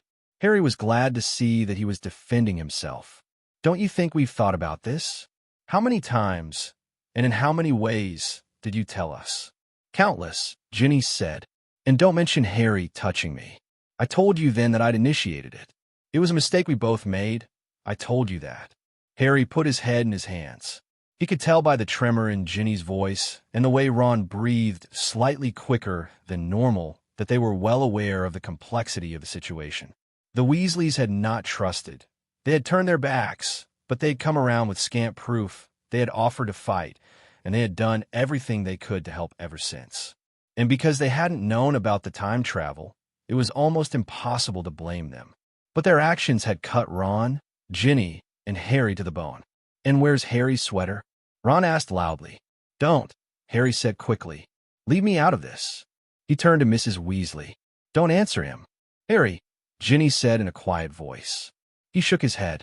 "I've made my peace," he said in her ear. Unfortunately, Ron was close enough to overhear. And just like that, Ron and Ginny immediately focused on him. Wrong choice of words. "Harry," he told himself. "What do you mean you've made your peace?" Ron asked in a low, dangerous voice. "Shut up, Ron," Harry said fiercely. He absolutely did not want to talk about the fact that he was slowly coming to realize that his death was coming. And Hermione, brilliant though she was not going to reach into another fairy tale and find a miracle for Harry. "Why don't you focus on cutting up your family some more?" "Are you defending them?" Ginny asked incredulously. Harry looked around. Mrs. Weasley was still crying. Mr. Weasley had his hand on her shoulder. The older Weasley brothers, even the twins, were solemn and shaken. Ron and Ginny were now standing, and their arms were folded across their chests, and their faces were alight with righteous anger and deep hurt. Harry understood both, but the looks on the Weasleys' faces broke his heart. Harry sighed. "Yeah, I am." Ron actually took a step backward. "It's worse for both of you," Harry said. "I admit that. You're hurting and feeling betrayed, and I agree with you. But He gestured to the Weasleys. Look at them. I think, he took a deep breath. I think that you've got to forgive them and stop punishing them, or stop seeing them. Bitterness is a choice, Ron. There was a long moment of stunned silence. Harry's right, Ron, Hermione said softly. Ron's jaw worked. He looked furious, but his eyes were wet. Where'd you get that idea? He asked. The bitterness is a choice bit. Harry's mouth twitched. Snape told me. Ron was about to open his mouth, possibly to express his shock that Snape would say such a thing, when Mrs. Weasley spoke up. I think, she whispered, I think we ought to leave. It isn't working, is it? We did too much damage. We're staying in the order, she said firmly. Harry watched as one by one, the Weasleys picked themselves up off the floor. Don't let them leave, Harry urged silently. We're not going to let you fight this out alone, Mrs. Weasley said. She bent and picked up the sweater she had made for her children. But it was too much to expect. And you don't really need us anymore, do you? Don't need you anymore, Ron said. He sounded completely and utterly shocked. Ginny let out a burst of laughter that bordered on hysteria. She was very close to sobbing. Harry knew. How can you possibly? We know what you've sacrificed for us. Mr. Weasley interrupted. We know, and we're never. Hold up. Ron held up his hand. Traveling back in time wasn't a sacrifice at all. You're dead wrong about that. We lost everyone. Everyone except the three of us. Using the tears of Merlin was the easiest decision to make. You don't regret it? And just like that, Harry watched the rage and hurt begin to fade with alarming rapidity from Ron and Ginny's faces. He wanted to tell them that, of course, they didn't regret it. They regretted the necessity of it. But he did not feel comfortable speaking up in this moment that was so fraught with emotion. Mom, Ginny whispered, how can you ask that? It's a miracle that we're here. Do you know that sometimes I dream that we're still in that horrible future. And then I see you again, and even though I'm angry and hurt and everything, the first thing I think is how wonderful and amazing it is that we've been given a second chance. Yeah, Ron said. Me too. Harry closed his eyes briefly, feeling a small surge of guilt that a part of him still wished that he somehow could have brought his Weasleys back with him, and that he could have died for them. But that was an impossible desire, and he shoved the thought away as soon as it flitted across his mind. Ron nudged Harry. I can't believe that Snape was right. Harry raised his eyebrows. Oh, listen, Ron said. Don't leave. But his family was frozen. They did not appear to be moving anywhere. Don't. He raked his hand through his bright red hair. What I'm trying to say. Honestly, Ronald, Hermione said. She sounded exasperated, but the look in her eyes was very tender and gentle. Harry looked away. You've got the emotional range of a teaspoon. Mum, Ginny said softly. She'd moved forward so that she stood in front of her mother and father. Dad, I've been a little selfish, I think. I know that I have had good reasons for being angry. But hearing that you think that we don't need you, it breaks my heart. Because we need you, even though we weren't there for you when you needed us. Mr. Weasley asked tentatively. There was a note of hope in his voice that caused a lump in Harry's throat. When we were blind and a little stupid? The thing is, Ron said, he seemed much shaken that his attitude had caused his parents to think that he didn't need them. You're here now, and, well, we know what it's like not to have you. So damn, of course we need you. Ginny threw herself in her mother's arms, just as Ron stepped forward to hug his father. Harry found himself grinning so widely that his cheeks actually hurt. The dissipation of the tension and the rising joy in the room was a palpable force. He threw his arm around Hermione and watched as his wife and Ron rejoined their family. His heart ached a little, and he felt a little lonely, but it added spice to the utter happiness that he felt in that moment. It was enough for him that Ginny and Ron were gifted with this. It really was. The most noticeably different members of the group were perhaps Fred and George. The moment after they had hugged their brother and sister, they'd retreated to a corner behind the Christmas tree and were plotting something exceedingly mischievous, judging by the looks on their faces. In light of the recent events, Fred boomed once Ron had pulled his sweater over his head. We've decided that we need to make a confession, George said. We need to come clean, Fred said. We're Merlin, they said together. Harry did not believe it for a moment. He could not say why exactly. They were smart enough, certainly, but it simply didn't fit the pieces of the puzzle. Not by a long shot. But what if they were playing a very deep game? He glanced around and saw a mixture of disbelief and uncertainty on everyone's faces. We used the Trojan horse method, Fred supplied in a stage whisper. Yeah, that. George winked at him. We used the Trojan horse method. We've been taking turns possessing each other. Yes, Fred smiled broadly. What you're thinking is actually true. Sometimes I am George, and he is Fred. We've gotten a bit confused ourselves, George said. What with two Georges running around?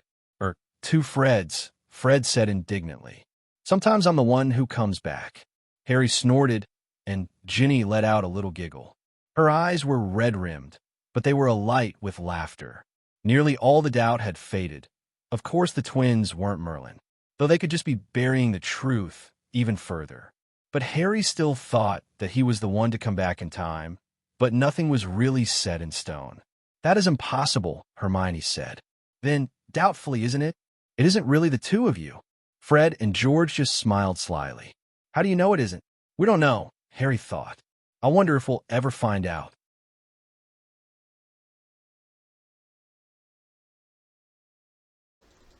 Hello there, Harry Potter fans. Welcome back to the page. We are continuing on with a new chapter for Backward with Purpose, Part 1, Always and Always by Dead Woodpecker. Here we are with Chapter 40, Confession. Chapter 40, Confession. Chapter text. Harry was just drifting off to sleep, feeling slightly overwhelmed after the events of Christmas Day with Ginny and Ron, when the door opened. He really ought to have known that something was going to happen. As soon as he heard the creak and Ron's heavy footsteps, he groaned. He should not have let himself be lulled into a false sense of security. We need to talk, Harry, Ron said. No use trying to get out of it. Harry sat up with a sigh and reached over for his glasses. I'm tired, he said. It sounded weak even to his ears. Ginny and Ron rightfully ignored him.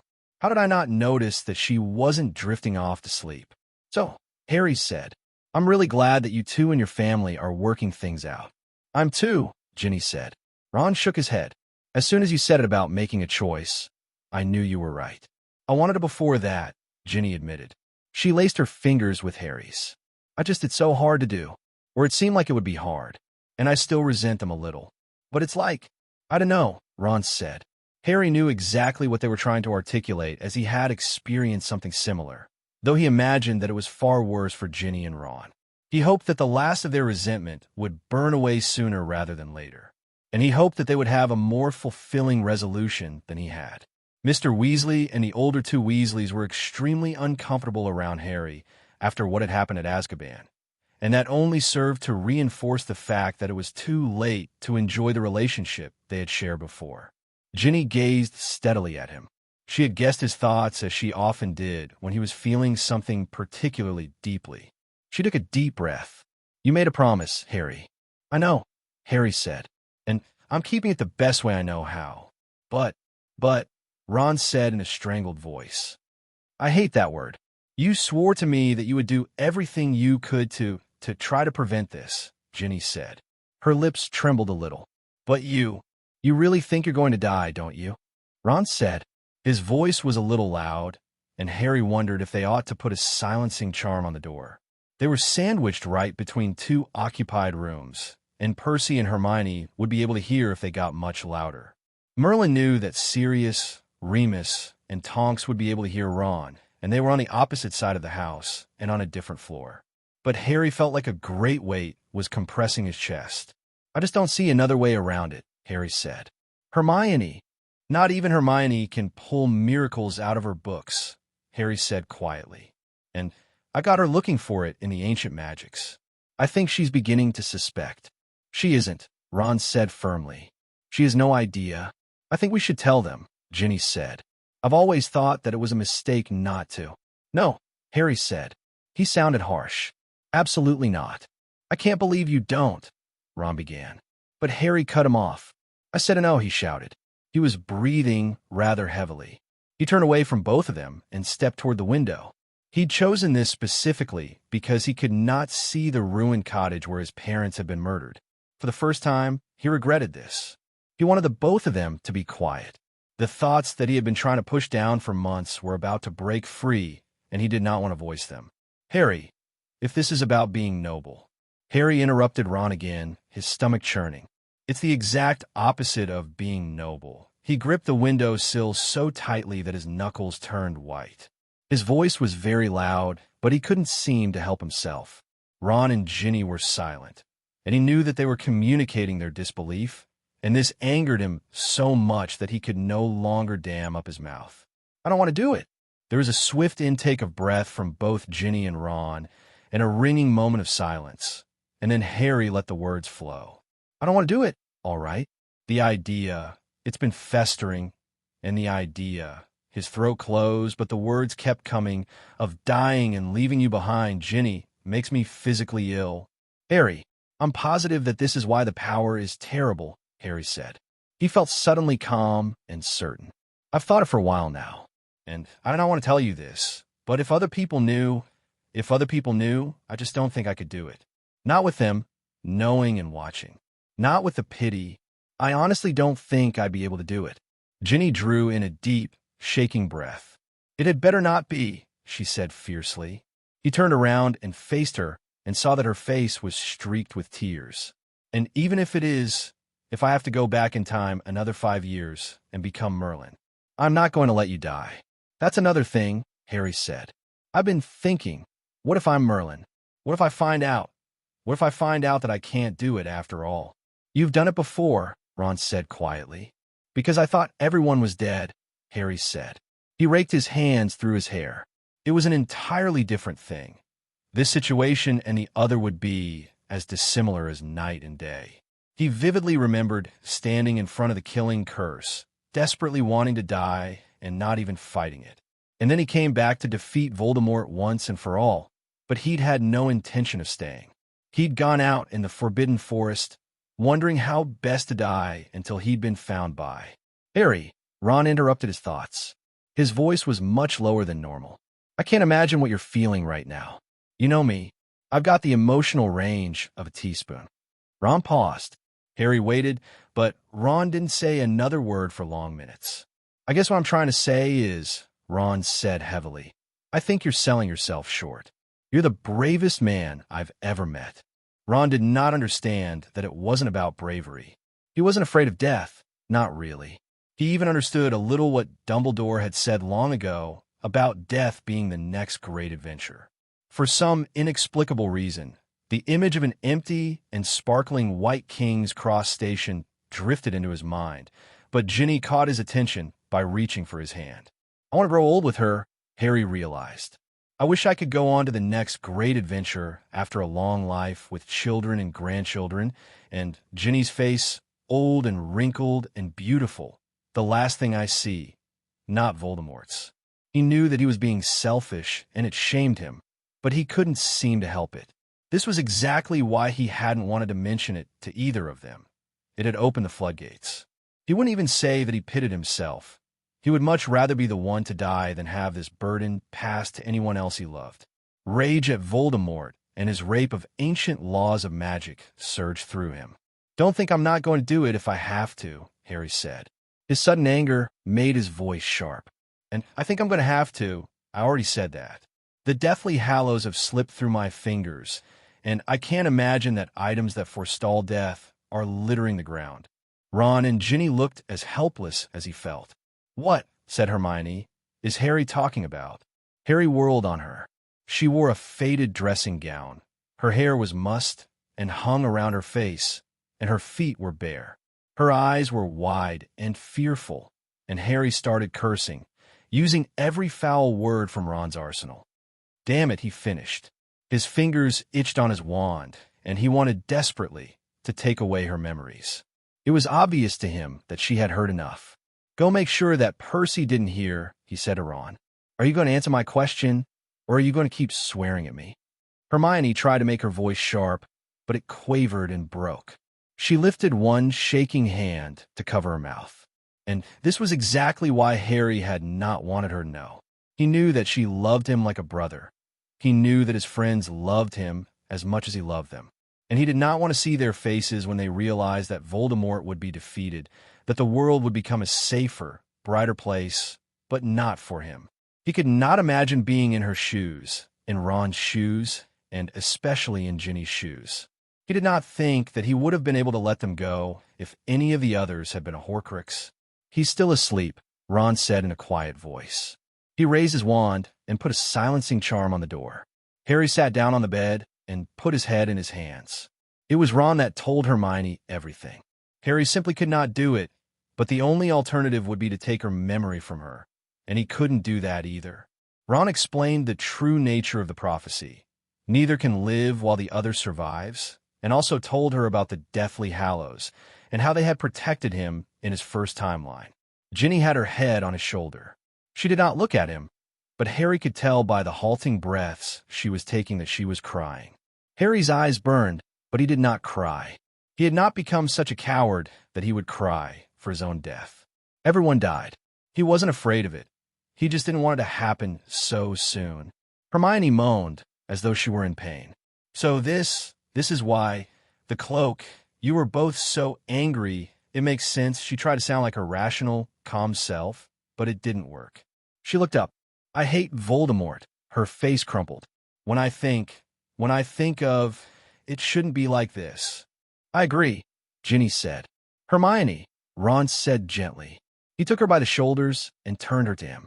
"Have you ever come across anything, well, besides evil things like Horcruxes, that would let Harry survive the killing curse?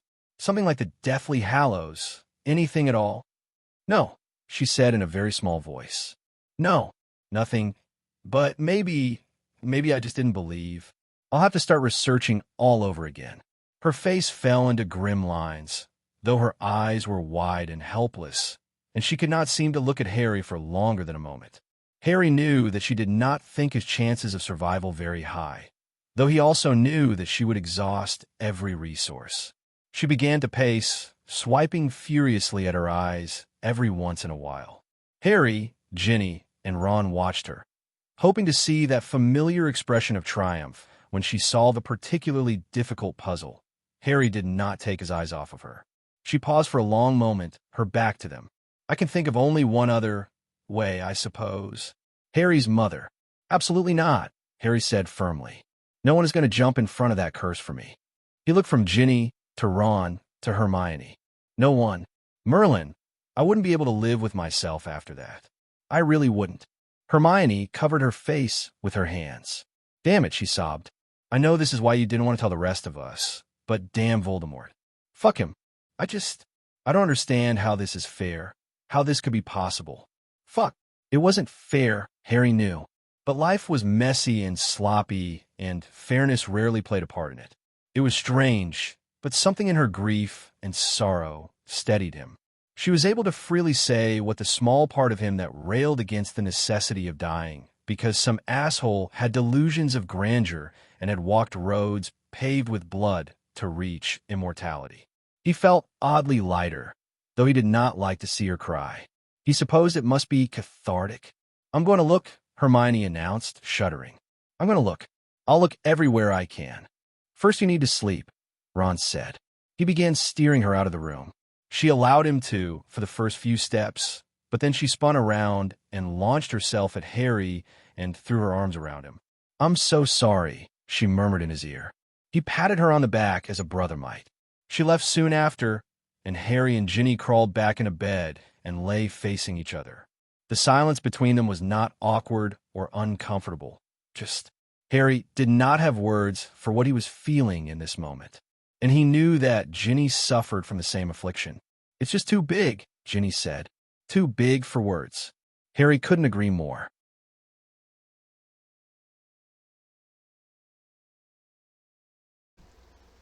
Thanks for always being with us, Potterheads. Here we are with a new chapter of Backward with Purpose, Part 1, Always and Always, by Dead Woodpecker. We are at Chapter 41, Interlude, Neville Longbottom. Chapter 41, Flight. Chapter text. The days ease by.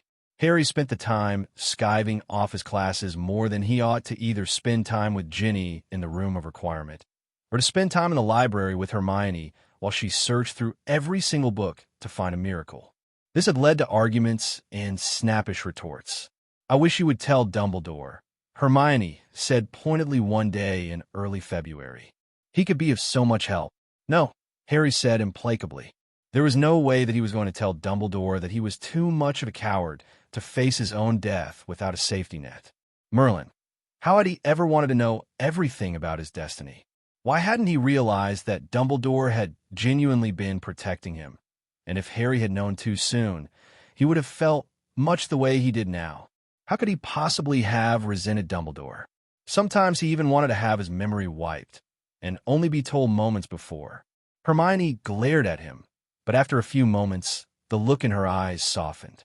Harry looked away, jogging his leg and wishing that Ginny was out of charms already so they could spend the next several hours in blissful oblivion. "Have you tried the tales of Beetle the Bard?" "Yes, Harry," Hermione said. "Several times. I've looked through other books of fairy tales. There was one legend about a Russian stone, but it only heals from the brink of death, not from death itself." "Nothing foreign," Harry said. "We don't have the time. We're running out of it as it is." Hermione's lips twisted. Harry appreciated the effort it took her not to fling her arms around him again. Not that he minded it when she hugged him, but her desperation reminded him of things. They never spoke of it.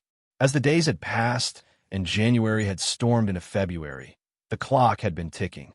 News from the Ministry, courtesy of Mr. Weasley, Kingsley, and Dora, had been coming steadily. Voldemort had bewitched more and more members of the Ministry. Soon it would fall. Harry was increasingly impatient with this fruitless search. He did not want to die, but he knew that he had to. It seemed like such a waste of time, though. He looked over at Hermione and wondered if this was her way of saying goodbye. He wouldn't put it by her. She was clever and rational enough to know that this was a fool's hope. His suspicions grew when he realized that her eyes weren't moving across the page. Rather, she was blinking away tears. He opened his mouth, though he had no idea what to say. But what interrupted by the appearance of Kingsley's Lynx Patronus in the air above the table. "The Ministry has fallen." Harry was already on his feet, and his heart already raced with adrenaline. He pulled the Marauder's map out of the pocket of his robes and thanked Dumbledore's foresight in forcing all the fourth-year students and below to remain in their own common rooms after dinner. This decision had been vastly unpopular, but it made getting the Muggle-born students to safety vastly easier. He also thanked Sirius' long-nurtured skills at finding ways to break the rules. Without the charm that turned the names of the Muggle-borns blue, it would be far more difficult. "Get the Ravenclaws," Harry said. "I know," Hermione said. She sprinted off down the corridor. Harry wasted no time, but lifted the modified copy of the Marauder's map up to the light and searched out the first bright blue he found. It turned out to be Justin Finch-Fletchley. "It's time," Harry said grimly. "Can you start looking for members of your house? Get them to the room of requirement as quickly as possible." Justin paled and looked mildly ill, but he nodded. "I've got my map on me. I'll look for all the Hufflepuffs." Harry raced down the corridor. He found 3 sixth-year Ravenclaws together. "Listen," he said.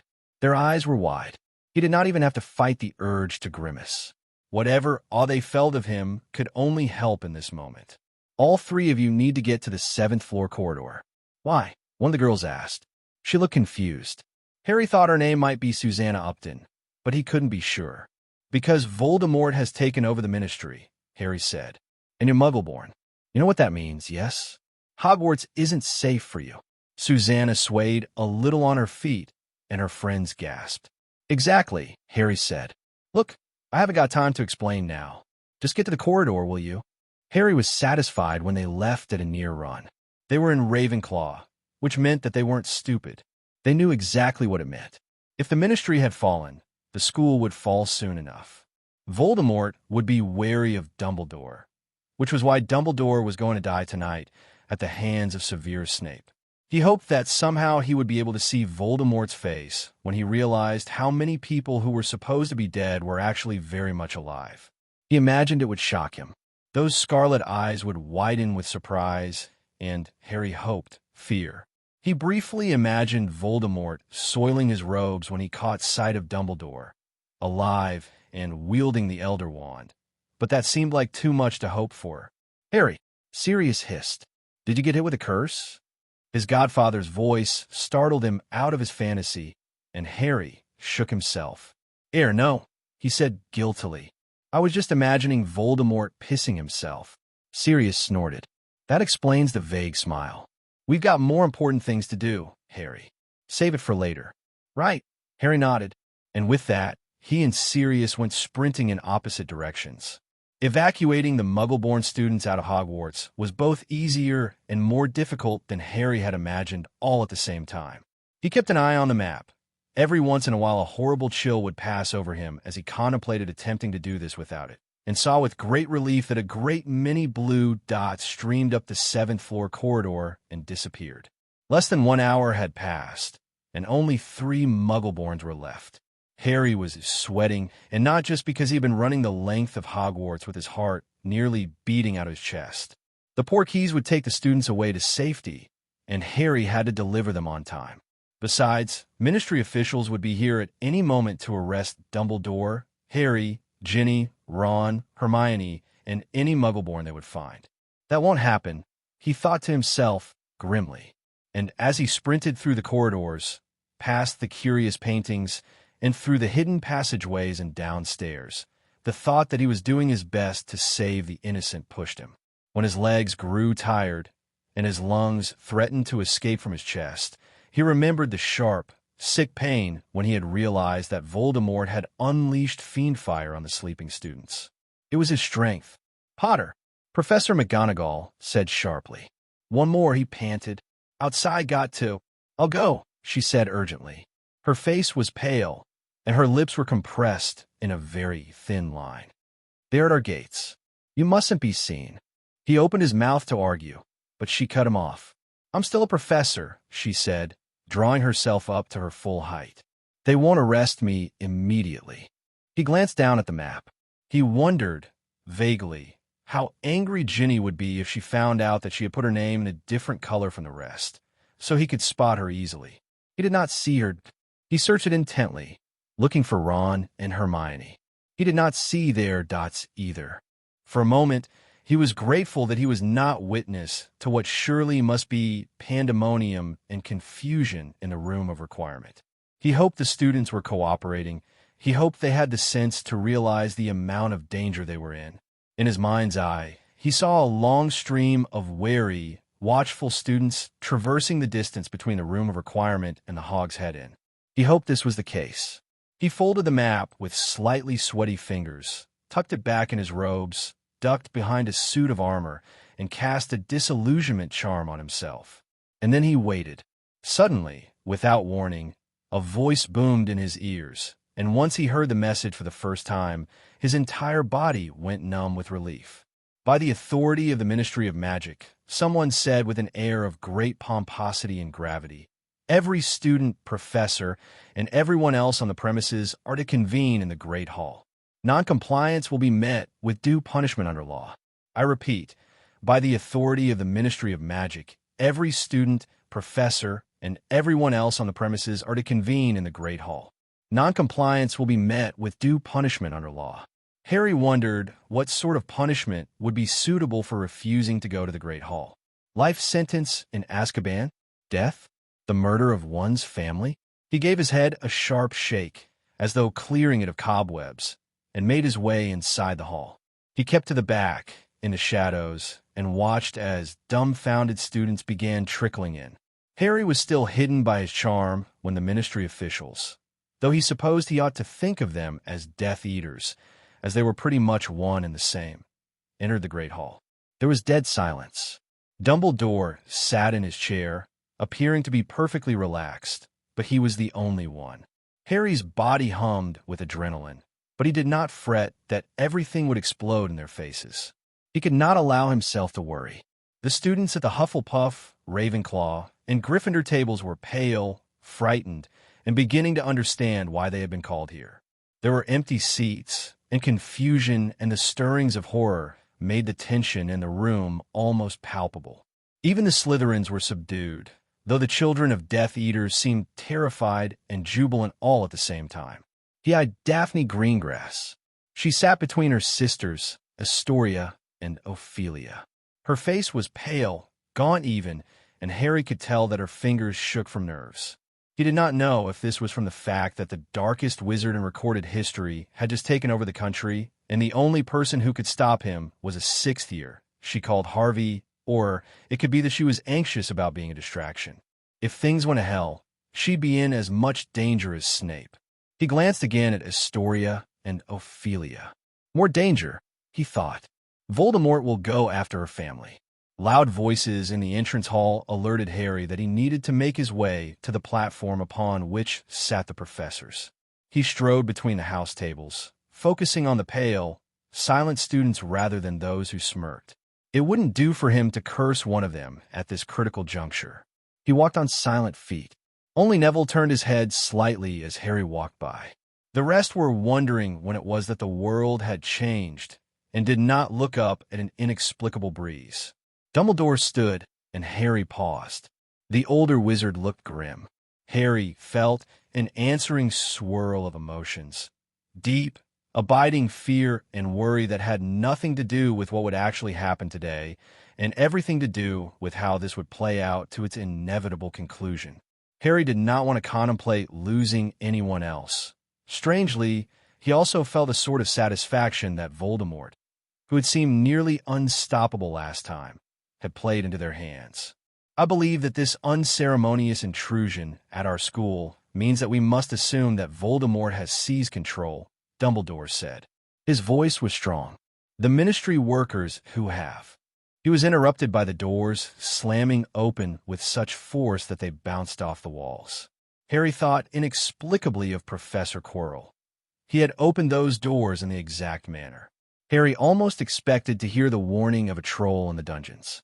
But Quirrell was long dead, twice, and the danger to Hogwarts was not in the dungeons, but entering the Great Hall. There was no troll, only a werewolf, 2 Death Eaters, and 7 genuine Ministry officials. Harry's blood ran cold at the look of delight on Fenrir Greyback's face. He eyed the younger girls lasciviously, resting upon a first-year Ravenclaw the longest. Albus Percival Wulfric Brian Dumbledore, a Ministry official said loudly. You are hereby arrested. Charges? Dumbledore interrupted pleasantly. The official faltered, as if surprised that Dumbledore had thought to ask. An ugly, furtive look crossed his face, and Harry clenched his wand. Sedition, he said. Treason against the Ministry. In the next moment, there was a rumbling sound. Harry automatically looked up at the ceiling, as though he would find the evidence of an approaching storm on the enchanted ceiling. The echo of thunder continued, and in the few seconds it lasted, all 10 of the arriving supporters of Voldemort had been halted, as if they had been glued to the floor. Treason, Dumbledore said softly, though his voice carried. Everyone in the room heard it. What a funny way to describe what I've been doing. The Ministry, he said loudly, exists to protect, defend, and serve the wizarding population of our nation. What you see today, children, is the result of a government that had become so used to having power that its original function is only a memory. Harry continued forward. Dumbledore had still not taken a sip of his drink. Harry could not blame him. This would be Dumbledore's last chance to address the students before it was over. Do not blame this on Voldemort, Dumbledore said harshly. Had the Ministry of Magic been strong, united, and unwilling to let crimes go unpunished, Voldemort would never have had a chance. Blame weak leaders like Cornelius Fudge, who were blinded by power so much that they never saw the responsibility that comes with it. Blame witches and wizards like Dolores Umbridge, who twisted the function of the Ministry and made a mockery of justice. It seemed as though no one breathed. Harry watched with grim satisfaction the struggles of the 10 who had been chosen to kill Dumbledore. 10 of them, and they'd still not had a chance. He beamed at Dumbledore, though he knew that he was still invisible. He walked around the high table. Professor Flitwick turned his head as he passed, though he said not a word. This is where we part ways, said Dumbledore. He reached down to the goblet before him. One last toast, if you will, He lifted the goblet high in the air. Harry had to admire his flair for the dramatic. A toast to friendship, camaraderie, and love, all of which we have found together in this gracious building. He sipped, long and deep, and Harry's inside squirmed. In the dark, and I assure you, they will be very dark indeed, days before us.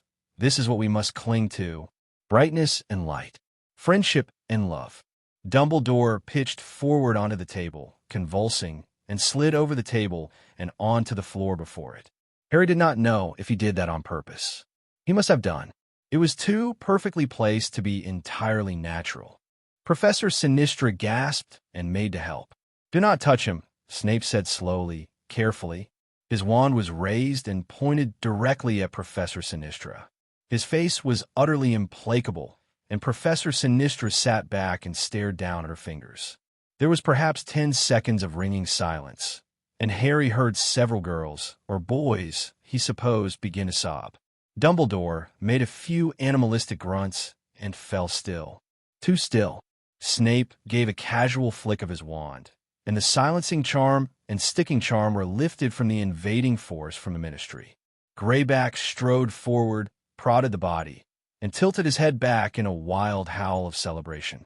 Harry had to restrain himself from opening up the werewolf's chest with the cutting curse. "Dumbledore," Snape said delicately, "has deserted the school. It seems a new headmaster must be chosen." "It'll be you, Severus," Greyback said easily. He glanced around at the teachers, all of whom were now under the threat of wands. "He's got my vote," Sirius said. He leaned back in his chair. A lock of hair was in his face, and he suddenly looked quite young to Harry. Another actor, he was playing his part almost as well as Dumbledore had. His hand trembled, as though he were too afraid to say something snide. "Professor Snape will make an excellent headmaster. Your flattery will get you nowhere," Snape said coldly. "Your teaching position, defense against the dark arts, is now obsolete." "That's not a problem," Sirius said. "I could teach the dark arts, too. I'm a wizard of many talents." "We'll see," Snape said. Harry looked around the room. Draco was dead. Lucius was dead. Narcissa had apparently gone insane and had not been seen outside Malfoy Manor in months. No one here knew that Sirius would never condone the dark arts. He looked up at Snape and Sirius. If any two men could protect the students without the world knowing the truth, it would be them. Harry wondered if whoever wrote that damned article so many years ago had known that it would eventually make his life easier. All this caution makes it much easier to move in the shadows. Greyback stepped away from Dumbledore's body, and Harry walked over. He leaned over so that any movement he made would be hidden by Dumbledore himself. He levitated Dumbledore's body an inch off the ground. He placed a small, muggle toy with the likeness of a man with a fake, plastic smile underneath.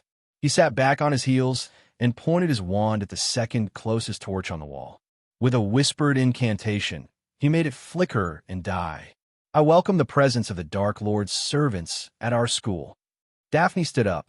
She spoke very loudly, and her voice hardly wavered at all. "You traitorous bitch!" Ernie Macmillan yelled, right on cue. He stood up abruptly. "You simpleton!" Daphne retorted. Bright spots of red bloomed in her cheeks. "It's over. The Dark Lord has won, as we knew he must." She turned to Snape. "I swear allegiance," she said. "Duly noted, Miss Greengrass," Snape said smoothly. He left the head table. "There will be no tricks, no fighting, no disobedience. The rest of you would do well to follow suit. Don't notice the missing Muggleborns. Don't notice the missing Muggleborns. Don't notice the missing Muggleborns," Harry chanted to himself. All eyes were now on Snape. Harry waved his wand, and the furthest torch died. He counted to 6 and cast the disillusionment charm on Dumbledore. Sirius did his part, and the Muggle doll was transfigured into the body of Dumbledore at the exact same moment. Harry's heart pounded in his chest, and his hand shook a little as he levitated the body further. Walking the length of the Great Hall while invisible had been simple, and Harry had thought nothing of it. Walking the length of the Great Hall while invisible and with Dumbledore's body with him was frightening. One wrong move, and it would all fall apart. Snape's cover would be blown. He cleared the Hufflepuff table. Sweat poured down his face. If someone unexpectedly hits me, he forced himself to keep going at a quick pace. He had only a moment before they realized that he was not there, and that the Muggleborns were missing as well. He was nearly running. He could hear Snape speaking. He supposed he was saying more of the same drivel. "Thank you, Snape," he thought. "Keep talking for as long as you can. Just keep talking." None of the Ministry officials or Death Eaters would want to offend Snape, who was the closest thing Voldemort had to a best mate. "Keep talking." The moment Harry and Dumbledore made it through the doors, he broke into a trot. He ran across the entrance hall and out into the courtyard. The cold wind hit him like a fist. He ran over to where he had stashed his firebolt, whispered the spell that would make Dumbledore's body easy to transport, climbed on, and flew into the air. He felt a great sense of relief as he pointed his broomstick toward the gates and raced toward them. He passed over them and, without the slightest hesitation, twisted in midair and disapparated. "Welcome to the home for dead people," Fred said loudly, once Dumbledore had recovered enough to leave one of the guest rooms at Grimmauld Place. George snickered. Neville, who had arrived just 10 minutes prior, saluted. "Aren't you two supposed to be helping get the Muggleborns to safety?" Percy asked. He leaned up against the door with his arms folded. Ollivander, who had taken a break from making wands in Sirius Mother's old room, laughed. "We got them all settled," George said. He rested his head on the arm of the sofa. Despite his light tone, he looked tired. "Once all the Portkeys brought them. We had to explain everything about 3,000 times." Fred rolled his eyes. "I'm sure you did," Dumbledore murmured. "Are you all right, Albus?" Harry asked. He was feeling pleasantly relaxed. He'd just received a Patronus from Ginny. She would be home in 5 minutes. She was just finishing last-minute details. Now that the ordeal in the Great Hall was over, Harry knew that his job had actually been easier than explaining the new facts of life to Muggleborns and their Muggle families. He did not envy Ginny, Ron, and Hermione their tasks. "You were under Polyjuice, right?" Harry said suddenly. "And the rest of you? If any of them decide to leave." "Of course we were under the potion," Fred said. "Yeah, Mummy," said George. "You know we always use Polyjuice." Harry sighed with relief. "It's just for the best. Better not to let anyone know." "Hi there, honey," Ginny said brightly. Harry turned his head so fast that his neck popped. "Have a nice day at work?" "Work was a little boring today," he said, grinning. "Slow. Not much happened. The Ministry was taken over by you-know-who," Fred said. "Dumbledore died," George continued. He nodded at Dumbledore, who gave a cheery little wave. "We sent all the Muggleborns off to the Muggleborn Preserves," Fred said. "Just another day," George finished, nodding sharply. "Boys," Molly Weasley said tiredly. She was rather thinner and paler than she had been over Christmas, Harry noted. He felt a deep sense of appreciation for her. This, having a workable plan for what to do when Voldemort took over, had made all the difference. He remembered the months of uncertainty, loss of hope, desperation that had made up these same months last time, and he was glad that things were so much different now. Dumbledore was clearly thinking along these same lines. "To the woman of the hour," he said. "I would offer a toast, but the last one killed me." Harry laughed. Snape had mixed a, relatively, harmless potion, the draught of living death, and a mild convulsing draught. It had been enough for everyone in the room. However, Dumbledore was officially dead, and Snape was the one who had killed him. Funny how things like this happen again, except so differently. Mrs. Weasley flushed a deep red, making her entire head look like a fiery sunset. He grinned at her, more than willing to honor her achievement. Creating the Muggle-born sanctuaries across Britain, and indeed France, as the Delacour family had offered to help, had been her idea.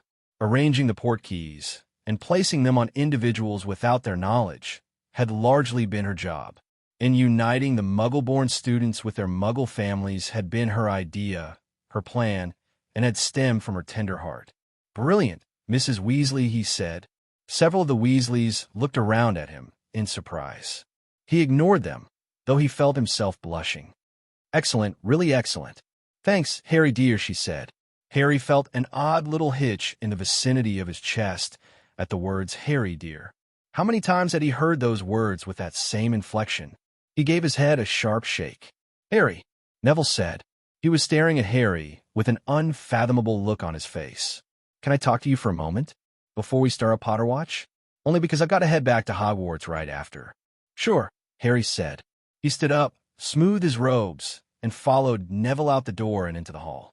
Neville glanced back at the open doorway, out of which spilled light and voices made loud with relief. Then he led them down the stairs and into the basement kitchen. It was very quiet, and Harry was just starting to feel a hint of foreboding.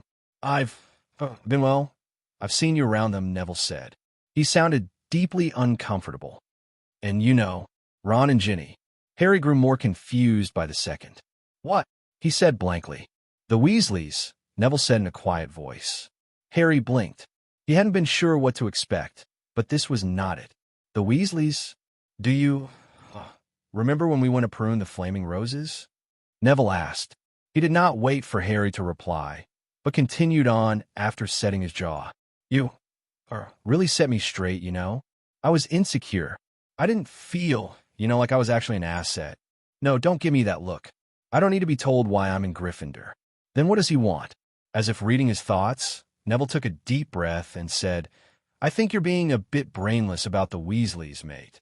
Harry briefly ran through his last encounters with the Weasleys. He hadn't been rude. He'd listened to them. He'd laughed at Fred and George's jokes, and even though Mr. Weasley, Bill, and Charlie were uncomfortable around him, he made an effort to include them in discussions. What did I do? See? Neville said a bit forcefully. You don't even know what I'm saying. No, I don't, Harry said honestly. You're perfectly nice to them. Now, at least, but you hold them at a distance, Neville said. I wouldn't even call it arm's length. More like you keep a chasm, Harry said. He abruptly remembered his dream.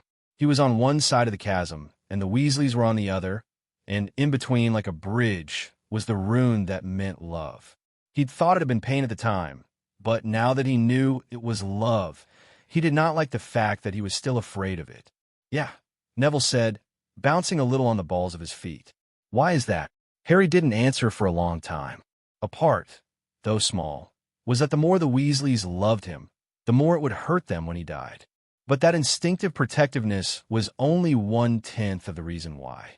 He was afraid of several things, one of which was the fact that the Weasleys couldn't possibly ever love him the way they once had. Too much had happened. The other, he did not need any other reasons for his legs to feel like lead when he went out to meet his death. But he could not really explain this to Neville. Neville did not know about the Horcrux inside of Harry, and Harry did not want to open that discussion in this moment. So he offered the only reason he had that was not tied to his impending death. It won't ever be the same, Neville. We won't ever have that same kind of rapport. Bullshit, Neville said succinctly. Yeah, maybe it wouldn't be the same. Not even close. Bullshit, Neville said again. Think about Sirius. You knew him in your first timeline for what? 2 years? Are you telling me that you weren't close? That you didn't love him? No, Harry said. He tugged at his collar.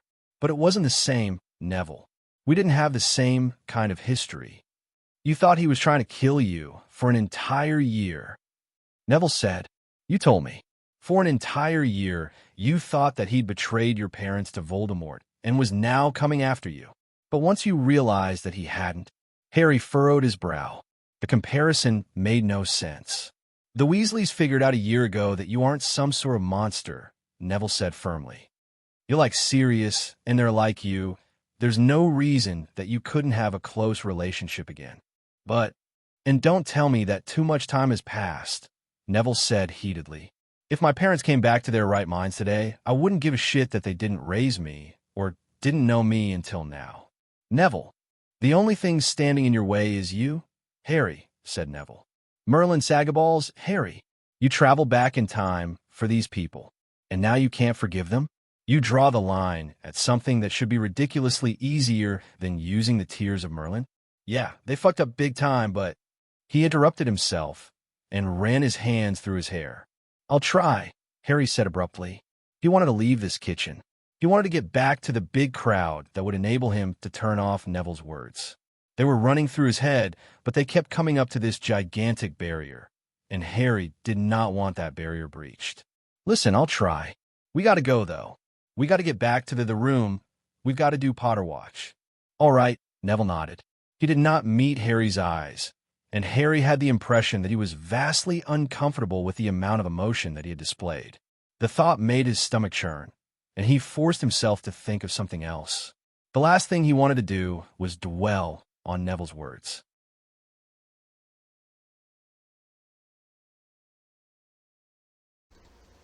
Hey there, Potterheads. Glad to have you on our page. Here we are with a new chapter for Backward with Purpose, Part 1, Always and Always, by Dead Woodpecker. We are at Chapter 42, Flight. Chapter 42, The Holy Grail. Chapter text. The next month was so busy and full that Harry fell into bed, exhausted every night. He had initially thought that his part in keeping the Muggle-born safe would be strictly minimal. Instead, he made the rounds of the places they had set up almost every day. They wanted assurance. The Muggle parents of students needed to be told that yes, once everything was over, they would have their jobs back. The younger ones wanted to know if they could just forget the restriction of underage sorcery. "I'm not cut out to be a politician," Harry thought grimly. Dennis and Colin Creevey, Dean Thomas, and Justin Finch-Fletchley had taken it upon themselves to practice dueling, and now they were encouraging others to duel. And since somehow the majority of the healers had ended up bunking at Neville's place, and they needed to be spread around more. One particularly fierce 12-year-old girl had broken her arm, and her parents had demanded a healer handy in case of other such accidents. "You'd think that they'd be happier to be safe," Ginny said. "Buggers." Ron threw himself down in a chair. His face was wan and tired. "You'd think they'd be a bit more grateful that we've gotten them to safety. Did you hear that one which actually cursed another over a frying pan?" "Was that about a frying pan?" Harry said wearily. "I thought it was about a shoe." "No, there was an argument about a shoe," Ginny said. "I remember because Mum threatened to hex the witch who stole it, and then to hex the witch who raised a huge stink about it in the first place." Something struck Harry as slightly odd. They had operated in a Godric's Hollow only moments before. Usually their arrival was met with thundering feet, loud greetings, and everything else that involved living with loads of people and having visitors at all hours. But there was only silence. The entire house was empty. "Where is everyone?" Ron asked. By everyone, he meant Hermione. "She's probably over at Grimmauld Place," Harry said. He was already striding over to the fireplace. "Grimmauld Place!" he shouted. "Oh, thank goodness," Hermione said loudly. She looked quite nervous. "I thought you'd come here first, but I suppose you didn't, did you?" "They've all gone. Some Dementors and Death Eaters attacked Hogsmeade, and they should be back. When we got the word, it didn't seem like there were that many." Ron, who had arrived during her diatribe, took her by the shoulders and gave her a gentle shake. "Breathe," Hermione ordered. "What's going on?" Well, 2 bright spots of red appeared in her cheeks. "We got the word. It must have been 2 hours ago. Death Eaters and Dementors attacked Hogsmeade." "But why?" Harry asked, puzzled. "I don't know," Hermione shrugged. "Boredom? Attempting to draw us out?" "Who went?" Ginny asked. "Moody did," Hermione said. Ron's presence had her much calmer, ironic, as he usually had the opposite effect on her. "And Percy and George." "Yes, Harry, they're using Polyjuice. Everyone else is sort of scattered. I'm just getting a little worried, though, because they aren't back yet." "Let's go," Harry said grimly. Suddenly, it did not matter that he ached from exhaustion. He strode over to the ever-present cauldron of Polyjuice potion and crack, crack. Percy and George, who were already starting to turn back into themselves, appeared in the kitchen. Harry eyed them critically. Neither appeared to be hurt. Neither was sporting the grim, deadened look that would tell Harry that someone had died. "What happened?" Harry, Ginny, Ron, and Hermione chorused. George winced and indicated his ears. "He got hit with a deafening hex," Percy said in a voice so low that Harry had to lean forward to hear him. "It's made his ears very sensitive. Go sit in a quiet room, George. I'll let everyone know what happened." George nodded and made a beeline for the door. There were a bit more than 20 Death Eaters, Percy said immediately, once his impaired brother had left the room, and loads of Dementors. The real problem, though, was that some of the giants showed up. But that doesn't make any sense, Ginny said. From what I could hear, Percy said, there was a rumor that you were in Hogsmeade, Harry. Harry sighed heavily. This was not a new circumstance. Arthur said that several owls came in a day that Harry had been seen by this witch or that wizard, in Surrey or Devonshire, or shopping in Diagon Alley. This was the first time, however, that Voldemort had retaliated so strongly. Was brilliant, though, Percy said. He actually climbed up the giant and made it explode. A Death Eater hit him with a hex right as he came down. You and George took down that many Death Eaters, giants, and Dementors? Ron said, odd. Percy turned bright red. Moody was there, Percy said, and others were fighting too. I actually thought some of them were you guys under Polyjuice, but I suppose not. Must have been shop owners or residents who don't particularly care for the way Voldemort is running things. Moody should be back soon. Last I saw him, he was chasing a pair of Death Eaters. Harry nodded. He wished that he'd been at headquarters when Percy and George had received the message. He would not have minded dueling Death Eaters. He would rather be placed in a life or death situation than listen to people who had probably been perfectly reasonable just a month ago, bitch and moan about stupid little things. You're lucky, said Ron, who appeared to be thinking along the same lines as Harry. We spent the day with people who don't know how effing lucky they are that Mum thought up a way to keep them from the Muggleborn Registration Commission. Crack! Luna operated into the room, and her appearance made icy fear flood Harry's belly. Her robes were torn and spattered with dirt and grime. Her blue eyes were huge in her face, and her mouth was contorted into a horrible grimace. Harry, she gasped out. All airiness, all frivolity was gone, and Harry was forcibly reminded of when she turned Umbridge to stone and cast the curse that killed her. You can't go to St. Mungo's, Luna said. There's a trap. The Death Eaters. What? Harry said blankly. What trap, Luna? Why would I need to go to St. Mungo's? She swayed a little on her feet. Harry, they hurt Moody. And they set a trap. What do you mean they hurt Moody? Ginny asked sharply. And what were you doing there in the first place? Luna's lips trembled. They used the Cruciatus curse on him. He wasn't responsive. He didn't move. He was just staring. Hermione made a small sound, like a wounded animal. Harry found that he couldn't quite breathe. Cruciatus curse? Unresponsive. There was no need for anyone to spell it out to realize what that meant. And they took him to St. Mungo's, Harry said in a flat voice. Luna nodded, and Ron let out a string of foul curse words. Harry felt like joining him.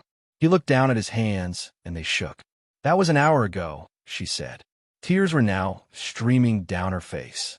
Only just heard, I swear. Some of them were talking about it. So I questioned them before they died. Is there a way to get around the trap? Harry asked. His voice sounded very far away. He desperately did not want to leave a hurt and vulnerable Moody in St. Mungo's. The idea was repugnant to him. But Voldemort would not set a trap that would be easily maneuvered around. He wanted Harry, and would stop at nothing to get him. Soon enough, Harry thought grimly. Certainly not tonight, Luna said. Harry had no choice but to believe her. Luna believed everything. If she did not believe that they could rescue Moody, then they could not. Harry punched the wall with such force that it felt like he'd broken a few bones. I just don't want to tell Neville, Luna said. Tears streamed unchecked down her cheeks. I can't tell him. Was he there? Ron asked after a long pause. Harry got the feeling that he only spoke because the silence made him uncomfortable. Luna nodded.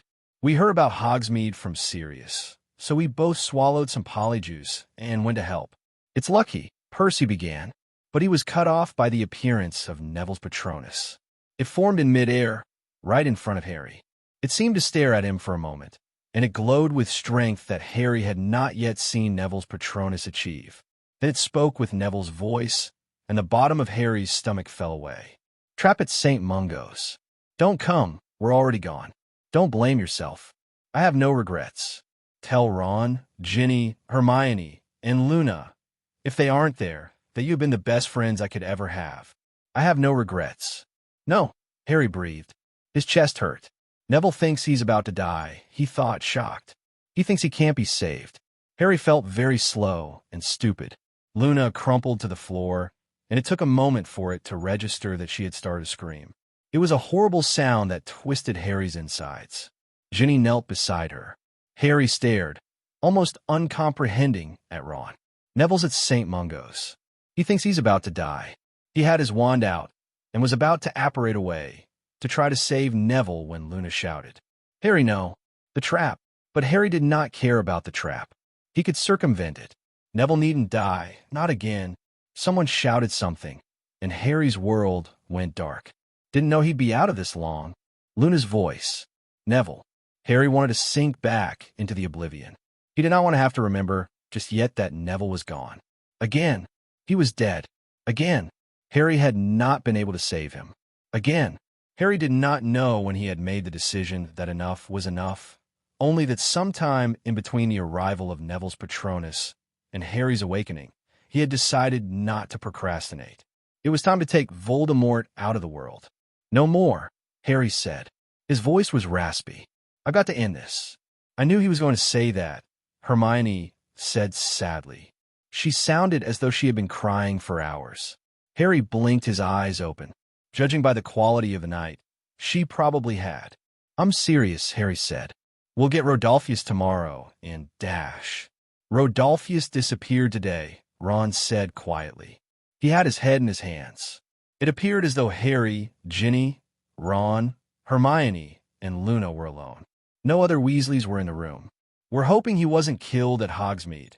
Everyone in the Order knew that he wasn't to be touched, but there were shop owners and residents fighting today. "Fuck that," Harry said viciously. "I'll fucking tear Gringotts apart if I have to. But I'm not letting another week go by."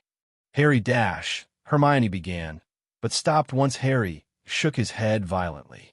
"I think," Luna said faintly, "I think you ought to go to the Ministry of Magic. There's a room there, in the Department of Mysteries." "Why?" Harry said flatly. He suspected that Merlin had told her to tell him this. He knew which room she was talking about. It was where the unspeakables studied love, and Harry had thought, in the last month, that his path might lead there. But now it seemed like a silly, stupid waste of time. "I don't know," Luna said helplessly. Her hands made a fluttering motion. "What if the Holy Grail is there?" Harry was about to refuse. He no more believed in the Holy Grail than he believed that Neville would come walking through those doors. It was pointless. He was surely going to follow Neville, and it would be sooner rather than later. "You're going," Ginny said fiercely. "Don't you dare forget your promise to me, Harry Potter. We're going." Harry could not bring himself to argue with her. Not now. So instead, he pulled her close. "Fine, we'll go tomorrow. But then dash. Then we get Voldemort," Ron said. Harry wondered if any of them believed in the Holy Grail. Harry had paid more unauthorized visits to the Ministry of Magic than he had authorized ones. As he slipped quietly down the corridor toward the Department of Mysteries, Ginny's silent ghost at his side, he thought about what this meant. For both of his lives, he'd been required to do things such as this. Authority in the form of government had never been there for him. Neville is dead, and because of that, he'd always had to do things like break into the Ministry of Magic, or Gringotts, or Hogwarts. It's like Dumbledore's speech, Harry thought. The ministry was set up to be a support to the witches and wizards in Britain. And look how easily Voldemort took over. Probably didn't even need much coercion, he thought darkly. Moody is also dead. They both burned. Maybe if Godric Gryffindor was still alive. Maybe if there were more witches and wizards like Dumbledore. Harry clung to thoughts that had nothing to do with Moody and Neville with everything that he had, but kept intruding the knowledge that they were gone. When he closed his eyes, he could see flames. Even though he had not been there, he still saw it. He'd seen Hermione burned alive once upon a separate time. It did not stretch his imagination too much to imagine Neville. "Stop," he told himself forcefully. The corridor seemed to stretch out before him. He could see the door, but it seemed to take him a minute to take one step. Ginny squeezed his hand. He looked around at her. There was a fierce look on her face, as though she knew what he was thinking. Well, of course she knew what he was thinking. The only reason why she had not yet repeated that it was not his fault was because they had to be absolutely silent. Neither of them wanted to be caught in the bowels of the Ministry of Magic. But Harry knew, he knew, that he was partly to blame for Neville's and Moody's deaths. He could have ended this. It could be over already. They would be picking up the pieces of the world rent apart by Voldemort, but they would be safe. And now Rodolphus Lestrange had disappeared, and how the hell were they going to get into Gringotts without him? That was, however, tomorrow's problem. Tonight was one last desperate attempt to find the magic that would enable Harry's survival. He looked down at Ginny again and realized with a start that she was opening the door that led to the circular room.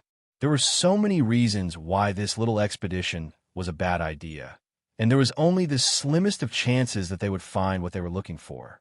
They might not even be able to find a way to get in the room, and Ginny would probably feel even worse than she did now.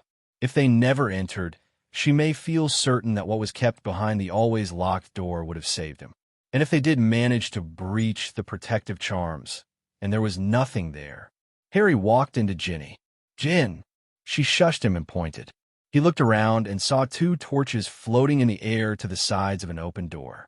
Harry knew, without having to even think about it, that it led to where the unspeakables studied love and the nature of that terrible power. A warm light spilled out. Harry stared at it for a moment, confused. The light seemed wrong, somehow. "It's dancing," Ginny whispered. Harry's eyes widened. Tendrils of light waved and danced on the floor, acting more like shadows, or wildflowers swaying in the breeze, than light. It seemed almost a living thing. Harry stepped closer, his wand drawn. Ginny closed the door behind them, and without hesitating for even a moment, she stepped across the threshold and into the living light. He felt a surge of wariness. Why is this open for us? What the hell? But it was immediately muffled, as if he had a thick, woolen jumper around the cautious part of him. He could feel it screaming at him that he was a moron, that it could be a trap, that Ginny might. Voldemort would never come in this room, Ginny said. It was smaller in size than the room with the veil, the death chamber, but it was fashioned in much the same way. It sloped downward toward the middle. There were clusters of 2 or 3 stairs, and benches surrounded the center of the room on each of the landings, so the unspeakables could observe. Harry's eyes found the source of the light, and his breath caught in the back of his throat. The rune that meant love blazed in the center of the room like a small sun, and nearly as impossible to look at. His hand came up automatically to shield his eyes, and almost without his own consent, his feet carried him down the stairs. Ginny was right beside him, and he knew without having to look that she was just as enthralled as he was. The closer they came to the rune, the more Harry felt this terrific pressure in his chest, as if he were 30 feet below the waves. It didn't hurt, not really, but power seemed to echo in his ears, and he was sure breath. Without thinking and without worrying, he pocketed his wand. One hand gripped Ginny's, and he needed the other to touch the rune. They both stopped suddenly at the last stair. Harry could feel a barrier before them, and for the first time since entering the room, he felt a hint of trepidation. He had that feeling that something important was about to happen, something that would shake up his world. The hairs on the back of his neck stood up. The rune looked alive. It moved and spun and danced in the air of its own accord. Harry literally could not look away, and he knew that his mouth hung open, but he did not care. He did not know how long he stood there. It could have been minutes or hours, possibly even seconds, but Ginny reached out with her hand and stepped forward, and he followed her. He heard a strange sound a moment before he did, but he put it out of his mind. He could worry about why someone had used a charm at this exact moment later. Harry fell to his knees. He was swept up in a current of something completely unlike anything he had ever felt before. It was like a river of phoenix song that enfolded him, encompassed him, and took over his every sense. His hand fell limply to his side, and he stared at the rune without blinking. It shifted and changed and whispered to him, and a very, very dim part of him would have thought that he had gone crazy, but the vast majority of him finally understood why Dumbledore had once called love the most terrible and wonderful and powerful force in the universe. He saw his entire life laid bare. The light of the rune coalesced and changed until he saw a red-haired woman sitting propped up in a bed, holding a very small baby in her arms. The father was as close to the two of them as he could get without actually being in the bed with them. Harry was at once watching the scene, and was the baby. He felt warm and small and secure. "We'll have to tell Sirius and the others," James said softly. "You know what Sirius will say once he hears the name?" Lily tried to laugh, but it came out as a watery little chuckle. "I'm your best mate, James. Why do you name Harry? Get it? Harry, after Mooney?" James laughed, and both the baby Harry and the Harry that watched felt a warmth in his belly at the sound. "Dad, welcome to the world, little one," said Lily. The scene shifted, but Harry never wanted to leave what must have been the event of his birth. The love his parents had felt for him had been like a physical presence in the room, and he didn't want to leave, but he was swept away to another scene with his parents. But this time, they did not whisper loving words to him. They died for him, and Harry was powerless to stop himself from watching. He felt his hands tingle with energy the moment his mother had made the choice that had set Harry's life course. But it was all right, because whatever he was experiencing, a memory or a vision or whatever, that physical presence of love stayed with him. Even as Harry lay alone in the cold night air of the exploded house, he could feel it wrapped around him. Sirius came then. Sirius, who just barely showed the beginnings of being haunted. He held Harry in his arms, and they cried together. Harry was whirled from scene to scene. He both lived them and watched them, and he gradually began to understand that he did not possess the ability to grasp the totality of this force. It was a constant. It was always there with him, growing and changing with every stage of his life. Harry watched, overwhelmed, as his friendship with Ron and Hermione grew his very first year at Hogwarts. The kind of friendship that couldn't be broken by jealousy, childish temper tantrums, or any of the hardships that evil tossed their way. It was like some sort of journey, Harry realized. A sudden image of the King's Cross station, though white and shining and empty of people, sprung into his head, and he felt himself on the verge of a discovery, but it slipped away before it could be fully formed. He watched and experienced anew each loss, each victory, and felt stunned, as though he had been struck by lightning, at how very much this terrible force called love had urged him to take actions. He watched as he attempted to rescue Sirius from the Department of Mysteries, saw how his love for his godfather had been manipulated. "It wasn't my fault," Harry realized with an awe that nearly felled him. "I could no more have stayed behind at Hogwarts than I could have stopped loving him." Everywhere he turned, Harry was confronted with that implacable force. It was not until he watched himself at Azkaban that he was jolted into awareness. A small part of him watched with confusion. What does this got to do with love? They had been cruel that day, no matter that Harry still believed that those deaths had been necessary. It was the manner that had been done. But love had driven him then, just as much as it had when he had attempted to kill himself, when he had thought that he had lost everyone. It burned in Harry's soul. He wanted to turn his face away, but he did not want to stop this vision. Knowledge was growing inside him, and he was so close to articulating it, to really understanding. It was sealed when he watched his drunken self fling memories into a pensieve. Those memories had been specifically put in there to hurt the family he had adopted into his heart. Harry gaped at what he was seeing. Families don't do that to each other, Harry thought. That internal voice sounded very much like Neville. And for the first time since he had been kicked out of the burrow, since Arthur had rebuffed him in the shed, Harry let go of the hurt that had allowed him to mistake love for pain. He had been arrogant to think that his actions had changed who the Weasleys were at heart. They were his Weasleys. They'd always been his Weasleys. Harry covered his eyes, and the visions faded away. He was surprised to find that his cheeks were wet. He had cried, and had not been aware of it. So much was done in love, the good and the bad. That's why Voldemort is more dangerous than any man alive. He is impervious to that influence that drives the rest of us to the heights and the depths. But Voldemort was a barren, cruel landscape where love withered and died. "Harry," said Ginny. He turned his head and looked at her. That fierce, blazing look on her face, she had never looked more beautiful.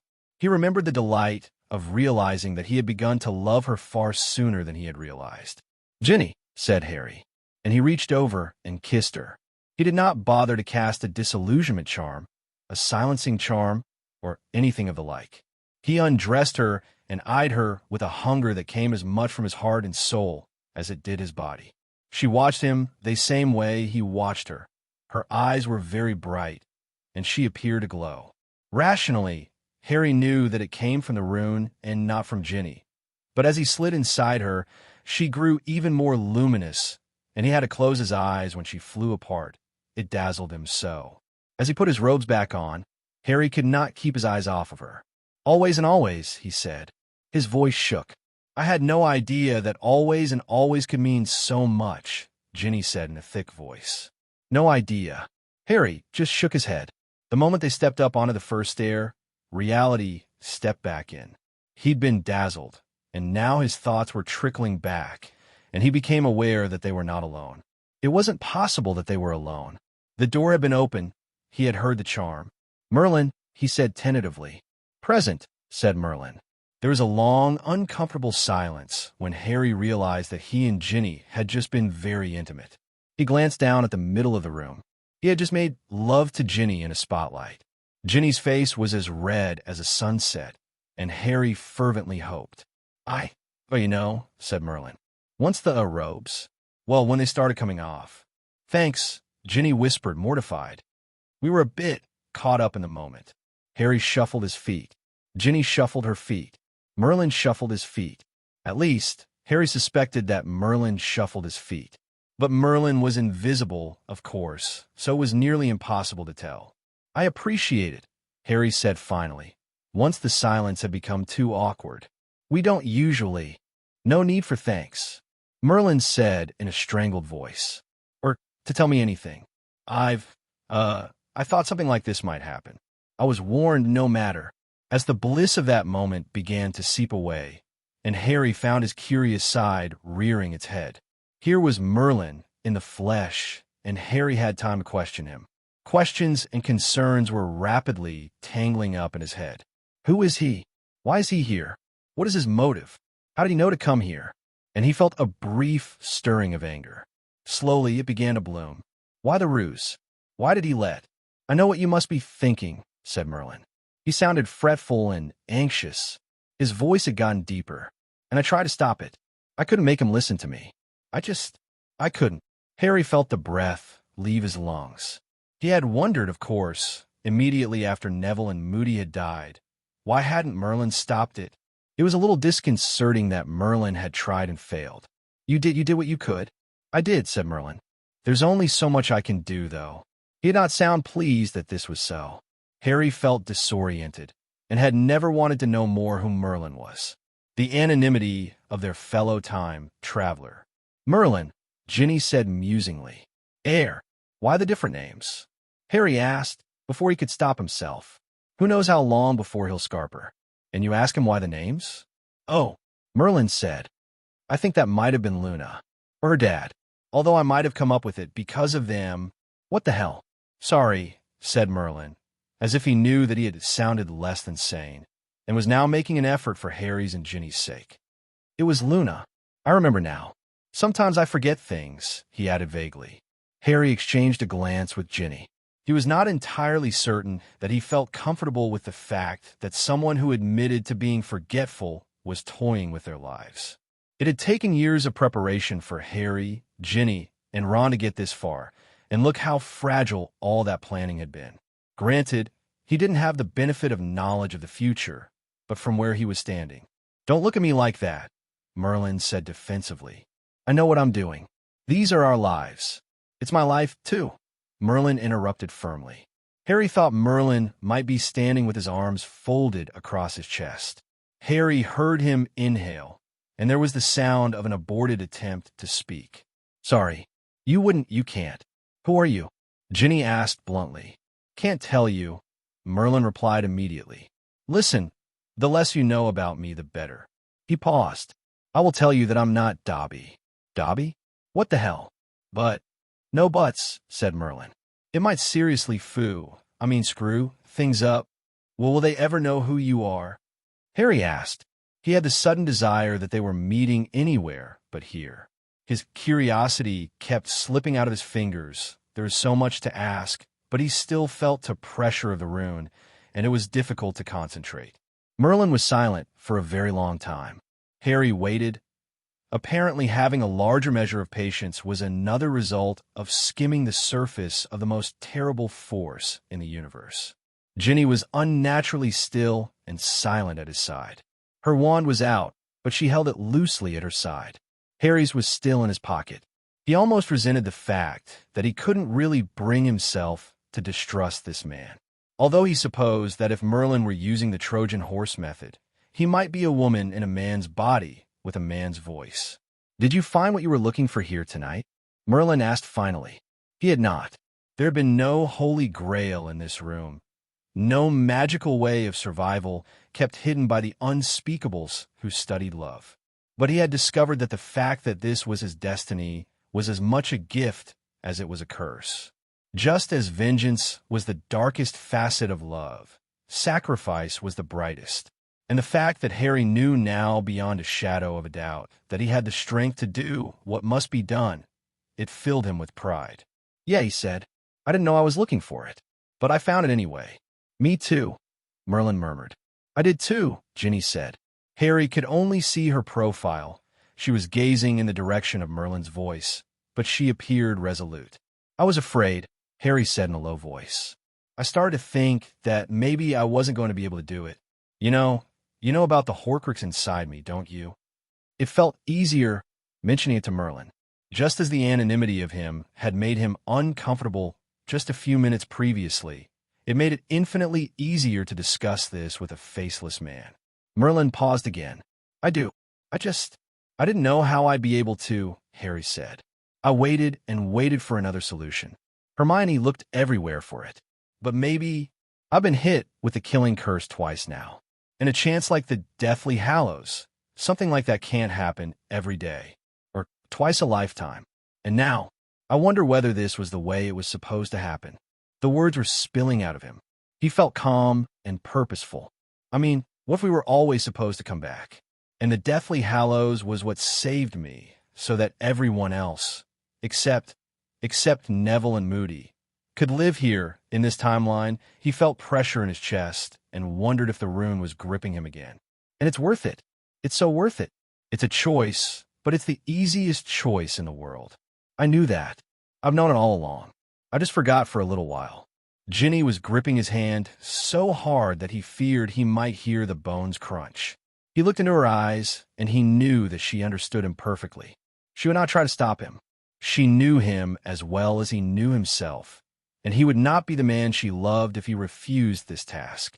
Merlin drew in a deep, shuddering breath. There was a whisper of movement, and something heavy and made of metal clanged to the floor. Harry's brain, overwhelmed as it was, did not process what he was seeing. "It's a little crispy," said Merlin.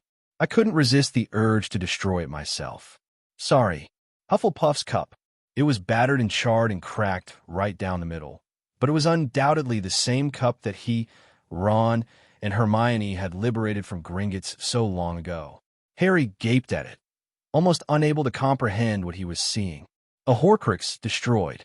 The same Horcrux that he had dreaded acquiring again, because it had seemed that pulling off a second bank heist would be nigh impossible. And there it was at his feet. He couldn't help it. He started to laugh, and Ginny joined in, and then Merlin, until the room rang with laughter. "Don't," he said, gasping, "apologize for destroying a Horcrux." "All right," Merlin said, "but I forgot if someone called it or not." Harry picked up the Horcrux, placed it in the pocket of his robes, and felt a strange regret that the conversation was drawing to a close. His curious side was still strangely muffled. All the times he had imagined a conversation with Merlin, he had never expected to leave so many questions unanswered. Why did he take the invisibility cloak? Why did Luna know about him? And why were the rest kept in the dark? What were his secrets? But Harry did not ask any of these questions. Instead, he asked, "Will I see you again? Before the end?" "It's a possibility," said Merlin. Harry held out his hand. Merlin ignored it, and Harry felt arms wrap around him in a hug. After a moment's hesitation, Harry returned it, though it looked quite odd to be hugging someone invisible. "Listen," Merlin said. "Give me 5 minutes to get out of here before you leave this room. I need a head start." Good day, Potterheads. Thanks for visiting the page. Here we are with a new chapter of Backward with Purpose, Part 1, Always and Always, by Dead Woodpecker. Here we are with Chapter 43, The Holy Grail. Chapter 43, Sacrifice. Chapter text. Awareness came back to Harry slowly. As soon as he stepped out of the room, he felt stunned and disoriented, as if he had just drunk an entire bottle of wine by himself. As they had promised, they had given Merlin a head start, and when Harry and Ginny exited the Department of Mysteries, he began to feel indignant. How could I just let him leave? He asked himself, appalled. Ginny appeared as flabbergasted and bewildered as he felt. So stunned was he that he opened his mouth several times to speak before remembering that he was at the Ministry of Magic in the dead of night, and it would probably be for the best if he did not speak. The Horcrux was heavy in his palm, and because he couldn't talk out loud, he argued fiercely with himself. How could I just trust him like that? You didn't have much of a choice. And he didn't hurt you, did he? But he could have. He didn't. He also didn't tell me anything. Maybe he had his reasons. He stole the cloak. An ephemeral thought flitted through his mind so quickly that he nearly grasped something important, but then it was lost again. I hate it when that happens, Harry thought sullenly. He poked and prodded his emotions and realized that he was only annoyed because his curiosity had not been satisfied. He trusted Merlin. Sort of. I don't think he's a Death Eater or anything. You're a moron. He got the Horcrux. Fine, Harry thought sulkily, but I wish I knew who he is. His internal argument kept him company back to the point from which they could apparate back to Godric's Hollow. Ginny grasped his hand tightly, spun on the spot, and they vanished together with a loud crack. Harry opened his eyes a moment after to find Ron and Hermione sitting very close to one another on an armchair. The other two looked up, and Harry saw that they were afraid to hear the news. It seems like so long ago, that kind of despair, he thought, filled with wonder. But the rune had washed the despair away like a cleansing rain, leaving behind a sense of purpose and love. It was like the best parts of Harry had been illuminated, and the knowledge that he could do this with his head held high was priceless beyond measure. Did you? No. Ginny's voice was strong. Hermione abruptly stood up and walked out of the room without speaking another word. Harry watched her go. He knew the words that would comfort her, but he did not think that he ought to be the one to tell her. He had seen a glimpse of her face, and he knew that any words coming from him would only make her anguish worse. I'll go, Ginny said. I'll tell her what I saw, what I felt. Harry nodded. He threw himself down on the sofa and stretched out his legs. A part of him still marveled at the peace he felt. Thank you, Luna, he said fervently. Thank you. Thank you. And thank you, Merlin, since you probably told her to tell us to go there. So, Ron's voice cut into his thoughts. Harry blinked. There's nothing, Ron asked. His voice was raspy. He sounded like an old man. There's nothing you can do. No, Harry said gently. His vision doubled, and he remembered the scenes that had passed before his eyes. Ron had figured into a great many of him. Brave, loyal Ron who had a very large heart, even when he didn't know it. He chuckled softly. You think it's funny? Ron asked incredulously. Harry saw that his eyes were wet. Not that, no, Harry admitted. But I think that love room turned me into a girl. What? Ron said blankly. It, helped me understand a lot about love, Harry said. He ruffled his hair nervously. He and Ron talked about loads of things, but they'd never been much for sharing feelings. Not to sound like Dumbledore, but when I was confronted with how many decisions I've made because of love, and not just the big stuff, but the little things, I've got to agree that it's the most powerful force in the universe. Ron's brows scrunched together, but he didn't say anything. Harry didn't say anything for a long moment. Is that why Merlin wanted me to go into that room?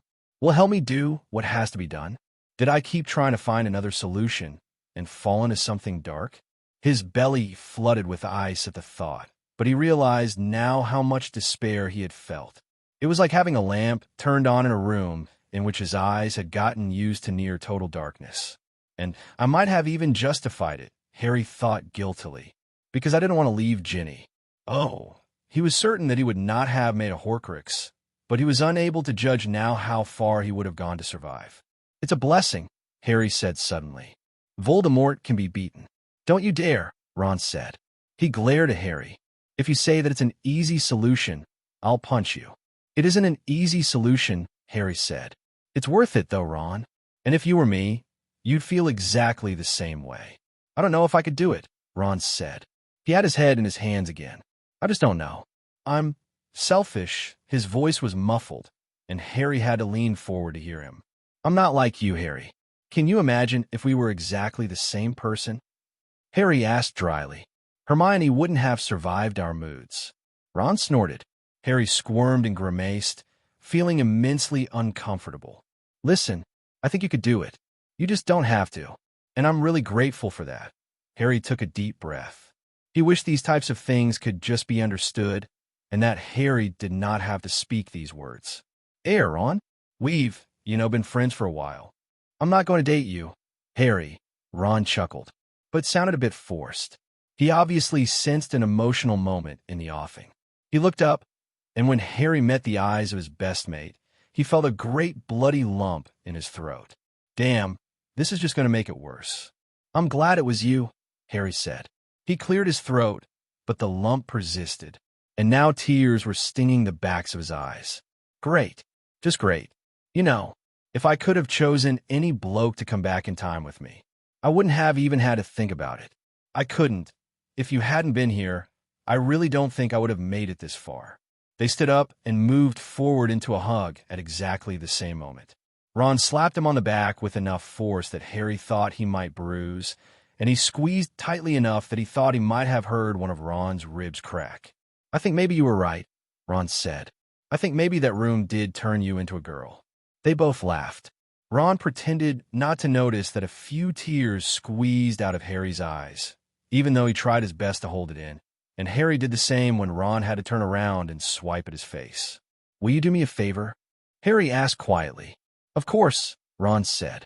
Harry could hear the anything tacked on, though Ron didn't say it. I've got something to do, Harry said. I want to be with Ginny, and I need to make something. He did not know what he had planned until the words were out of his mouth, but he wanted to make absolutely certain that they would be all right. He did not want Voldemort to be allowed to hurt them.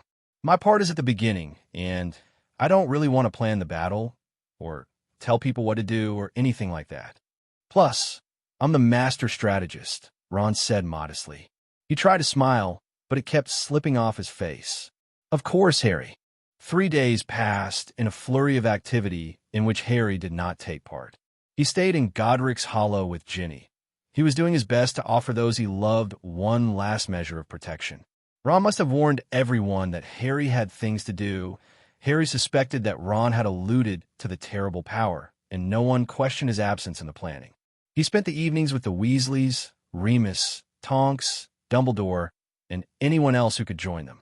They did not speak about the final battle, and Harry's feeling of clarity and peace did not diminish, but was strengthened. He thought that might have something to do with the runes that he had been making for those he loved. His mother had invoked ancient magic when she had sacrificed herself for Harry. Harry wanted his own sacrifice to be the same. But because he did not want to take any chances, and because he thought it might work, he asked Sirius if he could melt down the silver goblets. Sirius had given him his wholehearted approval, and he set about making talismans. It was late afternoon on the day before they were to draw Voldemort into battle. Harry could not avoid hearing some things, and Harry was nearly done with his project. He set aside the talisman that he had made for Ron, pulled a clump of silver toward him, and then stared. He thought that it would be the same for each person. Ginny, Ron, Hermione, Luna, Dumbledore, Percy, Fred, George, and all the rest. He didn't think that each would be so highly individual, and as that awareness grew, he had held off making the last 4. Ron's is done, he said gruffly. Ginny reached over and rubbed his neck with gentle hands. Which one will you make next? She asked softly. Your mum's, I think, Harry said. I'm saving yours for last. Harry had been surprised to realize that he was actually capable of very complex emotions. He'd thought that he loved everyone the same way, though he had to admit that he loved some people more than others. But he didn't. Creating the runes out of the silver forced him to plumb the depths of his own emotions. something he was not particularly comfortable with. They even looked different. Luna's, for example, looked fragile. The lines of the rune were thinner, though still strong, and appeared delicate. Dumbledore's was all exaggerated lines, and was larger than the others. They were all different. Molly Weasley, he thought. He raised his wand and began to carve. He did not even have to look at the etched rune in front of him. He knew the shape very well. He let his mind drift, as it always did when he made a talisman. He thought of her mothering, and how it had defined her for so long. I sort of forgot that she was a person, Harry thought, a bit guiltily. She was very fierce in protecting those she loved. A line of the rune took on the shape of a claw, and he couldn't help but smile. He continued on, and he realized that it was not so difficult after all, thinking about everything he loved about her. It didn't hurt. He still had the knowledge that she was his Molly Weasley. That's beautiful, Ginny breathed in his ear. You say that after every single one, Harry said. It's true, though, Ginny said stoutly. It's amazing to watch. Sometimes I can see something flash, and it's like I'm having another vision. I'm remembering what I saw, said Harry. He loved that she had not questioned what he was doing. She had not asked him if it was really necessary. She understood that he must do everything he can, and if that meant doing something that wasn't strictly necessary, it was necessary for Harry. It was easier to make Arthur's talisman than it was to make Molly's. Harry thought it might have something to do with what had happened at Azkaban, but Harry felt he knew the older wizard better, and that he had a stronger grasp on who he was. And it made him laugh when Harry's appreciation of Arthur's childlike love of Muggles translated over to a line, the same line that appeared to be a claw on Molly's, looking like the blades of an old-fashioned lawnmower. As with the others, toward the end he closed his eyes and let the memories take hold and guide his wand. He wiped the sweat off his brow and took a large gulp of water. Arthur's talisman appeared strong and clean. It looked the most like Ron's. He glanced down at the next clump of silver and wondered what he would find there. It made him vastly uncomfortable. He did not want to probe his emotions in regards to Severus Snape, but he likewise could not leave him out. He grimaced and set to work. It was every bit as draining as he expected. It did not truly surprise Harry that he loved. He grimaced just thinking about it, Snape. He'd known for a very long time that he respected both the old Snape and the new.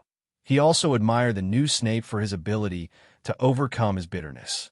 He thought of Snape's bravery in going to Voldemort again and again, keeping a secret inside his head that would get him killed in an instant. He thought of the fact that it had been Snape's love for Harry's mother that had led him to do this. He even put in his admiration of the fact that, in the last timeline, no matter how much Harry had impugned his name, Snape had kept the secret. He snorted when he saw a line that looked very like a snake. In Ron's talisman, it had been a broomstick. I still can't get over the fact that they all look so different, Harry said. He laid Ron's and Snape's side by side, and he saw two completely different objects that were, nevertheless, exactly the same. He shook his head. I'm deeper than I thought. Ginny laughed. It's almost time for dinner, she murmured in his ear. We got about half an hour. Do you have time to make mine? No, Harry said, but we have time for something else. She circled around him and sat on his lap. I was hoping you were going to say that. I think you might need a little reminder of how much you love me. Harry unbuttoned her blouse and slipped his hand inside. Never, he said, but I'm not going to say no to having it reinforced just a little. Everyone came to dinner that night. Harry suspected that Ron had issued a command, but he did not voice his suspicions. It felt too good to sit around a table full of giddy people and excellent food. He remembered these moments of camaraderie from last time. No one knew what tomorrow would bring. Well, Harry knew what it would bring for him, and everyone was a bit punch-drunk from the uncertainty. His entire body felt light. He glanced around the table, and it struck him what a miracle it was that so many of them had survived to this point. There were only two empty places, Neville and Moody. The rest were there, faces alight with a mixture of terror and elation that the time to fight, really fight, was so close. I don't want them to come back for me, Harry realized with a start. He knew that despite whatever she had seen at the Department of Mysteries, despite the fact that she knew that he had to do this, Ginny would be tempted to play with time again. Adding them into the mix with Merlin, who appear to have the opposite goal, would likely be catastrophic. But the last thing he wanted to do on the eve of his death was to start an argument with Ginny and Ron. Percy laughed at something Fred said, and Harry had an idea. If Harry told Percy to give them a message, they would listen to him. He hoped they would listen to him. If it came from anyone else, they might listen to Sirius, but Harry did not want to force his godfather to convince anyone to let James' son stay dead. I'll write him a letter, Harry thought. After Ginny is asleep. Harry and Ginny were the last to arrive at Hogwarts the next day. It was late afternoon. The sun was steadily moving toward the mountains, and night was rapidly approaching. Harry felt almost lightheaded with relief that he had not been expected to plan what would come next. Ron had done everything. Harry had only had to show up in the Great Hall. What the dash? Harry said, shocked, when he and Ginny entered.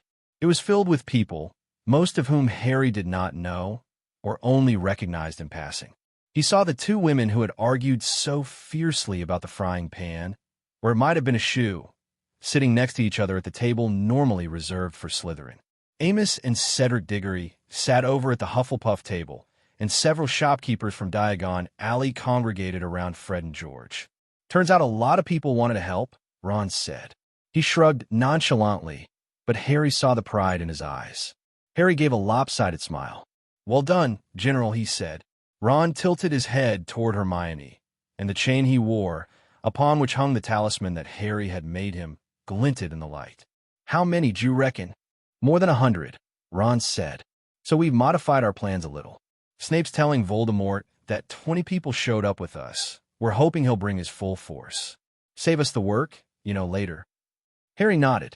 He was about to open his mouth and thank Ron when he found himself gripped tightly around the arm and dragged away.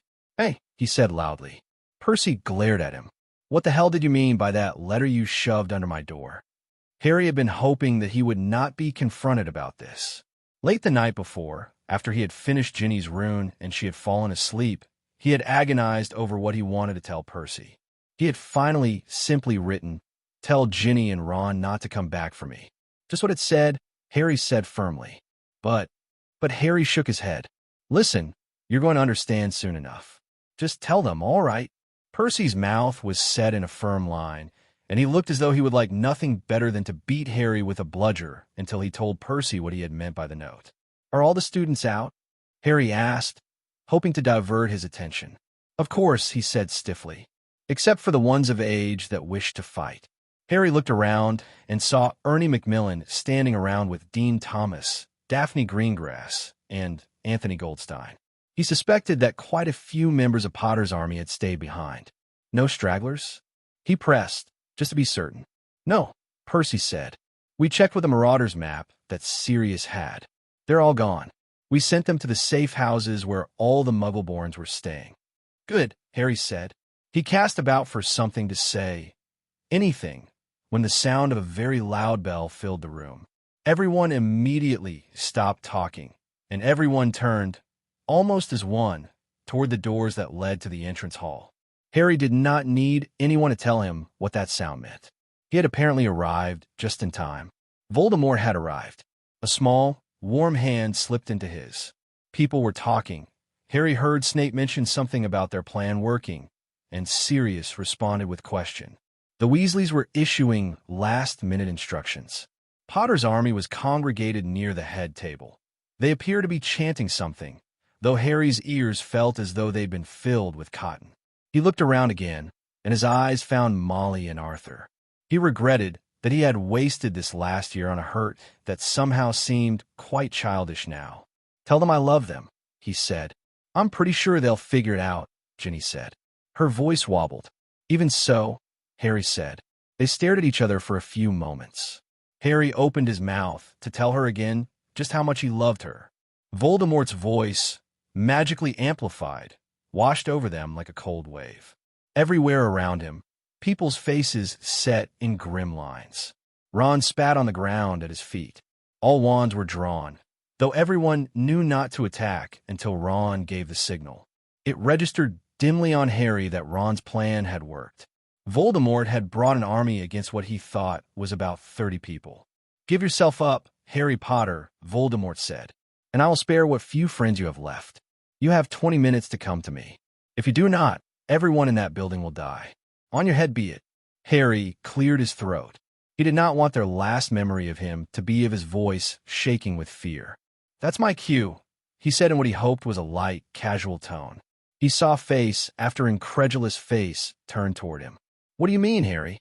Fred asked. Others echoed him, until the hall rang with confusion. "What's that supposed to mean? What's he talking about? How does he expect? Why is he—" Harry's eyes met Dumbledore's. Dumbledore stood straight, though his face was lined with grief. He wore the talisman that Harry had made him over his robes, and it seemed to glow. "Don't worry," Harry said. He tried to sound reassuring. "I'm going to unleash my terrible power." Harry turned and found himself engulfed in a tight hug from Sirius. His godfather didn't say anything. Harry was not certain that Sirius could talk at this moment. Those who knew and loved him respected his desire not to have to say goodbye. But Ginny, Ron, Hermione, and Luna followed him out of the Great Hall, where everyone was murmuring excitedly. Harry could hear Charlie speculating about what exactly the terrible power was, and into the entrance hall. None of them said anything. It was too big for words. Harry let his eyes linger on all of them. He wondered if he would exist enough to miss them. "Harry," Ginny said softly. Harry kissed her. It was like the kisses they shared after they had lost everyone, when the only things separating Harry from complete despair had been her and Ron. He tasted salty tears and wondered if it was her crying or if it was his tears. After what felt like only a second, Harry pulled away. Luna caught Ginny and threw her arms around her, whispering in her ear. Harry turned away. The 5 steps that took him from just inside the entrance hall to right over the threshold were perhaps the hardest steps that he had ever taken. He kept his back straight. He did not look back. He did not want to see the look of fierce anticipation that must surely be written on the faces of those who did not know what he was about to do. He tapped himself with his own wand and murmured the spell that would turn him invisible until just before he met Voldemort. Voldemort was waiting. Harry wiped his sweaty hands on his robes. He paused and leaned against the wall of the castle. "I wish that he wasn't waiting for me right here, where everyone can see," he thought a little desperately. Everyone who had chosen to fight the Death Eaters and Voldemort had a very good view. The light of the setting sun spread across Hogwarts, and Voldemort and his followers stood out in stark relief. Harry took a few more steps and then paused again. He stood in the middle. Before him were his enemies. Behind him were the people he loved far more than his own life. He had never felt more alone. "I'm here." It was Merlin, and it was as though he had read Harry's thoughts. "I can do this," Harry said fiercely, defensively. "I'm not going to back out. I'm going to do this. If that's why you're here." "Of course not." Merlin sounded surprised, shocked even. "You've always been able to do this. Then why are you here?" Harry asked. He sounded a bit desperate even to his own ears, and he was aware that he was drawing out the time, trying to solve this one last mystery. "If I can do this, if I didn't need you to—" He tried to think of the right words, his mind scrambling. "Encourage events to play out the way they have. Why are you even here?" They had started walking again. Harry could feel Merlin at his side. He moved when Harry moved, and if Harry focused on their steps, he could almost forget what lay ahead. The silence stretched out for 10 steps, Harry counted, and it seemed like Merlin would withhold this information. "I didn't want you to be alone," said Merlin. Harry knew by the thickness of Merlin's voice that the other man was close to tears. Harry's eyes were strangely dry. He walked forward several more steps, and Harry found that Merlin's words had enabled him to lengthen his stride. Merlin followed pace. He squinted and imagined he could see the red of Voldemort's eyes. "Are you wearing my cloak?" Harry asked. "You didn't have to steal it, you know. The Resurrection Stone was destroyed long ago." "I didn't know," Merlin admitted after a long pause. "Now you do," Harry said. Harry felt fingers brush against his arm and then grip it tightly. "Listen," Merlin said in a low, urgent voice. "I'm so sorry. I really am. Please forgive me." Harry did not know what to make of this apology. His thoughts were a confusing swirl as fully half his mind was occupied with the large cluster of Death Eaters, Dementors, Giants, and Werewolves, and he could not devote his full attention to the strange conversation he was having. Merlin had come from the future, which must mean that he knew something that Harry could not know. "I think you care about what's going to happen in a few moments," Harry said a bit recklessly. He was much more at ease sharing his feelings. He only had a few more minutes to feel uncomfortable. After all, that makes it easier, knowing that you don't like this. So, of course, there is no need to apologize. "I care very much," Merlin said immediately. Harry nodded, forgetting that Merlin could not see him. "I thought you might." If Merlin did not care about Harry, why would he walk with him to lend him courage? He did not need to understand Merlin's motivations to know that Harry walked beside a friend. And now that it was happening, it felt almost inevitable that Merlin be here, whoever he may be. Harry and one person who loved him. Merlin could be almost anyone, yet his faceless nature made it almost as though everyone he loved stood with him. Harry took another step forward, and then another, and then several more until he was very close. He could hear the Death Eaters talking loudly, and felt the chill of the Dementors, who flanked the humans and giants and werewolves. He refused to let them affect him. He did not want his last moments to flee with him, feeling an unnatural despair. "Will you take the disillusionment charm off of me?" Harry asked in the barest of whispers. "I don't want to be tempted to use my wand." "When you're ready," Merlin breathed. Harry put his wand away and took a few more steps forward. Voldemort was perhaps 10 feet away. He was not speaking to his followers. He stared straight ahead. He seemed certain that Harry would show up. He understood that Harry would not allow his friends to die. He was right. His long, spidery fingers held his wand in a loose grip that pointed it up toward his chin. Harry's insides gave twist. Harry took another deep breath. "I'm ready." Several things happened at once. Harry flickered back into visibility, and the followers of Tom Riddle immediately began to jeer and laugh at what they thought was his stupidity. Harry heard a furtive, wheezing sound and saw Peter Pettigrew giggling. Voldemort was silent. And almost at the same moment that Merlin took the disillusionment charm off of Harry, the clearing lit up with a faint, silvery light that seemed to warm Harry's body from the inside out. What seemed like hundreds of patron users congregated around Harry, though he knew that it could not possibly be that many. He took his eyes off of Voldemort and looked around in wonder. Dumbledore's phoenix winged by. Ron's terrier came to sit by Harry's feet. Mr. Weasley's weasel, Kingsley's lynx, Tonk's wolf, and countless other animals of all shapes and sizes, emblems of hope and joy, came to stand stationary near Harry. Ginny's doe walked on delicate feet to stand so close to Harry that he could feel the warmth like a kiss. He leaned toward it, trying to get as close to her as he could, and finally looked back to his oldest enemy. Voldemort's eyes were wide, and his lip was curled in a sneer of hatred and rage. "So much for your terrible power," Voldemort spat. He seemed disconcerted by the sheer number, and Harry could hear renewed murmurings from the Death Eaters. They sounded anxious. Wormtail scrambled backward, away from the light. Harry said nothing. "Your friends will let you die alone," Voldemort said. He sounded almost giddy. "Some friends." "I'm not alone," Harry said. He thought of Merlin and the patron uses. His loved ones had his back, and he was the furthest thing from being alone. "And I'm lucky to have the type of friends that I do.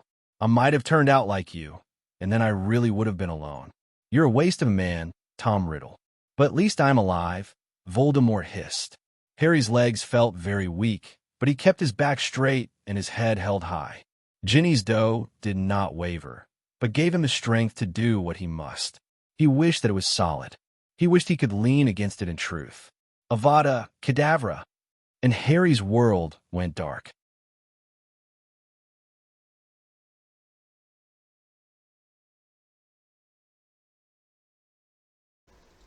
Thank you for always being with us, Potterheads. We've got a new chapter for you for Backward with Purpose, Part 1, Always and Always, by Dead Woodpecker. We are on Chapter 44, Sacrifice. Chapter 44. Interlude, Severus Snape. Chapter text. Severus Snape was not a sentimental man. He did not have many friends, and the only one who had ever really counted was Lily Potter, and he had lost that friendship because of one word that he could never quite bring himself to repeat. But when Lily Potter's son handed him a silver rune, he had to admit, begrudgingly, of course, and with no small amount of resentment, that he had come to care for the boy after all.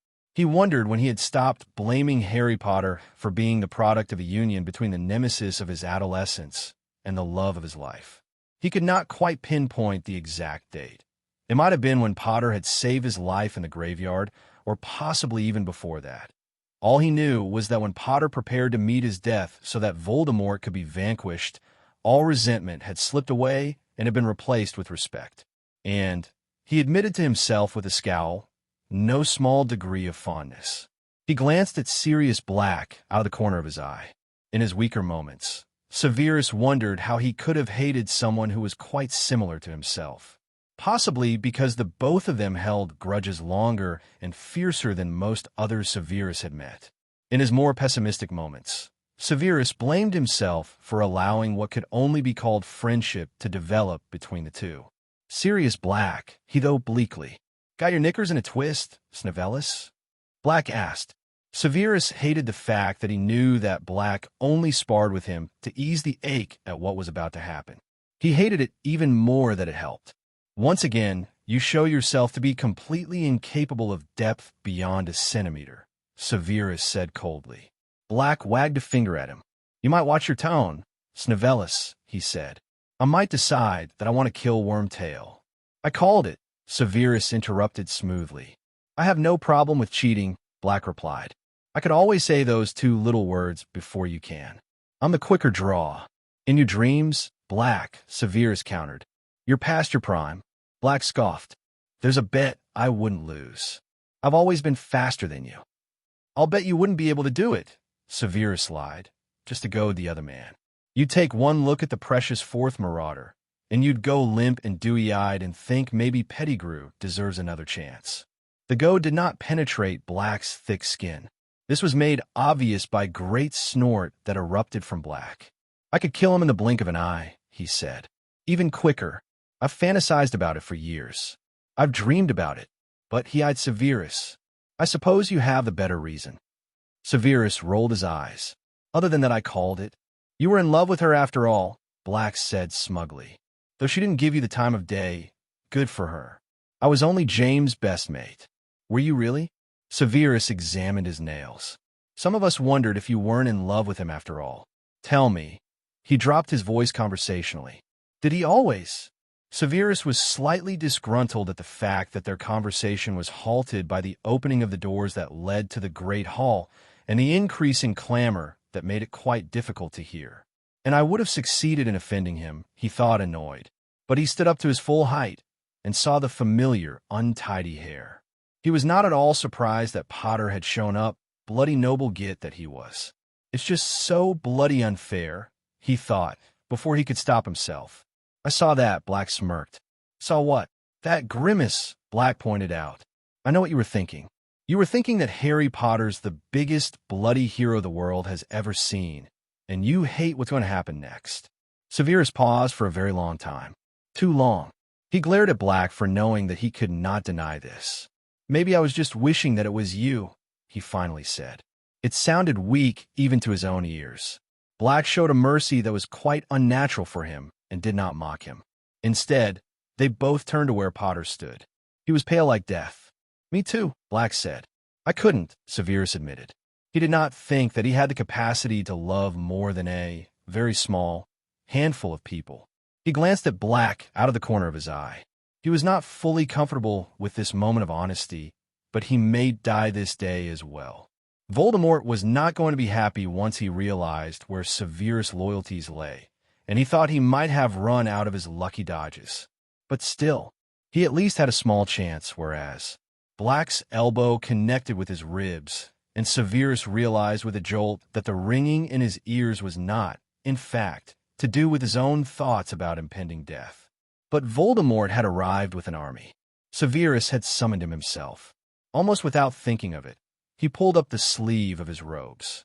In the shadowy corner of the great hall, the runes seemed to cast light upon his dark mark. He looked up to find Black blatantly staring at it. Ugly, isn't it? he said casually. Black shrugged elaborately and then gazed in the direction of Potter. One man's shame is another man's badge of honor. For a moment, Severus was stunned to the words. He felt a great weight on his chest, and he had to concentrate very hard in order to take a breath. You must think you're about to die, Severus said. Indeed, Black looked like a man who had little to lose. He had that hardened, reckless look that would never have fit on the face of the insolent teenager he used to be. Haven't got anything better to do, he said flippantly. Severus felt much the same way. He did not think he would survive the revelation of his secret. Voldemort's revenge would, no doubt, be swift. He thought of Peter Pettigrew and the cowardice that changed the world, and he reckoned it worth it. He betrayed Lily, Severus thought. He had no doubt that Black thought of Potter, and that they were of one mind. It did not matter that it had been the better part of 2 decades since their deaths. What they would do in memory of Lily and James would be worth the cost. Excuse me, Black murmured. Severus watched him walk away and grip Potter in a fierce hug. Severus turned away and took a few steps in Dumbledore's direction. Dumbledore met him halfway. Severus was glad that he did not say a word. The older wizard obviously sensed that if he offered a platitude or an optimistic lie or a pithy saying, Severus would pull his wand on him. It made Severus deeply uncomfortable that one man had been fated to do this. If this is the universe's way of redressing a wrong, Severus said in a low, vicious voice. If this is the way it makes up for allowing Voldemort to exist. Dumbledore still said nothing. He did not appear to be waiting for Severus to finish his sentence. Instead, it was Voldemort's voice that came next. Voldemort, who told Harry to give himself up. Voldemort, who was planning to murder Lily's son. Voldemort, who had once been Severus' master. Severus felt a grim satisfaction that Voldemort still believed that Severus was his most loyal follower. He had been waiting for this moment for years. He thought of the way Pettigrew would fall, and his fingers tightened on his wand. Severus and Dumbledore were like 2 small islands of silence in a raging sea of questions as Harry Potter and his wife and closest friends left the Great Hall and went into the entrance hall. He thought Potter might be giving his last goodbyes and did not want to intrude. Potter had only told a handful of people what he was about to do because Potter did not want to say goodbye to everyone. Severus respected that. What man would want to have a drawn-out deathbed scene that did not involve ill health, but a long walk to meet the wand of the wizard who had killed his parents? But still, Severus wished he could have said something to the boy, but he had no idea what that would have been.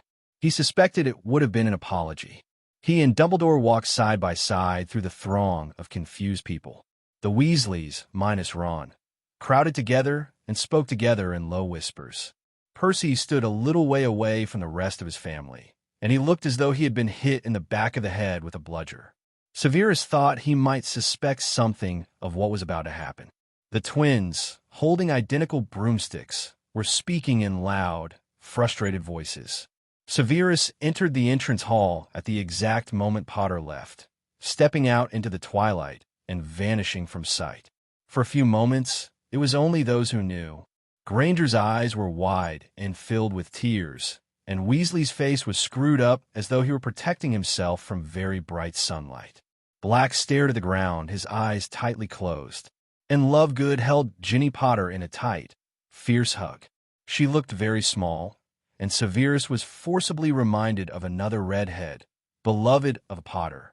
"What's going on, Ron?" Charlie Weasley asked loudly, breaking the strange moment. "What's he doing?" "You heard him," Weasley said roughly. "He's unleashing his terrible power." "But are we still going to fight?" Fred asked, confused. "Will we even have to?"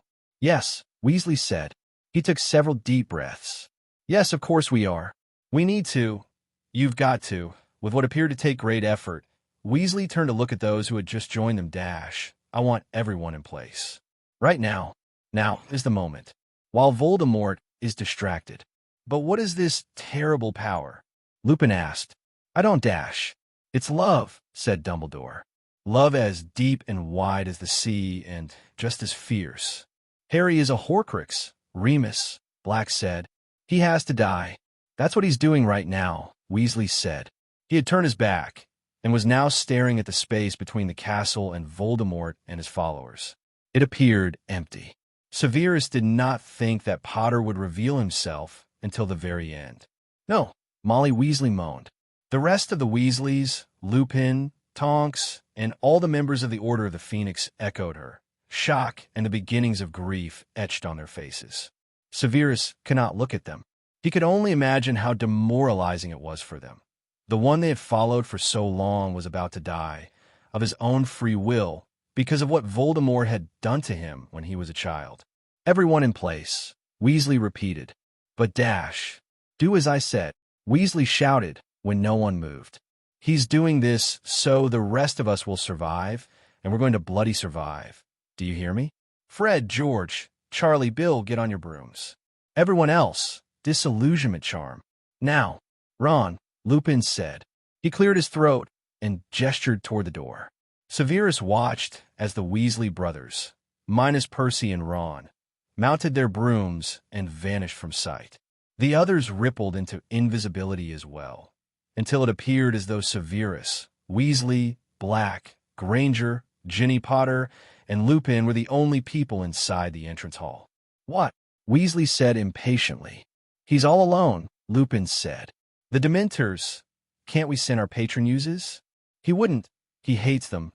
I don't want him to die feeling the cold." Weasley was silent. "We don't want Voldemort, Dash." "Do it," Ginny Potter said fiercely. She had moved to just inside the doors. "We'll all do it. Every single one of us that can. Hell, it's the least we can do. He taught half of us how to do it." "You stay back," Weasley barked. "Don't even think about Dash. Don't try to protect me," Ginny said loudly. "I'm just as Dash." "Enough," Dumbledore said softly. "Now is not the time for a disagreement. Now the incantation is, I believe, expecto patronum." Whispers, murmurs, and loud voices filled the air as everyone took Dumbledore's lead. Severus paused for several moments, staring at Ginny Potter's Patronus. It was identical to his. Then he blinked, and it was gone, heading toward Harry to offer comfort in his last moments, to keep the chill of the Dementors away from him. Severus moved so he could see out, and the space between was filled with bounding, silvery animals that lit the sky with their glow. He could just barely see the figure of a tall man. There was a flash of green light, and the man fell. Severus felt a roaring in his ears, and the rune around his neck blazed with warmth. And without warning, without any sort of indication that anything of the sort would happen, he found himself in his office, or a place identical to it. But it seemed brighter, and little flecks of light danced in front of his eyes. He found himself staring down at a potion. A little drop jumped joyfully out of it. Felix Felicis. He looked up and met the eyes of Harry Potter. Severus suddenly realized that he was very angry.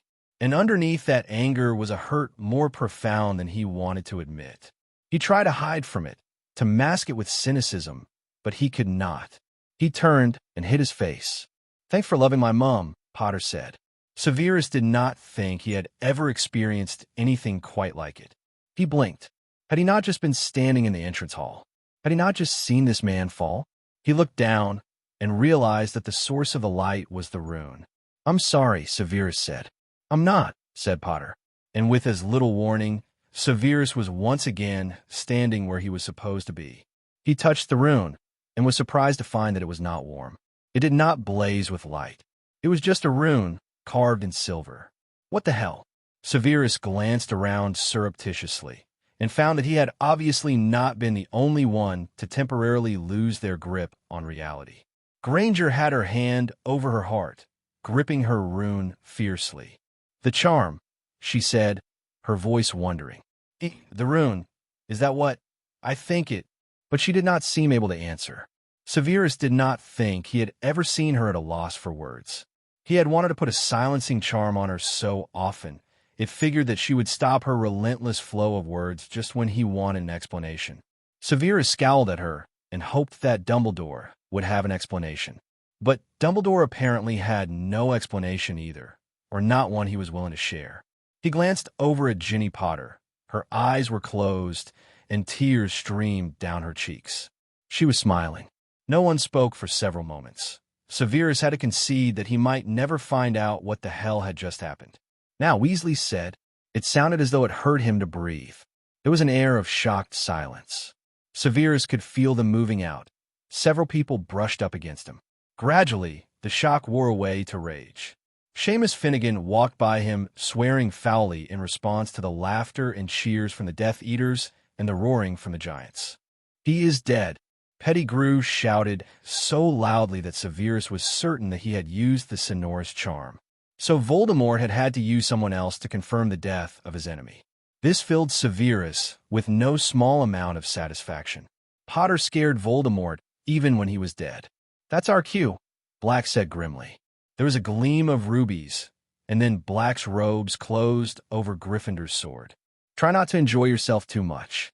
Severus bared his teeth at Black, drew his wand, and gripped the other man's upper arm tightly. He bumped into several invisible people as they exited, but they moved apart. Black swore loudly and fluently. He did not make any sense whatsoever. Together, they walked down the same path that Potter had taken. Black fought his grip and shouted obscenities. The Death Eaters watched them come. They had no idea. Voldemort had no idea. But Voldemort was occupied with other things. His wand was pointed at Potter's prone body.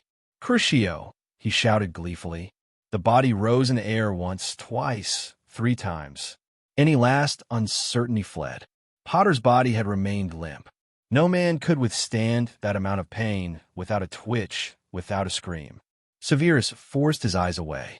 "Those in the castle will be easily subdued," Severus lied coolly. "Just a few more lies. They were quite distraught by Potter's death. They allowed me to escape," he added. He shook Black roughly. Black was a traitor. He let them in. He pushed Black away from him roughly. He stumbled a little.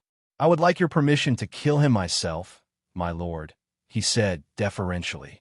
"You know I have long hated him." "Very well," Voldemort said.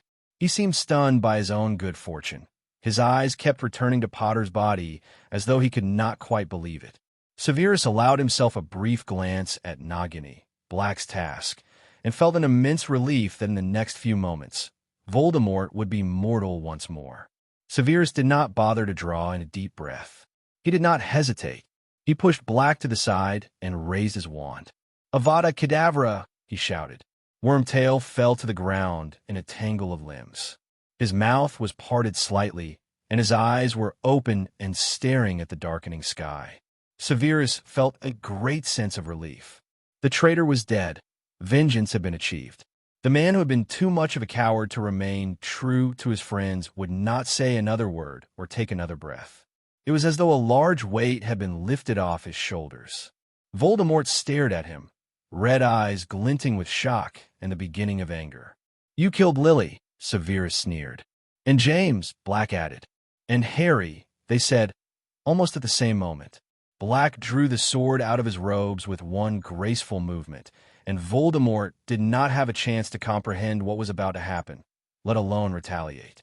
The sword glinted and slashed, and Nagini was hacked nearly in 2. Black's face was alight and looked almost exactly as he had before he had gone to Azkaban. Voldemort's mouth fell open in shock, and a great many things happened at once. The giants, who had been standing about, gave great roars of pain, and then the 3 of them exploded in a shower of sparks and bits of body. Severus could hear a Weasley laughing, and then the night was lit up not with gentle patron uses, but with curses and hexes. While Severus and Black had been a distraction, Weasley had ordered those who fought against Voldemort to surround them. Severus could not help it. He grinned. "Checkmate, asshole," he heard Weasley say over the din. The brief interlude ended when Voldemort's face twisted with rage. He raised his wand, ready to curse Severus to kill him. The air beside him rippled and distorted, and Albus Dumbledore became visible again.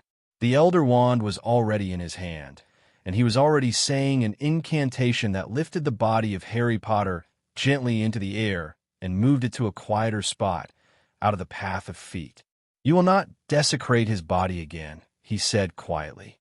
There was a quality to his voice that reminded Severus of thunder. Severus shared a long glance with Black. Then he looked at the Death Eaters. Then he looked at the two greatest wizards of the age and decided that he did not want to miss this duel. He stepped 10 feet away from them, walked around them, casting protective charms that would ensure that no person or spell could penetrate it. And still they stared at each other. Dumbledore's long beard was as startlingly white as Voldemort's eyes were red. And at the very same moment, they began to circle each other.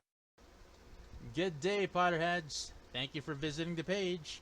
Here we are with a new chapter for Backward with Purpose, Part 1, Always and Always, by Dead Woodpecker. We are on Chapter 45, Interlude, Severus Snape. Chapter 45, Always and Always. Chapter text. Harry opened his eyes. He was lying on a bed in a small, windowless room that was nevertheless filled with a warm light. He felt as though he had just woken up from a nap. The room felt familiar, as though he had spent a lot of time here, but he had never seen it before in his life. But it felt almost like home, in the way that Ron's room at the Burrow had been, or the boys' dormitory at Hogwarts. It wasn't quite home, but it was close enough. The fear and the pain had fled, though Harry felt a dull ache in his belly when he remembered what he had left behind. Ginny, Ron, Hermione, Luna, all the Weasleys, Sirius, Remus, and Tonks, Dumbledore, even Snape. The room seemed darker all of a sudden. Harry stood up, figuring that he might as well explore wherever he was, and as soon as he did, the sound of indistinct voices reached his ears. His heart leapt in his chest before he fully realized that he recognized one of them. Then, listening hard, he knew exactly who was waiting for him. He looked down at himself, grimacing when he realized that he was naked. Despite his impatience and his desire to see them, he found himself really hoping that dead people didn't walk around naked all the time. As soon as the thought crossed his mind, he noticed robes hanging off the bedpost. He grabbed them and pulled them on. Then he flung open the door and walked down the hall, feeling too many different emotions to process them all. Excitement warred with sadness. Curiosity warred with the desire to not be here just yet. And he was more than half afraid of meeting his parents for the first time in living memory. And he was thrilled beyond belief to see Neville again. They were obviously watching for him, for as soon as he caught sight of them, his mother was rushing toward him with her arms outstretched, and she nearly knocked him over with the force of her hug. "Oh, love," she wept. Harry patted her gently on the back. "My arms have been empty for so long." "Let him breathe, Lily," his father said gently. He disentangled them and had his turn for a hug. Harry looked over his shoulder to see Neville beaming at him. "Hey, Neville," said Harry. "Hey, Harry," said Neville. Tears stung Harry's eyes, but he didn't really care. He already missed Ginny and the others fiercely, but at least he wasn't alone. "I didn't know it would be like this." He laughed a little. "Maybe I wouldn't have been so afraid." "Listen, Harry," his mom said quietly. "Love is always and always. Our bodies may turn to dust, but love never ends. Therefore we never end. Death is nothing to fear, love." "I know that," Harry said. "I'm here, aren't I?" "You fear losing more people to death," Neville said. "But really, you haven't lost us forever. You're just going to have to say goodbye for a time."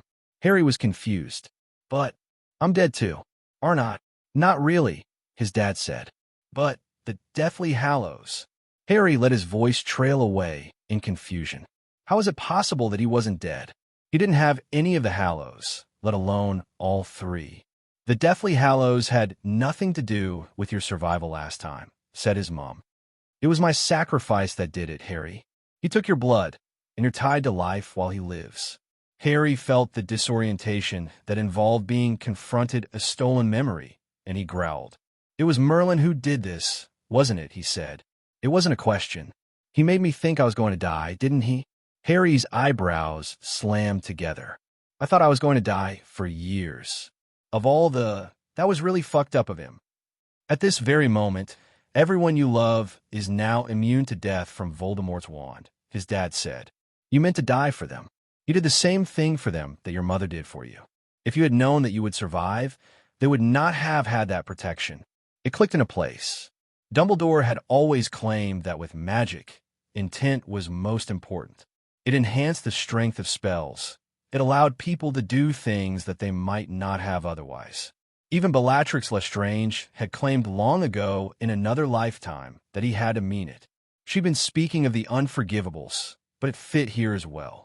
While he still felt a lingering annoyance, his brief flare of rage at the torment Merlin had put him through was dampened by the fact that his loved ones were safe. He felt a churn of guilt when he met Neville's eyes. "Neville Dash, don't you dare!" "Harry," Neville said sharply. "My death was not your fault. There was nothing you could have done, and I meant it when I said that I have no regrets." "Harry, my parents are here, too." Harry searched his open, honest face. Neville had never been able to lie worth a damn, but the only thing Harry saw was peace. "I'm still going to miss you," said Harry. "All three of you. I'm going to wish you were there with me. But don't you dare keep blaming yourself for why we aren't," his dad commanded. "I wanted to tell you that for so many years, son. But if I hadn't been Dash—" "Stop," his mom said firmly. "You were just a baby. My baby. Voldemort is to blame for the losses you've suffered, and it's time you stop feeling guilty for being the only person who could defeat him. You just need to realize that people love you as much as you love them," Neville said. "And yeah, I might not have died if we hadn't been friends, but I don't regret a single moment. It was worth it." Harry closed his eyes, his mind whirling. How many times had he thought that very thing in the last few days? It was worth it. They were worth it. He had never really considered that people might still consider protecting him with their own bodies worth it, even after they were dead. It was a very humbling feeling, and the guilt he carried that never really went away began to recede. "Your time is almost up," said his mom. "Unless you don't want to stay here, do you?" Harry immediately thought of Ginny. "I'm sorry, but Dash." "Don't apologize," said his dad. "We want you to live your life. I want 3 grandchildren." His mom leaned over and stroked his hair. The smile she gave him was a bit watery. "Minimum." Harry had to swallow several times before the lump in his throat disappeared and he could speak again. "I'm sure Ginny and I could arrange something like that." All 4 of them stood up in the same moment. Harry knew that he would miss them. He'd look for them at his wedding, at the births of his children, at all his life's milestones. But they wouldn't be there. They'd be here, though, waiting for him to return after a long life. And the thought filled him with peace. "Harry, we're so proud of you," his dad said earnestly. "Having you for a son is really quite an honor. You're the bravest man I've ever met." "Thanks, Dad," Harry said in a hoarse voice. He alternated staring at both of them. He wanted to memorize their features and the sound of their voices, and the way his mother kept hooking her hair behind her ears, and the way his father ruffled his hair every few minutes. "And Mom, you both saved my life at the expense of your own, and it was a precious gift." He hugged his mother, and his father put his arms around the both of them. They stood like that for a long moment, and Harry thought it had been worth getting hit by the killing curse just to see them like this and to feel them next to him for the first time that he could remember. "I want you to tell Sirius something," his dad said suddenly. "Oh, James," Lily rolled her eyes. "He lost the bet." "Lily," James said firmly, "tell Sirius that just because I'm dead doesn't mean that he's gotten out of honoring our bet. His first child is to be named Elvendork." "Elvendork?" Harry repeated, astonished. "It's unisex," James winked. Harry laughed while his mother muttered something that sounded very much like marauders. His father beamed at him, pulled his mother to him with one arm, and kissed the top of her head. Harry turned to Neville, wanting the last image of his parents to be just that. Harry reached out his hand to shake Neville's, and then pulled him into a back-slapping hug. "Live happily, Harry," Neville said simply. "We're all going to miss you very much," Harry said. Neville smiled. "And I'll be anticipating all of you. It's only goodbye for a little while." White mist surrounded Harry, and soon Neville's face was indistinct. He heard his dad's muffled voice one final time. "We love you, son. Remember Elvendork." And then they were gone. HPHPHPHPHPHPHPHP. The first thing that Harry felt upon his return to life was the ground underneath his back and the shape of his wand against his chest. His ears rang with the shouts of laughter of the Death Eaters. Distantly, he could hear others screaming and thought it might be those that fought against Voldemort. Tom Riddle struggled to his feet. Apparently, he had fallen as Harry had. "Don't try to talk," said Merlin immediately. "They wouldn't hear you, but they'd see your lips move." Harry, who still felt slightly resentful that whoever Merlin was had so blithely toyed with his life, wanted to assure him that Harry was not quite as stupid as the other wizard apparently thought. He'd had no intention of opening his mouth, or indeed opening his eyes. "Is he dead?" Voldemort asked. "Check to see, Wormtail." "Imperio," whispered Merlin. Harry's eyes involuntarily fluttered behind his closed lids. Wormtail's steps faltered just a moment before he plodded onward.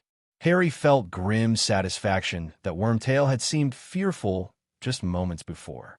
And Tom Riddle. He was afraid of Harry, even though he had just taken the killing curse without defending himself, which, he thought begrudgingly, had likely saved his life. He still thought a bit dodgy that Merlin had played him so well. Not to mention that he'd fooled Dumbledore. Harry had to admit that this did not concern him overmuch.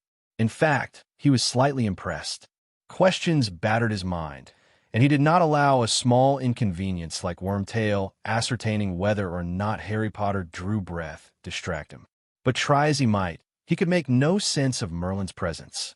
He had obviously stolen Harry's memories years ago. He briefly thought Merlin might be Lockhart, and had to hold back a snore of laughter. Why would he be there tonight? Or was it as he had said? He'd simply not wanted Harry to be alone at the end. If that was the case, Harry appreciated the sentiment behind it.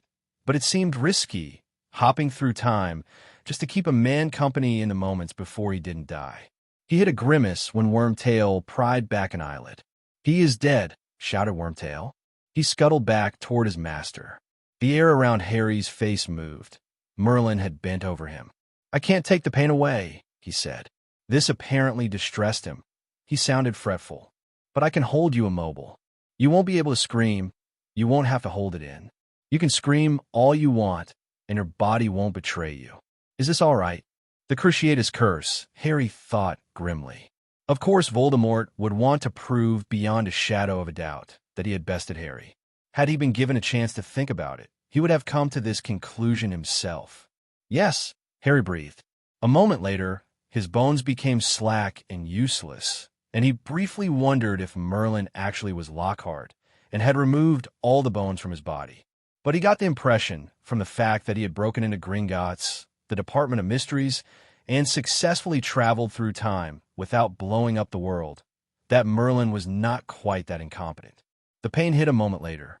Every nerve in Harry's body was hit with wave after wave of agony. He tried to open his mouth to scream, but he could not feel his lips or his tongue. All he could feel was pain. His body was thrown up in the air once, twice, 3 times, and Harry feared that the agony would cause him to vomit, and then he would choke. There was a light brush on the top of his head, and Harry focused on what must have been Merlin's hand, offering comfort, the only thing that he could feel that wasn't making him scream his lungs out inside his head. "It's all right," Merlin murmured. "It's almost over. Just a few more moments. And then that fucker will be dead in less than an hour." "That fucker," he added viciously. Harry focused on that voice. He could hear it through the pain. And then the pain ended, as if a switch had been thrown. Harry panted for breath, or he would have done had his body been obeying his commands. The big muscles in his legs twitched. It was really driven home to Harry in that moment. The Cruciatus Curse was unforgivable for a reason. That did not, however, mean that Harry did not desire to use it on Voldemort and Wormtail, the last real enemies of his left alive. Merlin did not appear to be in any hurry to lift the spell that left Harry's body slack. 2 sets of purposeful footsteps. Harry could hear serious swearing under his breath. "Those in the castle will be easily subdued," said Snape. "They were quite distraught by Potter's death. They allowed me to escape." There was a thump and a muffled groan. "Allow me to kill him myself, my lord. You know I have long hated him." Despite the lingering aches from the pain and the slightly soporific effect it had had on him, Harry was ready to jump up and begin dueling Voldemort right at this moment. Sirius and Snape had walked into the den of snakes, and it was more agonizing than the Cruciatus Curse to not act. "Avada Kedavra!" Snape shouted, and Harry knew without having to look that the body that had fallen to the ground was not Sirius, but Wormtail's. The long-ago betrayal had finally been avenged. "You killed Lily," said Snape. "And James," said Sirius. "And Harry," they both said together. Harry tried to fight against the spell, for he did not see how either of them could survive this. His return from the dead would distract Voldemort long enough, and then they would duel. But he remained prone, even as all hell broke loose. Voldemort screamed with rage. The earth shook beneath Harry's body, and explosions rocked the world. "Checkmate, asshole!" Ron shouted. Harry lay on his back like an absurd turtle, unable to move. He hated this, but the spell held him captive. And then, "You will not desecrate his body again," said Dumbledore. His voice was low and even, but Harry could hear the danger in it. And as his body was lifted into the air, gently and surely, he savagely hoped that Dumbledore would tear Voldemort to pieces. Harry found himself floating away from the scene of the battle. Dumbledore's quiet words filled him with warmth, even as he longed to reveal that he was alive. The night was alive with the sound of fighting, screaming, and exploding giants, and he knew that those he loved must be feeling a terrible sort of despair. He'd heard it in Ron's voice when he had shouted, and it did not seem fair that he kept the fact of his own survival to himself. But Merlin had not yet released him from the spell. Harry privately thanked Dumbledore for putting him in a position that the field of battle was clear in his vision. He was far away enough to be safe in opening his eyes. He greedily searched the crowd of battling bodies for those he loved. His heart leapt whenever he saw a head of flaming hair. Ron was brilliant. Harry had not fully appreciated how talented of a wizard his best mate had become. But when Ron moved his wand, Death Eaters fell and did not get up. Hermione led a section of Muggleborns in driving the Dementors back to the forest. The patron uses, which had seemed so benign while Harry had been waiting for the curse, looked like wild animals as they harried the chill, dark-robed creatures. And Ginny was like a blazing light in a sea of darkness. She and Luna stood back to back, and both of them danced and wove and ducked around flashes of light. Harry could not take his eyes off her, and his heart pounded inside his chest as he watched her cut a swath through the Death Eaters. The Weasley twins were death from the sky, and once the giants had fallen, they focused on the flank of Voldemort's army. Their beating skills served them well as they attacked. Harry did not once see them miss and hit someone fighting for the right side. It took only a few minutes of watching for Harry to realize that Ron had planned well, utilized the strengths of those under his command, and that the larger army, Voldemort's, were going to be routed. He focused his attention, instead, on the battle between the two most powerful wizards in Britain, perhaps even in the Western Hemisphere. It was a thing of beauty and terror, and Harry's heart nearly failed in his chest time and again. Dumbledore had the Elder Wand, but Voldemort was cold and ruthless, and Harry was hard-pressed to predict who would win this duel. Lightning flashed from the Elder Wand, and even over the sound of battle, Harry could hear Voldemort's scream of pain. He countered it with impenetrable darkness that covered the ground where they dueled. Whatever had come with the darkness caused a roar of fury that Harry had never before heard from Dumbledore. Merlin said something. Harry realized with some surprise that he could move his lips again. "What?" he said. At just that moment, Dumbledore slashed open Voldemort's leg. Blood sprayed out, and Harry could see it, so fierce was the light of battle. "I understand what always and always means now," replied Merlin. I really understand it. I keep finding that always and always means a hell of a lot more than I thought," Harry said vaguely. The desire to fight was keen and growing ever stronger, even as more and more of Voldemort's followers fell. People were already stopping. A small crowd huddled in a circle around the duel. Sirius and Snape were among them. "Let me up," said Harry. Merlin sighed. "I have to, don't I?" he said. "I bloody hate fate, you know." Harry let out a bark of laughter. "You're telling me this? I've had a prophecy hanging over my head since before I was born. My parents were murdered because of it. I don't think there's anything in the world that I hate more." "Me either," said Merlin. Now, Harry gritted his teeth. "Wheel me up? I want to help them." Merlin did not say anything more, but moments later, the muscles in Harry's body, not just his face, began to respond to his commands again. His entire body tingled, as though it had been asleep, and his skin prickled. Harry lay there for a moment, relishing the feeling of his lungs contracting and his heart beating. It hit him again that once this night was over, the rest of his life stretched out before him. "Excuse me while I go kill an evil bastard," said Harry. But before he could stand up, something soft and silky landed on his chest. The invisibility cloak returned to him at last. Harry stood and threw it over himself with one fluid motion, and seconds later was sprinting down the hill to where Dumbledore and Voldemort, two giants, one light and one dark, engaged in battle. They moved so quickly that Harry's eyes could barely track it. The earth beneath their feet was parched, and little pockets of flame burned within a protective circle. Giant hands made of dirt had wrapped themselves around Voldemort's ankles, and he fought to free himself even as he sent another curse at Dumbledore. The crowd gathered around the fighters had grown, and Harry realized with a start that the battle was essentially over. Death Eaters were scuttling away, and Voldemort was the only one left still fighting. And fight he did. Harry came close to some Muggleborns when Dumbledore gave a cry of pain that burbled on the end. His heart leapt in his chest, and he drew in a deep breath with the rest of the crowd. He pushed his way through the ring, hoping that Dumbledore was not. "Incarcerus!" Dumbledore shouted. Not for the first time, Harry cursed the fact that it was far too dangerous for Dumbledore to use the Elder Wand to kill. Violence begot violence, but Harry suddenly wished for a quick death, little though he deserved it, for Voldemort.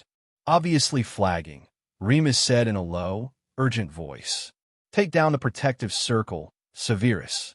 We can all go help him." Snape began, but Harry interrupted him. "Allow me," he said, and pulled at his cloak. For several moments, the two older men could only stare, and without saying a word, Snape lifted his wand and let the wards come crashing down. Harry did not waste a moment, but shouted Sectum Sempra, and a long gash that dripped with blood appeared on the same arm that Harry had injured before. He shouted again, but this time Voldemort deflected it. A shield charm spread like a poisonous mushroom between the two of them. For almost an entire minute, Harry was the only one capable of movement and speech. Voldemort listed heavily to the side, and even Dumbledore's arm fell slack. Harry took advantage of the moment to find Ginny. She stood with Ron and Hermione, and her beautiful face was alight with joy. As soon as Voldemort was taken care of, Harry vowed to whisk her away and celebrate the wonder of having a lifetime of freedom to enjoy each other. You're dead," Voldemort said. Harry made a show of surprise. "I must be an extra concentrated ghost, then," he said flippantly. "But I'm fairly certain that I'm still alive." Harry lazily flicked his wand, and a yawning pit opened up beneath Voldemort's feet. Now that it was the moment, Harry felt all his lingering trepidation slip away. All of the Horcruxes had been destroyed, and Voldemort was just a man who shouted and twisted and fought to scramble to his feet. "You're a very stupid man, Tom," Harry said. The shield had dissipated, and creeping vines erupted from Harry's wand and wrapped around Voldemort's scrambling feet. A small part of Harry knew that it was dangerous to play with the other wizard, but the majority of him enjoyed it far too much to stop now. "Do you want to know why? Your short-sightedness has cost you everything. We've tricked you every step of the way, and you've fallen into our hands just when we wanted you." "Lies!" Voldemort shouted. "You're already dead," Harry told him. "You can't kill me," he hissed. "I've taken steps, Dash." "Oh, you mean that you've created Horcruxes?" Harry asked. He was delighted to see the panic that flared in Voldemort's eyes. "All of them have been destroyed. The cup, the locket, the snake, the diary, the diadem, the ring. They're all gone." Voldemort's fury exploded, and the night was suddenly alive with shapes made of destructive fire. Dragons and chimeras and serpents raced to destroy all in its path. For one frozen moment, Harry was transported to his first lifetime, and he was powerless. "And oh," he shouted. He and Dumbledore and Ron and Ginny were the first to react, and Harry fought a battle with a flaming serpent. Sweat rolled down his face as he forced it into submission. The sky around him was like an inferno, and people were screaming, and just as suddenly they were gone. Voldemort stood on shaking legs, and it suddenly struck Harry that he was an old man. A twisted old man that was very much mortal. "Nice try," Harry said. "Sectum sempra," he said again. Voldemort screamed and fell to one knee as blood gushed from his right leg. He staggered to his feet again. His face was twisted with fury and denial. Harry did not hesitate, but encased his enemy's feet in the ground. The spell held, though Voldemort fought it. He roared with animalistic rage. "Love will always, always conquer," said Harry. "The last enemy that shall be defeated is death," he quoted. "Even when someone's last breath is drawn, love goes on forever. For always and always. You're a fool. You spent so much time trying to conquer death that you didn't realize that the one force in the entire world that can is the one thing that you shunned." Voldemort jeered. "You are so like Dumbledore," he said scathingly. He abandoned his attempt to free himself. They stood, for a moment, just pointing their brother wands at each other. "Love is pathetic. It's for the weak. It's for always and always," Harry said. "But you'll never be able to understand that." "Oh, I understand," Voldemort said. His face contorted into something like a smile, had that face still been human enough to smile. And before Harry could move, he'd shouted a word, and a sickly purple light came toward Harry. But it disappeared before it could strike, and then Voldemort had twisted his body and raised his wand toward Ginny, and the green light of the killing curse struck her right on the breast. Harry caught her before she fell. He did not even spare a glance to watch Voldemort struck with his own rebounding curse. He barely heard the body fall to the ground. He did not listen to the screams and shouts of those who did not realize that Ginny could not possibly be dead, because if there was anyone present that Harry's love would protect from death, it would be her. He meant to die for everyone there, but he'd come back for her. "Wake up, Ginny," he said softly. He cradled her in his arms. She drew in a deep breath, and her eyelashes fluttered open. He did not give her a chance to speak, but pressed his lips against hers in a kiss that was 1 part desperation and 3 parts joy. She returned his kiss with great fervor, and when they finally pulled away, Harry felt an intense burning inside his chest that was painful and wonderful all at once. Ron was the first to react. With a cry that sounded like a mixture of a shout and a sob, he wrapped his arms around them both, and for one glorious moment, it was just the 3 of them. They had lost so much, given everything they had, and a miracle had happened. Tears ran unabashedly down Ron's face. And then Hermione was there. And then Sirius, who lifted Harry off his feet and deafened him with laughter that sounded rich and unfettered. It was when he and Ginny were separated, her mother and father had pulled her away and into their arms after shaking Harry's hand, that Harry noticed something odd. Emotions swirled and rolled around him, and he halted midway through a shouted conversation with Tonks when he realized that he felt Ginny's elation that he, Harry, was alive. "What's wrong?" said Tonks. "Nothing," said Harry. His eyes found Ginny's. They were round with shock. "Everything is perfect. I can't believe it." He laughed. He felt so giddy that he wondered if he had gone mad, and he didn't much care. He felt another surge of joy that was not his own, and, abandoning Remus and Tonks in mid-congratulations, Harry made his way back to her. "Is that you?" they asked in unison. "I think so," Ginny said. She laid a hand on his breast. Harry started when she winced when he did the same. "You're hurt," he said. "Not really," she shrugged. Then she gave him a lopsided smile. "Oh, but I've got a scar to match yours. Can we go find out?" Harry grinned at her. He glanced around.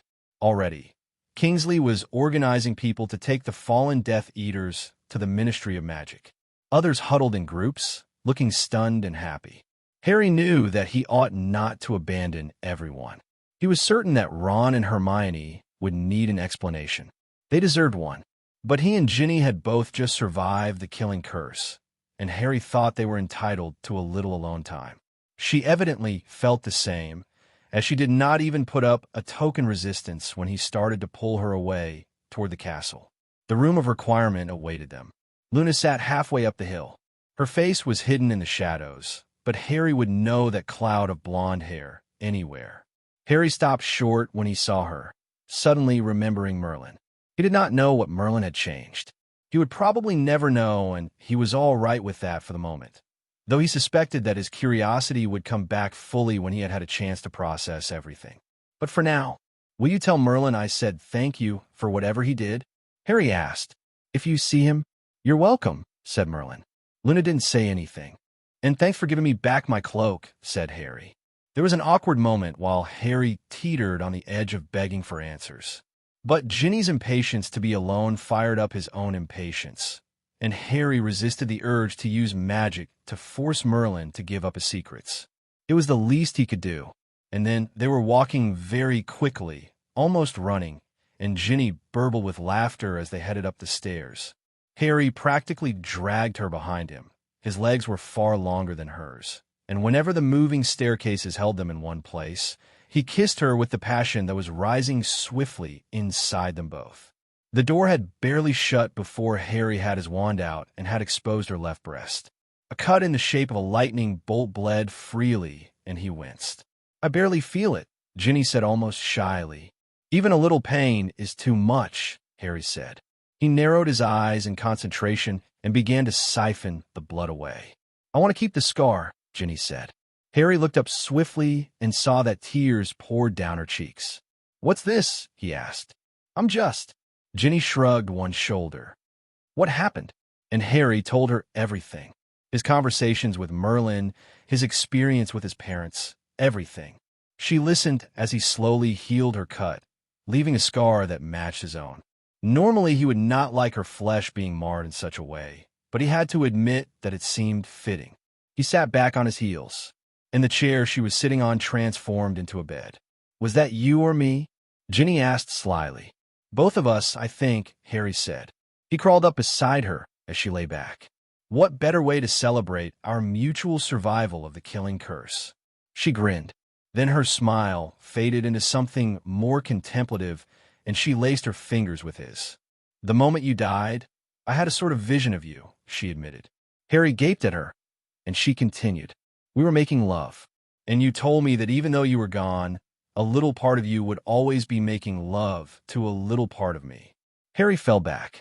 I've never heard of anything like that before, he said.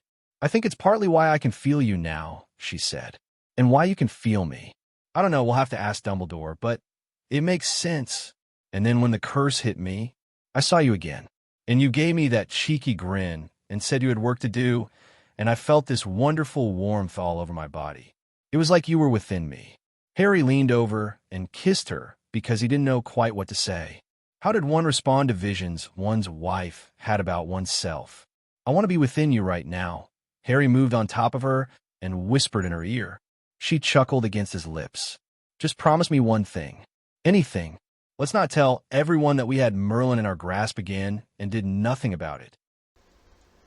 Thanks for being here, Potterheads. You've got a new chapter for Backward with Purpose, Part 1, Always and Always, by Dead Woodpecker. We are on Chapter 46, Always and Always. Chapter 46, The Sweet Far Thing. Chapter text. The country lane was quiet. A spring breeze rustled the leaves in the orchard, and dappled sunlight shone through. Harry put his hand on the small of Ginny's back and stared at the crooked building that had countless good memories attached to it. In many ways, he had been given back his stolen childhood.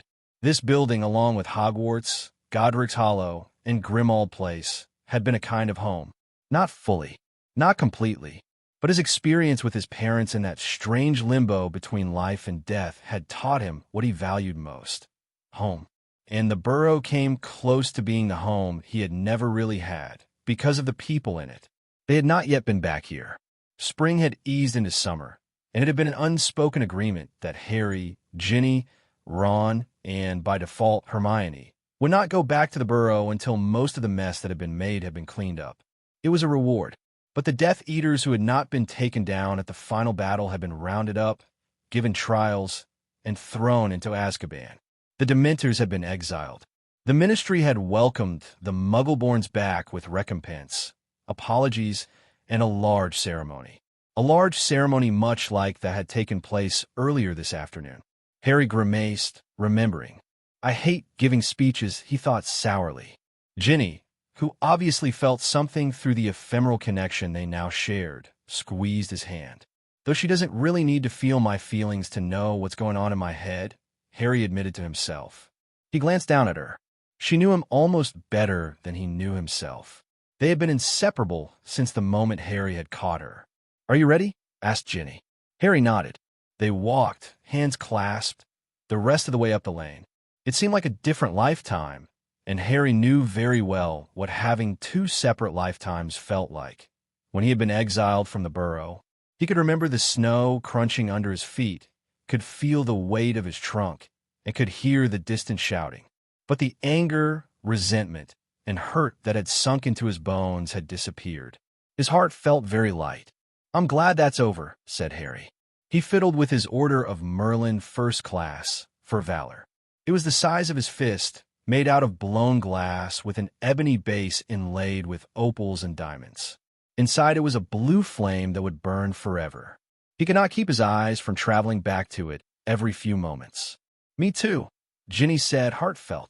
"Kingsley's pretty brilliant, you know? I never quite appreciated that fully." Harry could not agree more.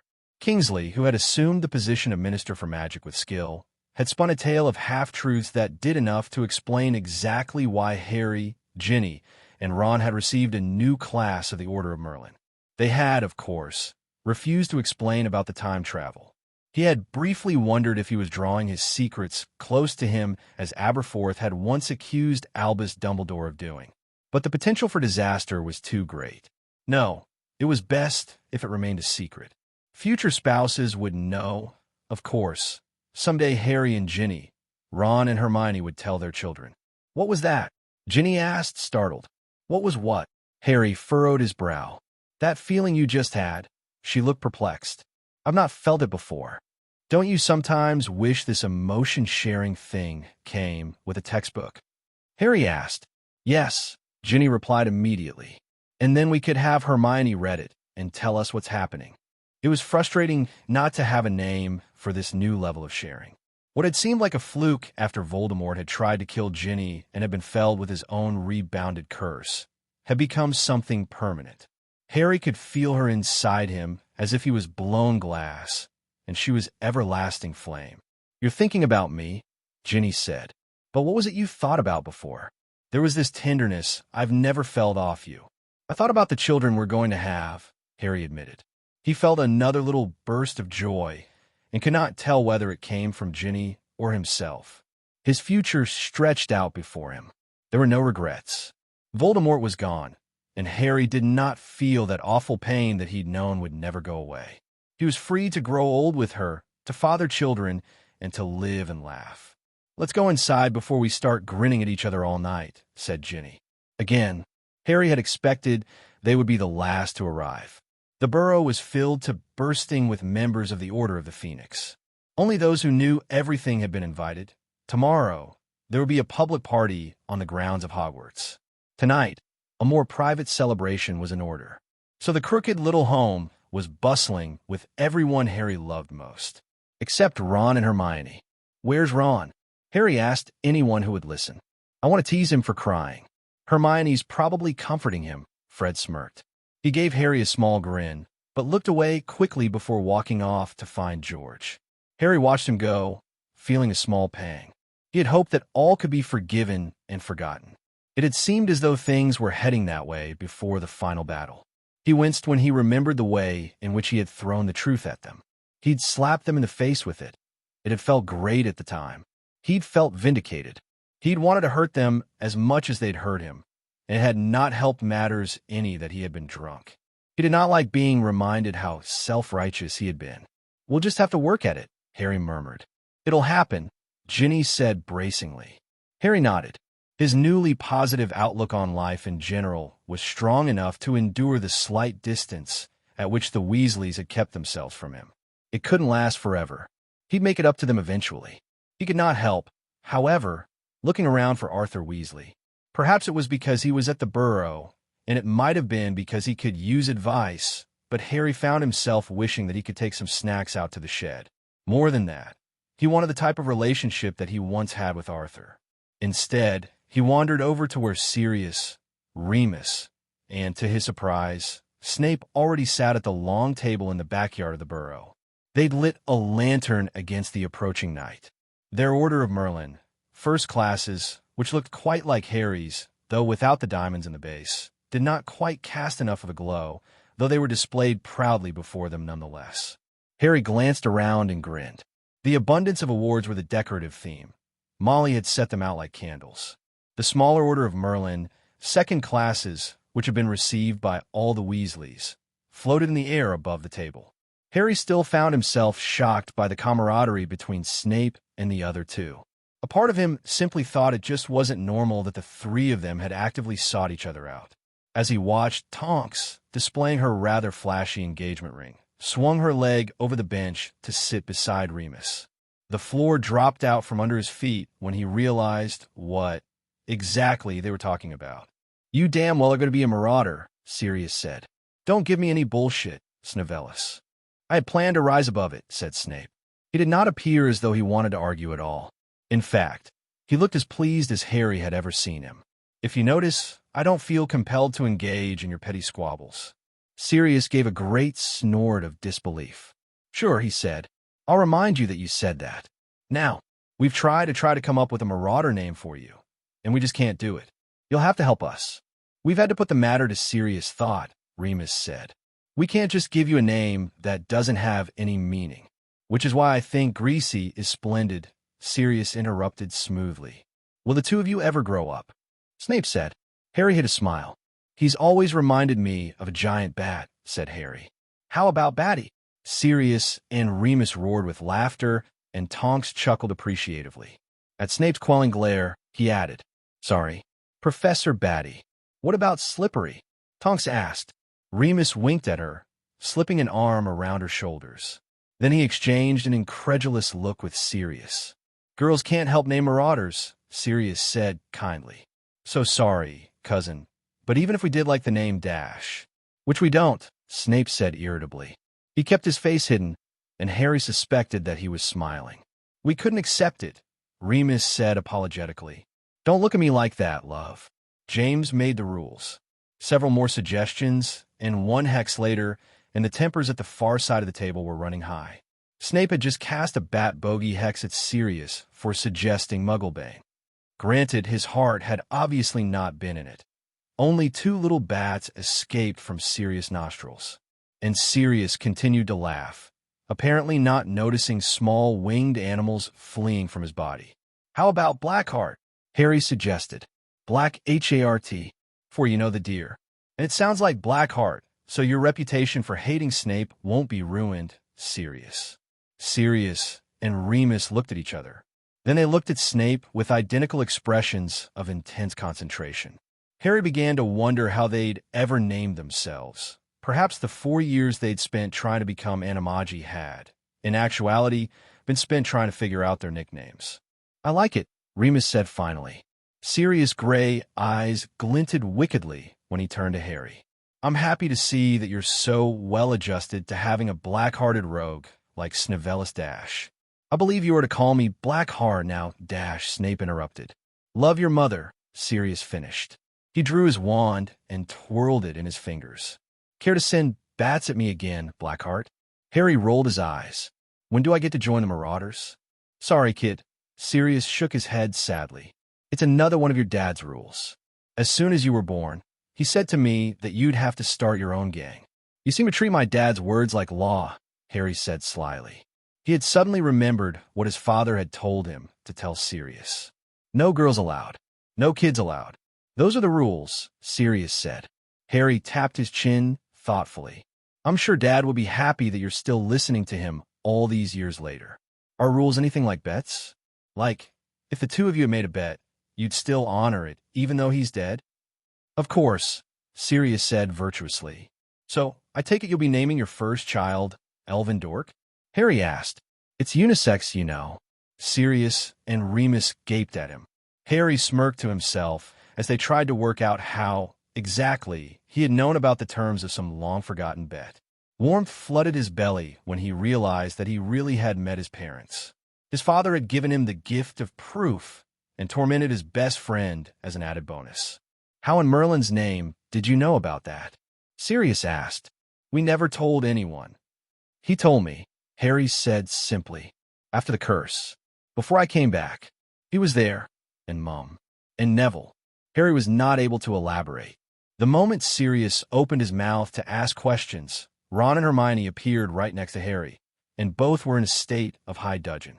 Hermione's hair had come undone and was floating bushily around her face. Ron's face was bright red. Harry thought they might be fighting again, until Hermione roared. Merlin has done it again, she shouted. She was quite undone. It appeared as though the mysterious Merlin had finally pushed her too far. Look at this. Look what he did. She thrust something in Harry's face. To his surprise, it was their copy of Memories Unbound. It was blank. Every single page had been wiped clean. Harry flipped back and forth. Others began to congregate around him, and there were murmurs of shock and consternation. Arthur had returned from wherever he had disappeared to, and the twins had started a lively discussion of their current theory as to whom Merlin had been. That's not it, Hermione said wrathfully. Look, she flipped to the very first page. It was the only one with any writing on it. It was spindly and untidy. It had been handwritten rather than typeset. All had better fucking be well, it read. Harry mouthed the words to himself several times. He thought of the implications of what it meant that the writings of the wise ASP had been obliterated. He had the sneaking suspicion that Merlin had been thorough in his work. Harry doubted that he would ever be privy to the secrets of time travel again. He was grateful. I guess Merlin doesn't want us traveling in time anymore, he said casually. Hermione spluttered with rage. She apparently did not like having knowledge taken away from her. At least we know that Merlin isn't Molly, Arthur said unexpectedly. She'd never used that word. Everyone looked over at the Lone Order of Merlin, first class that did not yet have an owner. Harry was not sure if it ever would. Would Merlin even feel the need to come back in time after the truly miraculous way things had played out? But still, the symbol of having someone help, or attempt to help, with the long task of defeating Voldemort was important. He was a bit of an asshole, wasn't he? Ron said fondly, and he started to laugh. Christmas. Harry tripped down the stairs at the burrow. He'd finally been given an excuse to leave Ginny's side, and if he wanted to carry through with the plan, he had to act fast. Afternoon was already waning, and dinner would be served soon. If he couldn't find Mr. Weasley soon, he'd have to change everything. Mrs. Weasley was busy preparing the various dishes that would be served with Christmas dinner. For a moment, he stood outside the kitchen and breathed in the aroma of truly delicious food. Mrs. Weasley? Harry said tentatively. Oh, hello, Harry dear, she said. She smiled at him, but it did not quite reach her eyes. But Harry pretended like he hadn't noticed. He'd done a great deal of damage when he had shown them the memories. Dumbledore had been right. But even the slight distance was worth being able to spend time with them, to get to know them again. He fully hoped that one day, the past could be forgiven, and if his plan went well, he might just get another Weasley sweater. Where is everyone? Ron hasn't thundered through here demanding food in at least an hour, and I'm starting to get worried. Harry chuckled. Ron's up in the attic hiding, I expect.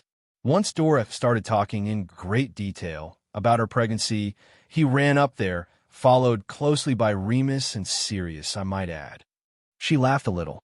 Man, she said, are we still expecting Albus and Severus? As far as I know, Harry shrugged. As much as he wanted to keep talking to her, this was about the longest conversation they had since Tom Riddle died. He had to talk to Mr. Weasley. Listen, do you know where your husband is? I've got to talk to him.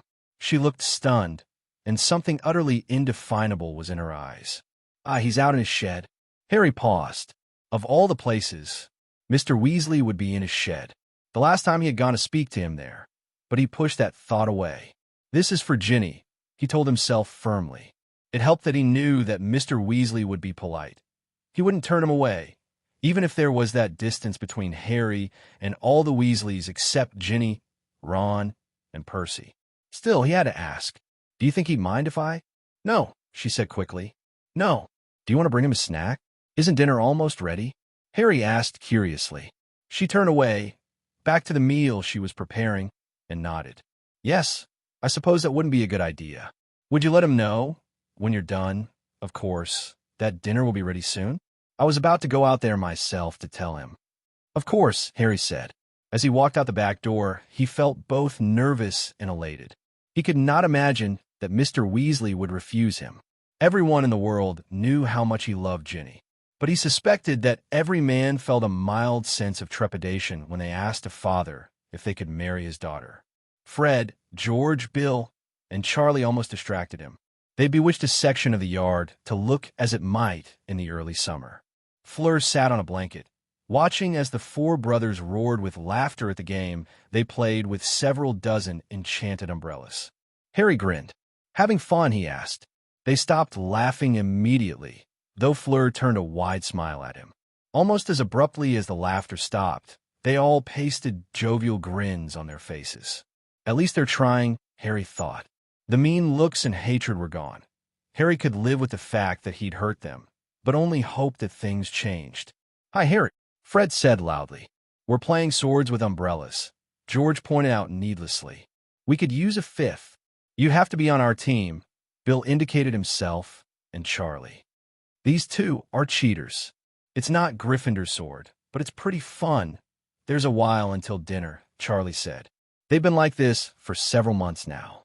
They tripped all over each other to talk to him, but Harry knew that they didn't really want him there. Still, he may have accepted had he not had things to do. Sorry, Harry said. I've actually got to talk to your dad. All four of them exchanged significant looks, but Harry had no idea what it meant and had no time to try to figure it out. The Weasleys were acting slightly odd, odder than usual, but it could just be Christmas spirit. He's in the shed, Bill said. Here, thanks, Harry told him. Your mum told me. The door was open a crack, and Harry took a deep breath and pushed it all the way open. He looked at the table first, wondering, with great fondness, what sort of muggle tool had driven Mr. Weasley out here on Christmas Day. He furrowed his brow. There was nothing there. Even stranger, Mr. Weasley sat with his head in his hands. Harry had the momentary urge to run away, but he looked closer and saw that the older man was not crying, but merely looked tired. He looked back at the burrow. It was full of guests at the moment, and would be even more packed with friends and family. He'd probably been looking for an escape. Is it time for dinner, Molly? He asked without looking up. I'll be right out. I thought he might come today. Harry said. Not Mrs. Weasley. Mr. Weasley lifted his head and looked at Harry as if he had seen a ghost. Harry, he said a little bit too enthusiastically. There was again the same thing he'd been noticing for months. The overly nice greeting that cleverly masked the fact that Harry had hurt them badly, but they were making too much of an effort to hide it. Harry did not know whether it would ever completely go away. Hi, Harry said. Mrs. Weasley told me I could find you out here. You didn't bring a snack? Mr. Weasley asked. Well, no, Harry said. What is it with the snacks? Dinner is almost ready. Ah, Mr. Weasley's smile slipped. I suppose. Is there something you'd like to talk about? It sort of sounded like a dismissal, but Harry couldn't be sure.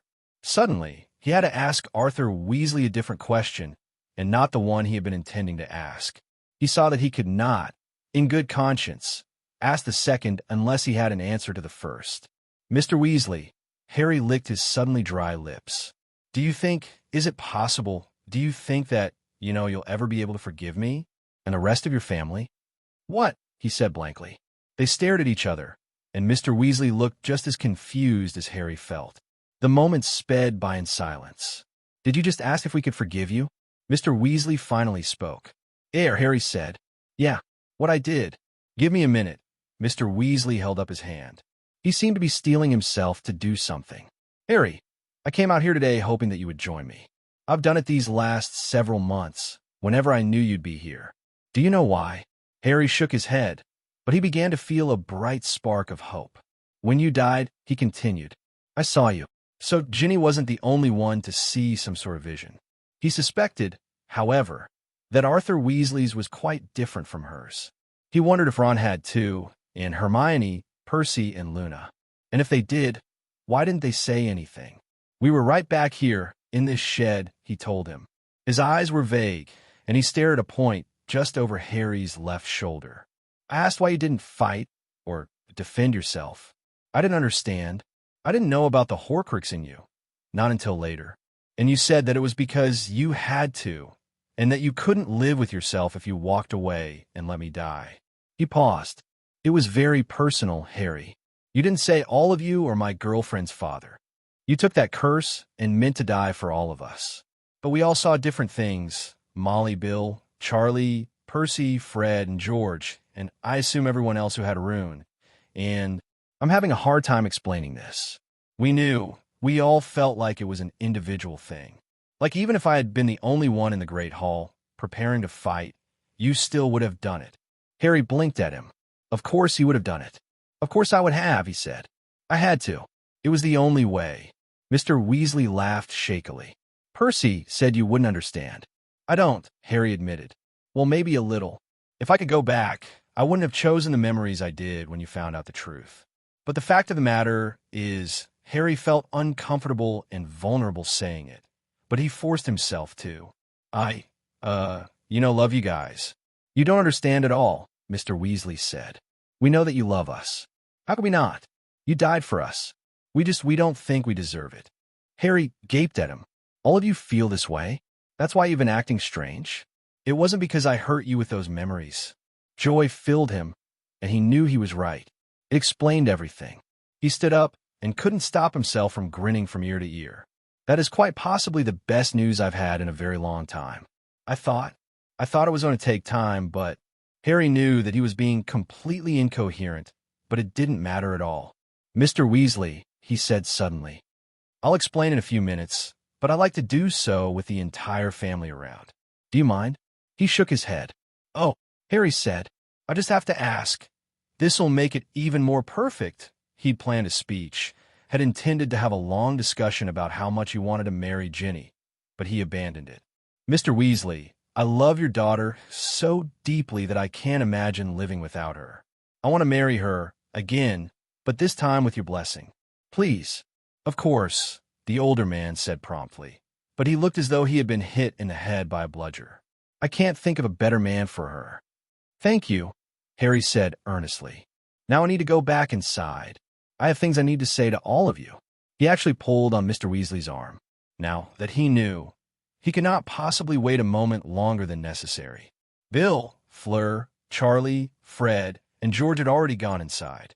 Harry drew his wand and said, Sonorous, and feeling almost giddy with relief, said, Everyone please meet me in the sitting room. All Weasleys, all guests. That means you, Ron. I'll make sure that Dora doesn't start talking about how she's preparing for breastfeeding again. Harry hurried across the yard, Mr. Weasley right behind him. He could hear the thunder of many feet going down the stairs, crashes and shouts. Mrs. Weasley opened the door to let them through, and Harry swept her into a tight hug, which she returned just as tightly. I have no idea what's going on, Mr. Weasley told his wife. But he's very happy. Happy didn't even begin to describe what Harry was feeling right now. The thing that he had missed for well over a decade was finally within his grasp. He'd given up on it 5 years ago, but he'd begun to hope for it these last months, and now he almost had it. What's this about, Harry? Ron asked. He beamed at them. Hermione sat curled up on Ron's lap in a large armchair. Sirius, Remus, and Dora were squashed next to Bill and Fleur. Charlie and the twins had parked on the floor. Mr. and Mrs. Weasley squeezed their way past them to find a seat on the only empty armchair left in the room. Albus and Severus had apparently just arrived and stood in the doorway. Percy stood by the Christmas tree with his arms around his new girlfriend, Audrey, and Ginny picked her way around her family and came to stand next to him. He didn't think that he'd seen anything quite so wonderful. You going to say something anytime soon, mate? Ron asked. Or have you been drinking? Harry put his arm around Ginny. I thought that you lot were still hurt by how I showed you those memories. I thought that I had done too much damage that day for it to easily heal. And I was a right arse for months. I treated the lot of you like rubbish, Harry admitted. He could see now that he had, in many ways, treated the Weasleys the way Severus Snape had once treated him. The thought made him uncomfortable and guilty, even now. Harry, you weren't Percy began. We deserved it, Bill and Charlie chorused together. We didn't blame you, Fred said earnestly. But before they could continue to fall all over themselves to ensure Harry that they did not blame him in the slightest for his reprehensible behavior, he held up his hand. Another thought had just occurred to him. And I've wondered if your distance was due to what happened at Azkaban, Harry said. I couldn't help but think that you'd wonder. He fixed his eyes on a point somewhere over Severus' shoulder dash. If I was just as bad as Voldemort. Not. He held up his hands swiftly when he saw the mutinous looks dash that I think I am. I just wondered. If I recall correctly, Harry, us Weasleys were the ones to offer the most violent deaths, Arthur said. Harry met his eyes and saw that he was telling the truth. We never blamed you. I'm not even sure if I blame myself. I thought Percy was dead, you see. Harry nodded. He remembered what he had seen in the Department of Mysteries. He could still see the way the runes shone and shimmered, spinning lazily in the air. Why didn't you tell me that you had some sort of vision? Harry asked Ron suddenly. Ron looked surprised. I thought you knew. How could I possibly have known? Harry scoffed. I was mucking about with magic that I don't really understand, he added cheerfully. How reassuring, Severus murmured. Harry ignored this. Albus, he addressed Dumbledore most of all, because he had always had answers, it seemed. The terrible power wasn't just terrible for me and Voldemort. It was terrible for them. There was a ringing silence. Harry had the disconcerting feeling of once more being the center of attention. He was quite proud of his revelation. He had amazingly forgotten that they had thought him dead, and he had not known that Ginny was not the only one to have a vision. He put himself in their shoes and realized that had it been Ginny or any of the others that had died and had sent a last message, it might have killed him. His high spirits wilted a bit when no one reacted. No one realized the brilliance. And worst of all, Ginny was feeling exasperated and a little amused. You're completely mental, mate, Ron said finally. But Dash, is this actually new to you? Ron continued. He sounded incredulous. What? You think we liked seeing you die and knowing that there wasn't a damn thing we could do about it? No, Harry said. But Dash, I accept that you didn't realize what happened with the rune. Harry, Hermione said coolly. It was perfect, by the way. We were in the library, and there were books all around, and I said that she paused to clear her throat. Dash. It didn't make sense that one person had to do what you did. It was such an imbalance. And you just rolled your eyes at me like you do whenever I'm going off on elf rights or those stupid laws about the centaurs. And you said that not everything has to make sense. Love doesn't really make sense. I'm pretty deep when I'm dead, Harry tried to say flippantly. He felt very uncomfortable all of a sudden. Don't joke about it, she said forcefully. It was a beautiful experience, Harry. But it was terrible, too. I can't even describe it, Harry. It hurt quite a lot. If you hadn't come back, I don't know, but I can't imagine ever recovering from it. Not for the first time. Harry wondered what the hell he had done when he'd made those runes. He didn't regret it, and he could tell from the defiant, fierce looks on the faces around him that they didn't regret it either. But still, it was obvious that there had been a level of emotional intimacy breached when he had been hit with the curse. He wondered if his soul had had conversations with their souls on the moment of his death. The thought filled him with a sense of wonder, and the realization that he would likely never find out what he had done. And he didn't really have to. I keep thinking, Molly licked her lips nervously. You were just a little boy when he turned you into the Chosen One. I've thought about that a lot these last 2 years, she admitted. She stared down at her hands, and she fisted them in her lap. And when the rune flared, you were just a toddler, and you didn't say anything. But it was terrible knowing that ever since you were barely a year old, you've been set on that course. You were just so vulnerable, just a baby. Harry felt an amazing pressure in his chest. Molly was the closest thing to a living mother that he had. Damn it. And the fact that she had seen that. Maybe they had some of their old closeness after all. But then again, Molly had a great capacity to love. What if it was only because he was the boy who lived? And it could have been anyone off the street that would have made her feel that way, because she was so tender-hearted. It may not even be him. He'd been a complete arse, and just because he loved them doesn't mean that they loved him. Mom, Ginny said loudly. Harry jumped. No, don't dash. Quiet, Harry, she said. Would you just tell him that you love him? Because he's missed you for a very long time, and he's agonizing over it. Harry's entire body twitched with discomfort. He felt trapped. He wanted to run, but he didn't. It was as though his feet were glued to the floor. He felt a little resentful that she would blurt out his emotions like that. He wouldn't do that to her. If she were feeling something obviously private, he wouldn't even consider making it public. Especially now, in this moment. He ruffled his hair and looked up at the ceiling. That hug with Ron before he had thought he was going to die had not been nearly as awkward as this. He was acutely aware of how the skin on his face burned. "Of course we love you, Harry." Molly sounded surprised, shocked, even that she had to say it. "We just felt like maybe we used to be the people you loved, but it wasn't really us anymore." Harry blinked and remembered his dream. The Weasleys on the other side of the chasm, and a bridge the shape of the rune. He wasn't afraid anymore. "Well, I'm sort of afraid that I'm going to cry," Harry amended. It was worse because how often had he wished that he could die for his Weasleys? It had taken external force for him to realize that they were fundamentally the same people. And how could he not love them? That would be like him only loving people for what they did for him, rather than for who they were. The moment swelled, and Harry knew that he needed to say something. He cast about wildly, and then he felt Ginny like a flame in his chest, and she gave him the grace and strength to say what he needed to. He couldn't look anyone in the eye, however. He had his limits.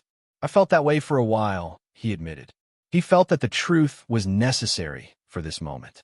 "But I'm not very proud of that. I've spent years and years wishing that people would like me for me, rather than because Tom Riddle warped the deepest laws of magic and gave me the tools necessary to defeat him. And you're the same people. You have the same care and concern for your children and loved ones. The same sense of humor, the same temper." It was easier to speak directly to Molly than to the men, though he hoped they knew that he meant the same for them. "So yeah, you're the same people. You really are, and I'm sorry that it took me so long to see that." He faltered, then glanced around to look at Arthur's shoulder. He was still not ready to make eye contact. "And frankly, if it turns out that my future daughter has traveled back in time to her 12-year-old body, I'll have to spend hours in the shed with you, because I'm sure I'd have a complete breakdown, especially if her shifty husband came with her." Everyone chuckled, as he had intended. "Excuse me for a moment," Molly murmured and bustled out of the room.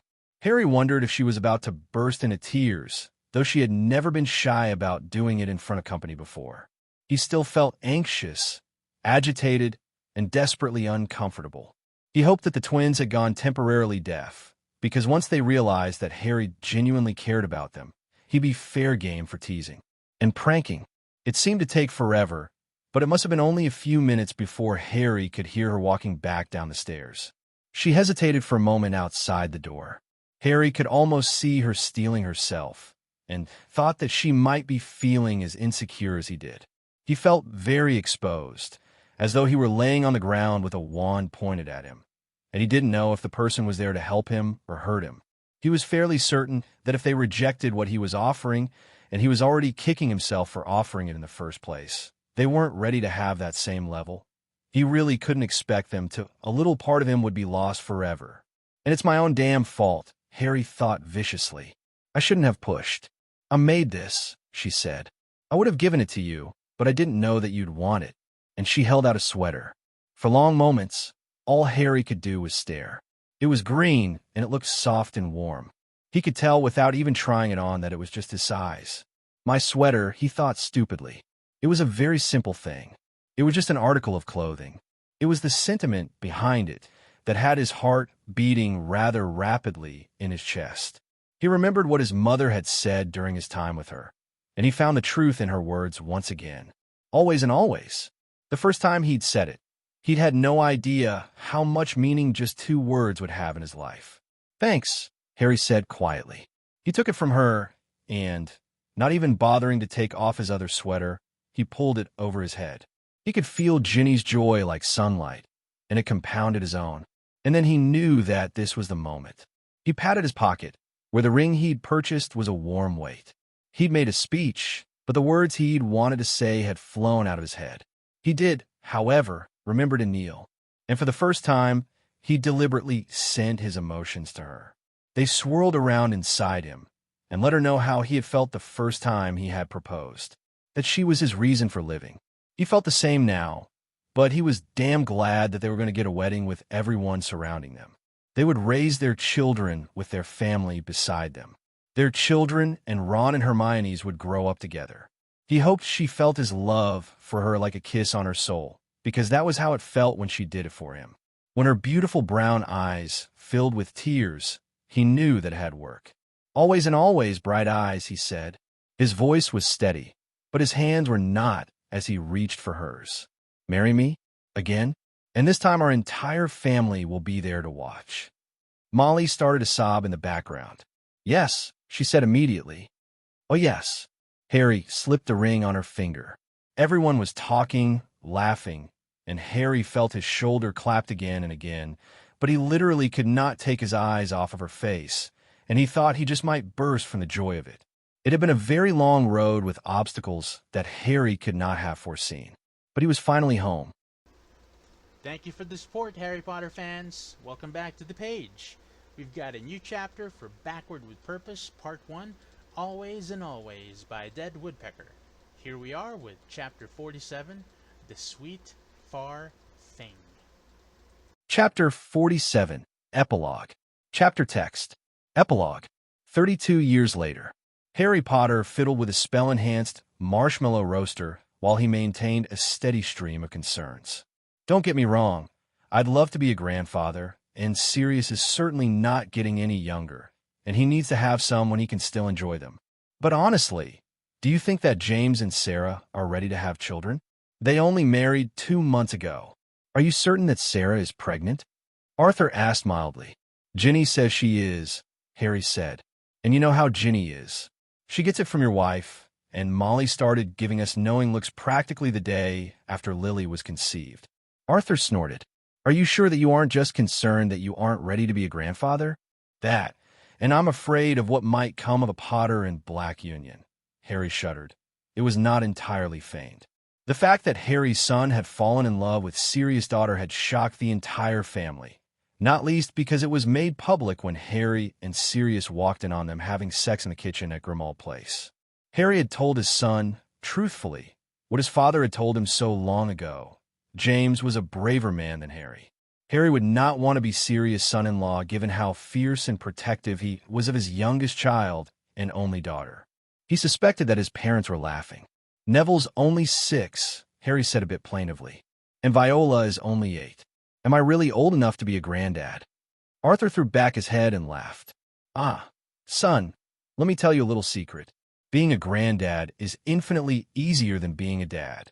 Thank God, Harry muttered. Out of habit, he glanced around the shed. He had been a very frequent visitor in the last few decades.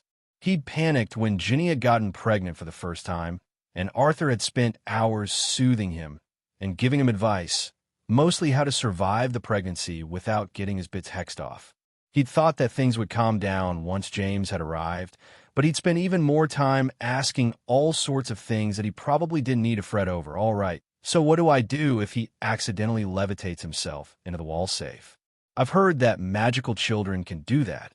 What if I've left the safe open and it closes behind him? Do you think I should just get rid of the safe? Then James had started talking and walking and generally raising hell. Al had arrived, and Harry had needed Arthur's calming nature every other day. Harry was proud of himself that he only met with Arthur about once a week now. His 2 youngest, Viola and Neville, were either much easier to manage, or Harry had, finally, gotten the hang of being a father. And now he just might be a granddad. And AL's been acting odd lately, Harry said. At least he's home for Christmas, Arthur pointed out. And you didn't actually have to depose the minister for not telling you what he was up to. Harry grimaced. He had not taken it well when his second son had practically disappeared off the face of the earth. Harry generally left all the unspeakables the hell alone, but ever since his son had fallen in with that crowd, gotten a job with them, the secrecy had bothered him. And the months of only sporadic contact with him, an owl once a month saying that he was fine, Al was not much of a correspondent, had frayed Harry's nerves to the breaking point. I'm the head of the Aura department, Harry said sourly. You'd think that they could have told me where he's been and what he's been up to, You know that Audrey had no idea what was going on, Arthur said. And threatening to depose your own sister-in-law, he chortled. I laughed for weeks. I still think Percy knew, Harry said stubbornly. He did not like to think it. He was probably closest to Percy of all the Weasley brothers besides Ron. And despite the fact that Percy had, 13 years ago, decided to completely change his career and become an unspeakable without giving any reasons, Percy had always been very above board. You and Ron aren't still convinced that Percy's Merlin, are you? Arthur asked. Harry shrugged. It was a compelling idea, but it simply made no sense. Harry wondered if the person of Merlin even existed anymore. There didn't seem to be any need. All was well. All was better than well. Harry had never dreamed that he could be this happy, and he suspected that whatever reason Merlin had gone back in time in the first place simply did not exist anymore. Mainly we just joke about it, Harry admitted. But you have to admit, Percy's lips are sealed tighter than a Gringotts vault. Who knows what he gets up to with his unspeakable friends? You're dealing with something that is very difficult for any father, Arthur said. The idea that your children have lives that exist separately from your own. They have their secrets. For instance, I've always wondered how James survived Sirius after he and Sarah were found at Grimmauld Place. I've always wondered that too, Harry said thoughtfully. But none of them are saying, and it must be doubly hard with Al, Arthur said compassionately, since the very nature of his job requires him to tell you nothing about what he gets up to. I admit that when Percy first transferred over to the Department of Mysteries, I felt a bit misplaced. He doesn't come to me for advice, or to complain about his superiors, or even to brag about his latest promotion. Does it get easier? Harry asked. You get used to it, Arthur said. He glanced at his watch, and his eyes widened. Molly's going to jinx us if we miss Christmas dinner. We'd better get back to the burrow. Harry opened his eyes wide. Don't you want your Christmas present? He greatly enjoyed the way Arthur perked right up. Ron had come by his honest love of Christmas and presents honestly, and Harry had a feeling that Arthur would enjoy this particular present a great deal. It's a bit used. Viola insisted on trying it out just to make sure it was good enough for her granddad. With a flourish of his wand, he lifted the temporary disillusionment charm he had cast on the riding lawn mower, and laughed when Arthur gasped with delight. Is a lawn plower? He asked excitedly. I've been wanting one for ages. He touched it lovingly. It's so shiny and new. Thank you, Harry.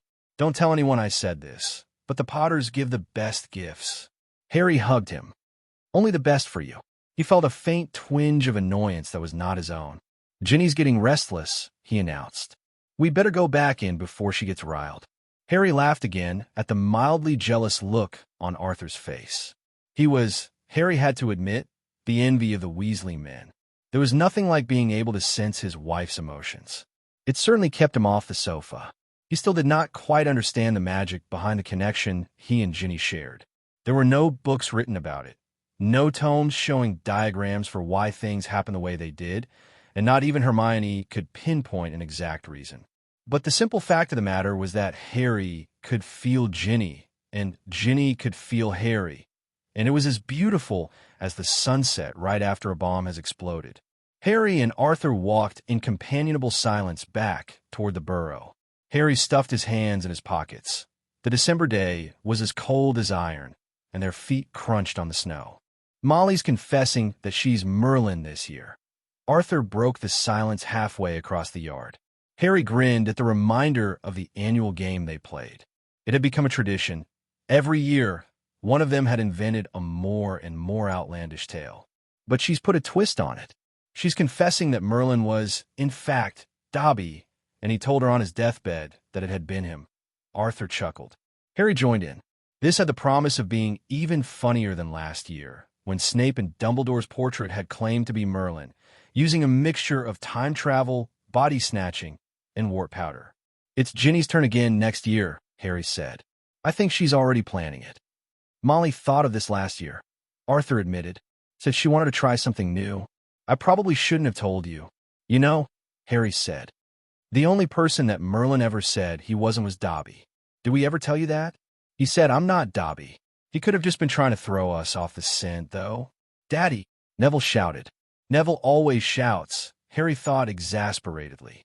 His youngest had only come with two settings, shouting and sleeping. Did Granddad put your head back together? What? Harry said blankly. He lifted his youngest up in his arms, wondering how long Neville would allow him to do this. That's what Mummy says, Viola smiled. And stop shouting. Neville, Mummy says we have to practice being quiet for when James' baby comes. Oh, Merlin's balls, how did she know? James muttered, confirming Harry's fear. Sarah laughed. Harry saw the way his youngest daughter's bright green eyes sparkled mischievously. Another Slytherin, Harry thought wryly. And he had a good idea that Viola knew exactly what she had done. Shut up, Viola, Neville yelled. Mummy said not to say. Neville Arthur Potter, Harry said sternly. What we told you about telling your sister to shut up. Yeah, nap pie, Viola smirked. And don't make fun of your brother's name, Harry said wearily, before Neville could retaliate. His son had inherited his mother's temper, along with her red hair. Viola, however, was the female version of Harry. Better than AL's initials, James said, reaching over and ruffling his little brother's hair. With initials like ASP, no wonder he got into Slytherin. I'm going to be in Gryffindor, Neville roared. Harry winced and moved him so he was not quite so close to his ear. Like you and Lily. Of course you'll be in Gryffindor, James said bracingly. We'll leave Slytherin for Al and Viola, won't we? Yes. I'm going to beg the Sorting Hat to put me in Slytherin, said Viola, who practically worshipped Albus. We know, Mags, Ginny said fondly. Slytherin is great, Viola, Al said. He threw a casual arm around her thin shoulders, and Harry was forcibly reminded of how very much the two of them looked alike, despite the difference in gender. Viola had the same thin face, messy hair, green eyes, and sly smile. You'll really like it. Al looked around the room, an indefinable expression on his face, as though he were drinking in the sight of all of them. Al, Percy said quietly, did I ever tell anyone that I had a special, marauder-like nickname while I was at school? Al asked. He looked over and grinned at Sirius. A few of my friends call me the Wise ASP, since I'm a bit of a wise arse, and we were all in Slytherin. An ASP is a type of snake. Harry threw a startled look at Ron. It was funny that Al had gotten that nickname before they had sat down with him, on his 17th birthday, and told him the full truth of the time travel. He opened his mouth to remark on the funny coincidence. And a diversion in the form of Rolf and Luna Scamander and their 9-year-old twins arrived in a flurry of bundled packages, whispered swear words, and excitedly popping eyes. Neville and Viola immediately dragged Lorcan and Lysander, who were very cool since they traveled around the world with their naturalist parents, away to get into some sort of mischief. Remind me to check on them in 10 minutes, Ginny said. We don't want them to blow up the house. I suppose I shouldn't have given the twins that a rump and horn, Luna said vaguely. All the adults, even James, Al, and Lily, looked at her aghast. Luna, Hermione said, you gave those for hoodlums. Of course not, Luna laughed. Hermione hesitated only a moment, but then stepped forward and swept the blonde woman into a hug. I've missed you, she said. You haven't been back to Britain for almost 6 months. Ron has been driving me crazy. Hey, said Ron, you're the one who... Finish that sentence, and you won't even be allowed on the same floor of the master bedroom for the next month, Hermione warned. Her cheeks were bright pink. Harry did not want to know what this was about. The next several minutes were spent in such a cacophony of greetings. Harry shook Rolf's hand at least 3 times, hugged Luna 4 times, and joined in the overall joviality of the moment. Snape, who always missed Rolf a great deal at family suppers on Sundays. He's the only sane one the whole lot. And I never thought Looney would bring home someone who doesn't believe in Father Christmas and the Tooth Fairy. Was the loudest of all. Aunt Luna, Lily said enthusiastically. I got an internship with the Surrey Society for Specialized Species. I'm going to be a naturalist just like you. That's wonderful, Luna said. She grabbed Lily up in a hug. Harry could not help but notice that Al and Percy had hung back and were now whispering urgently to each other in an alcove. He narrowed his eyes. Percy was AL's godfather, so they had always been close. But Luna was AL's godmother, and it was highly unusual for him not to be telling her everything that had happened since she'd been gone. He saw Percy give his head a vehement shake, and Al rolled his eyes. "Where's my godson?" Luna called. She spotted Al and hurried over to him. She was about to throw her arms around him, but stopped short.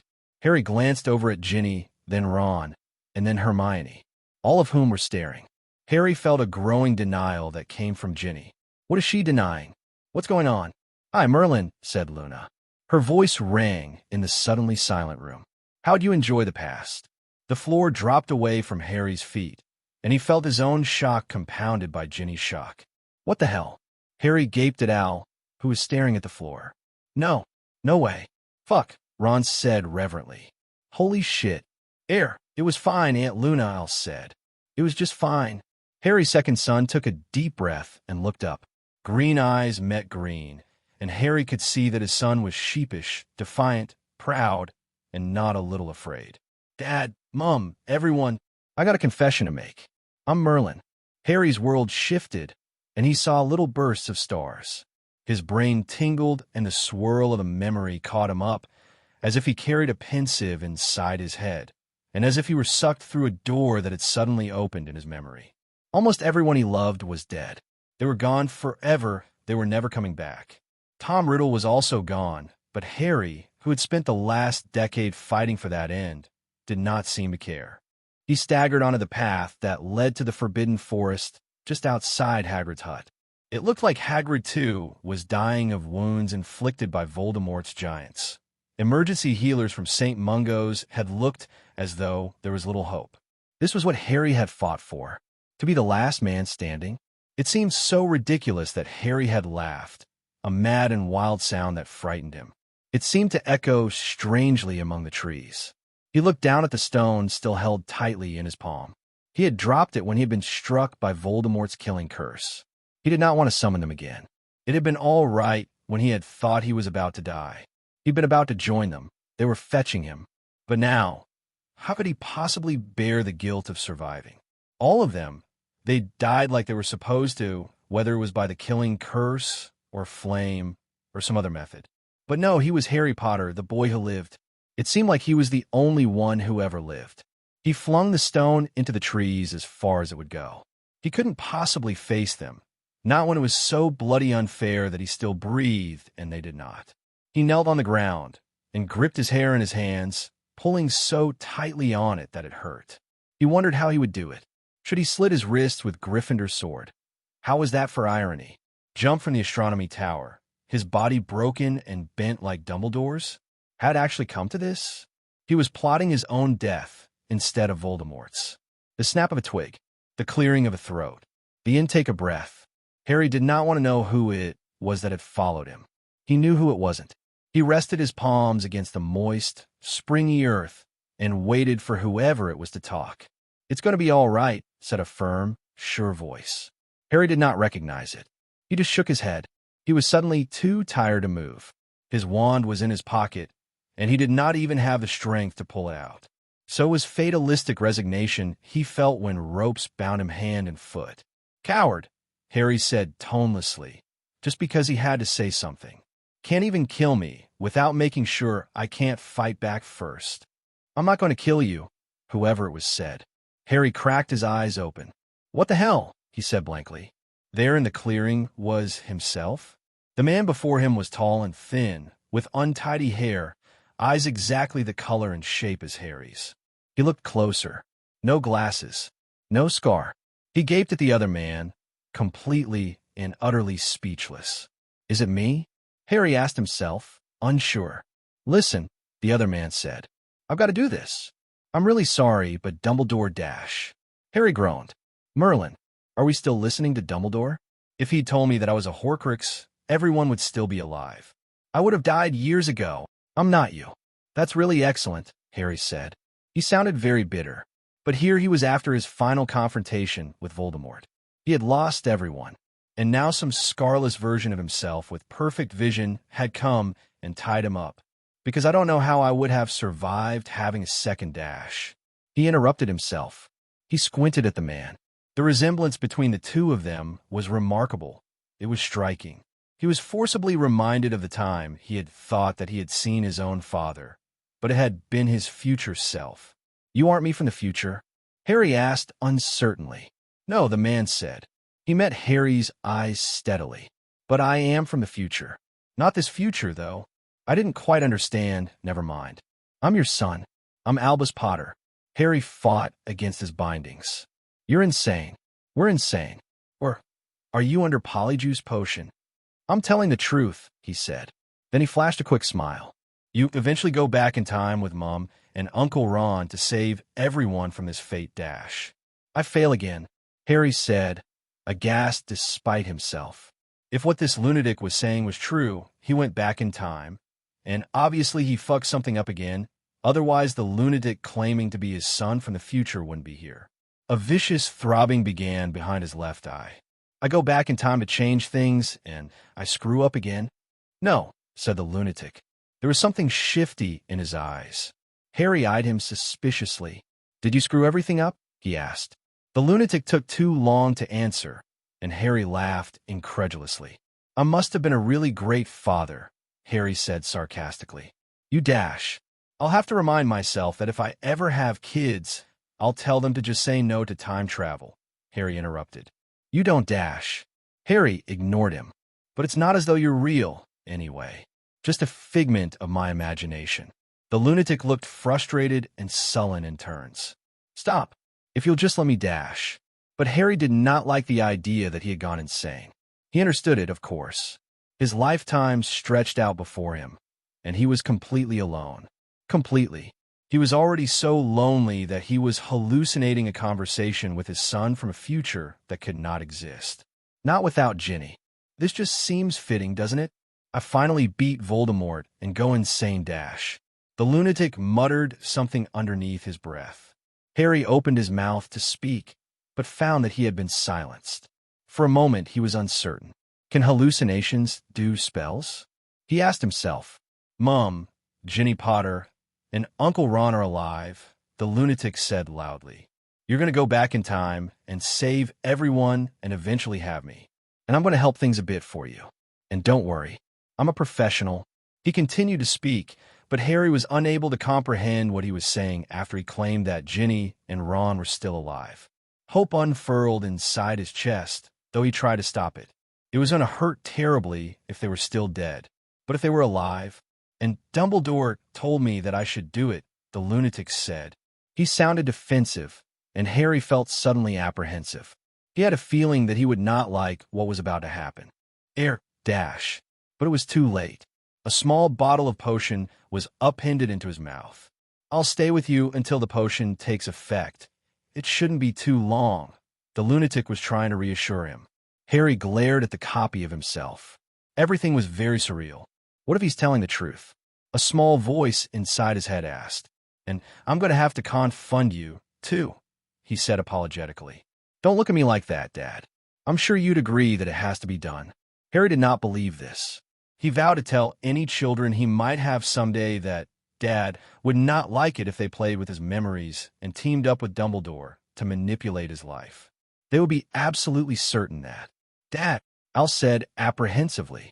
Harry could just stare as every moment in that forest came back to him. He had thought that Al was a lunatic. He'd thought that he'd been driven insane by loss. He surreptitiously pinched himself, wondering if he was dreaming. Al had been there. His son was Merlin. He'd traveled through time, stolen memories, twisted events, written that damn article, made Harry think that he was going to die. He'd been there in the Department of Mysteries when Harry had discovered just how powerful a force love actually was. He'd walked with Harry when Harry had thought he was going to die. He'd been there. His son. "It's true," Harry said. "I have a memory." "He must have used the Forget for Now potion on you," Percy murmured. "He used it on me as well. I presume the unlocking phrase was, 'I'm Merlin.'" "Al." Ginny's voice was unsteady. Harry did not take his eyes off his son, but he knew without having to look that everyone in the room was standing as still as statues. "Why?" "The price was too high," said Al.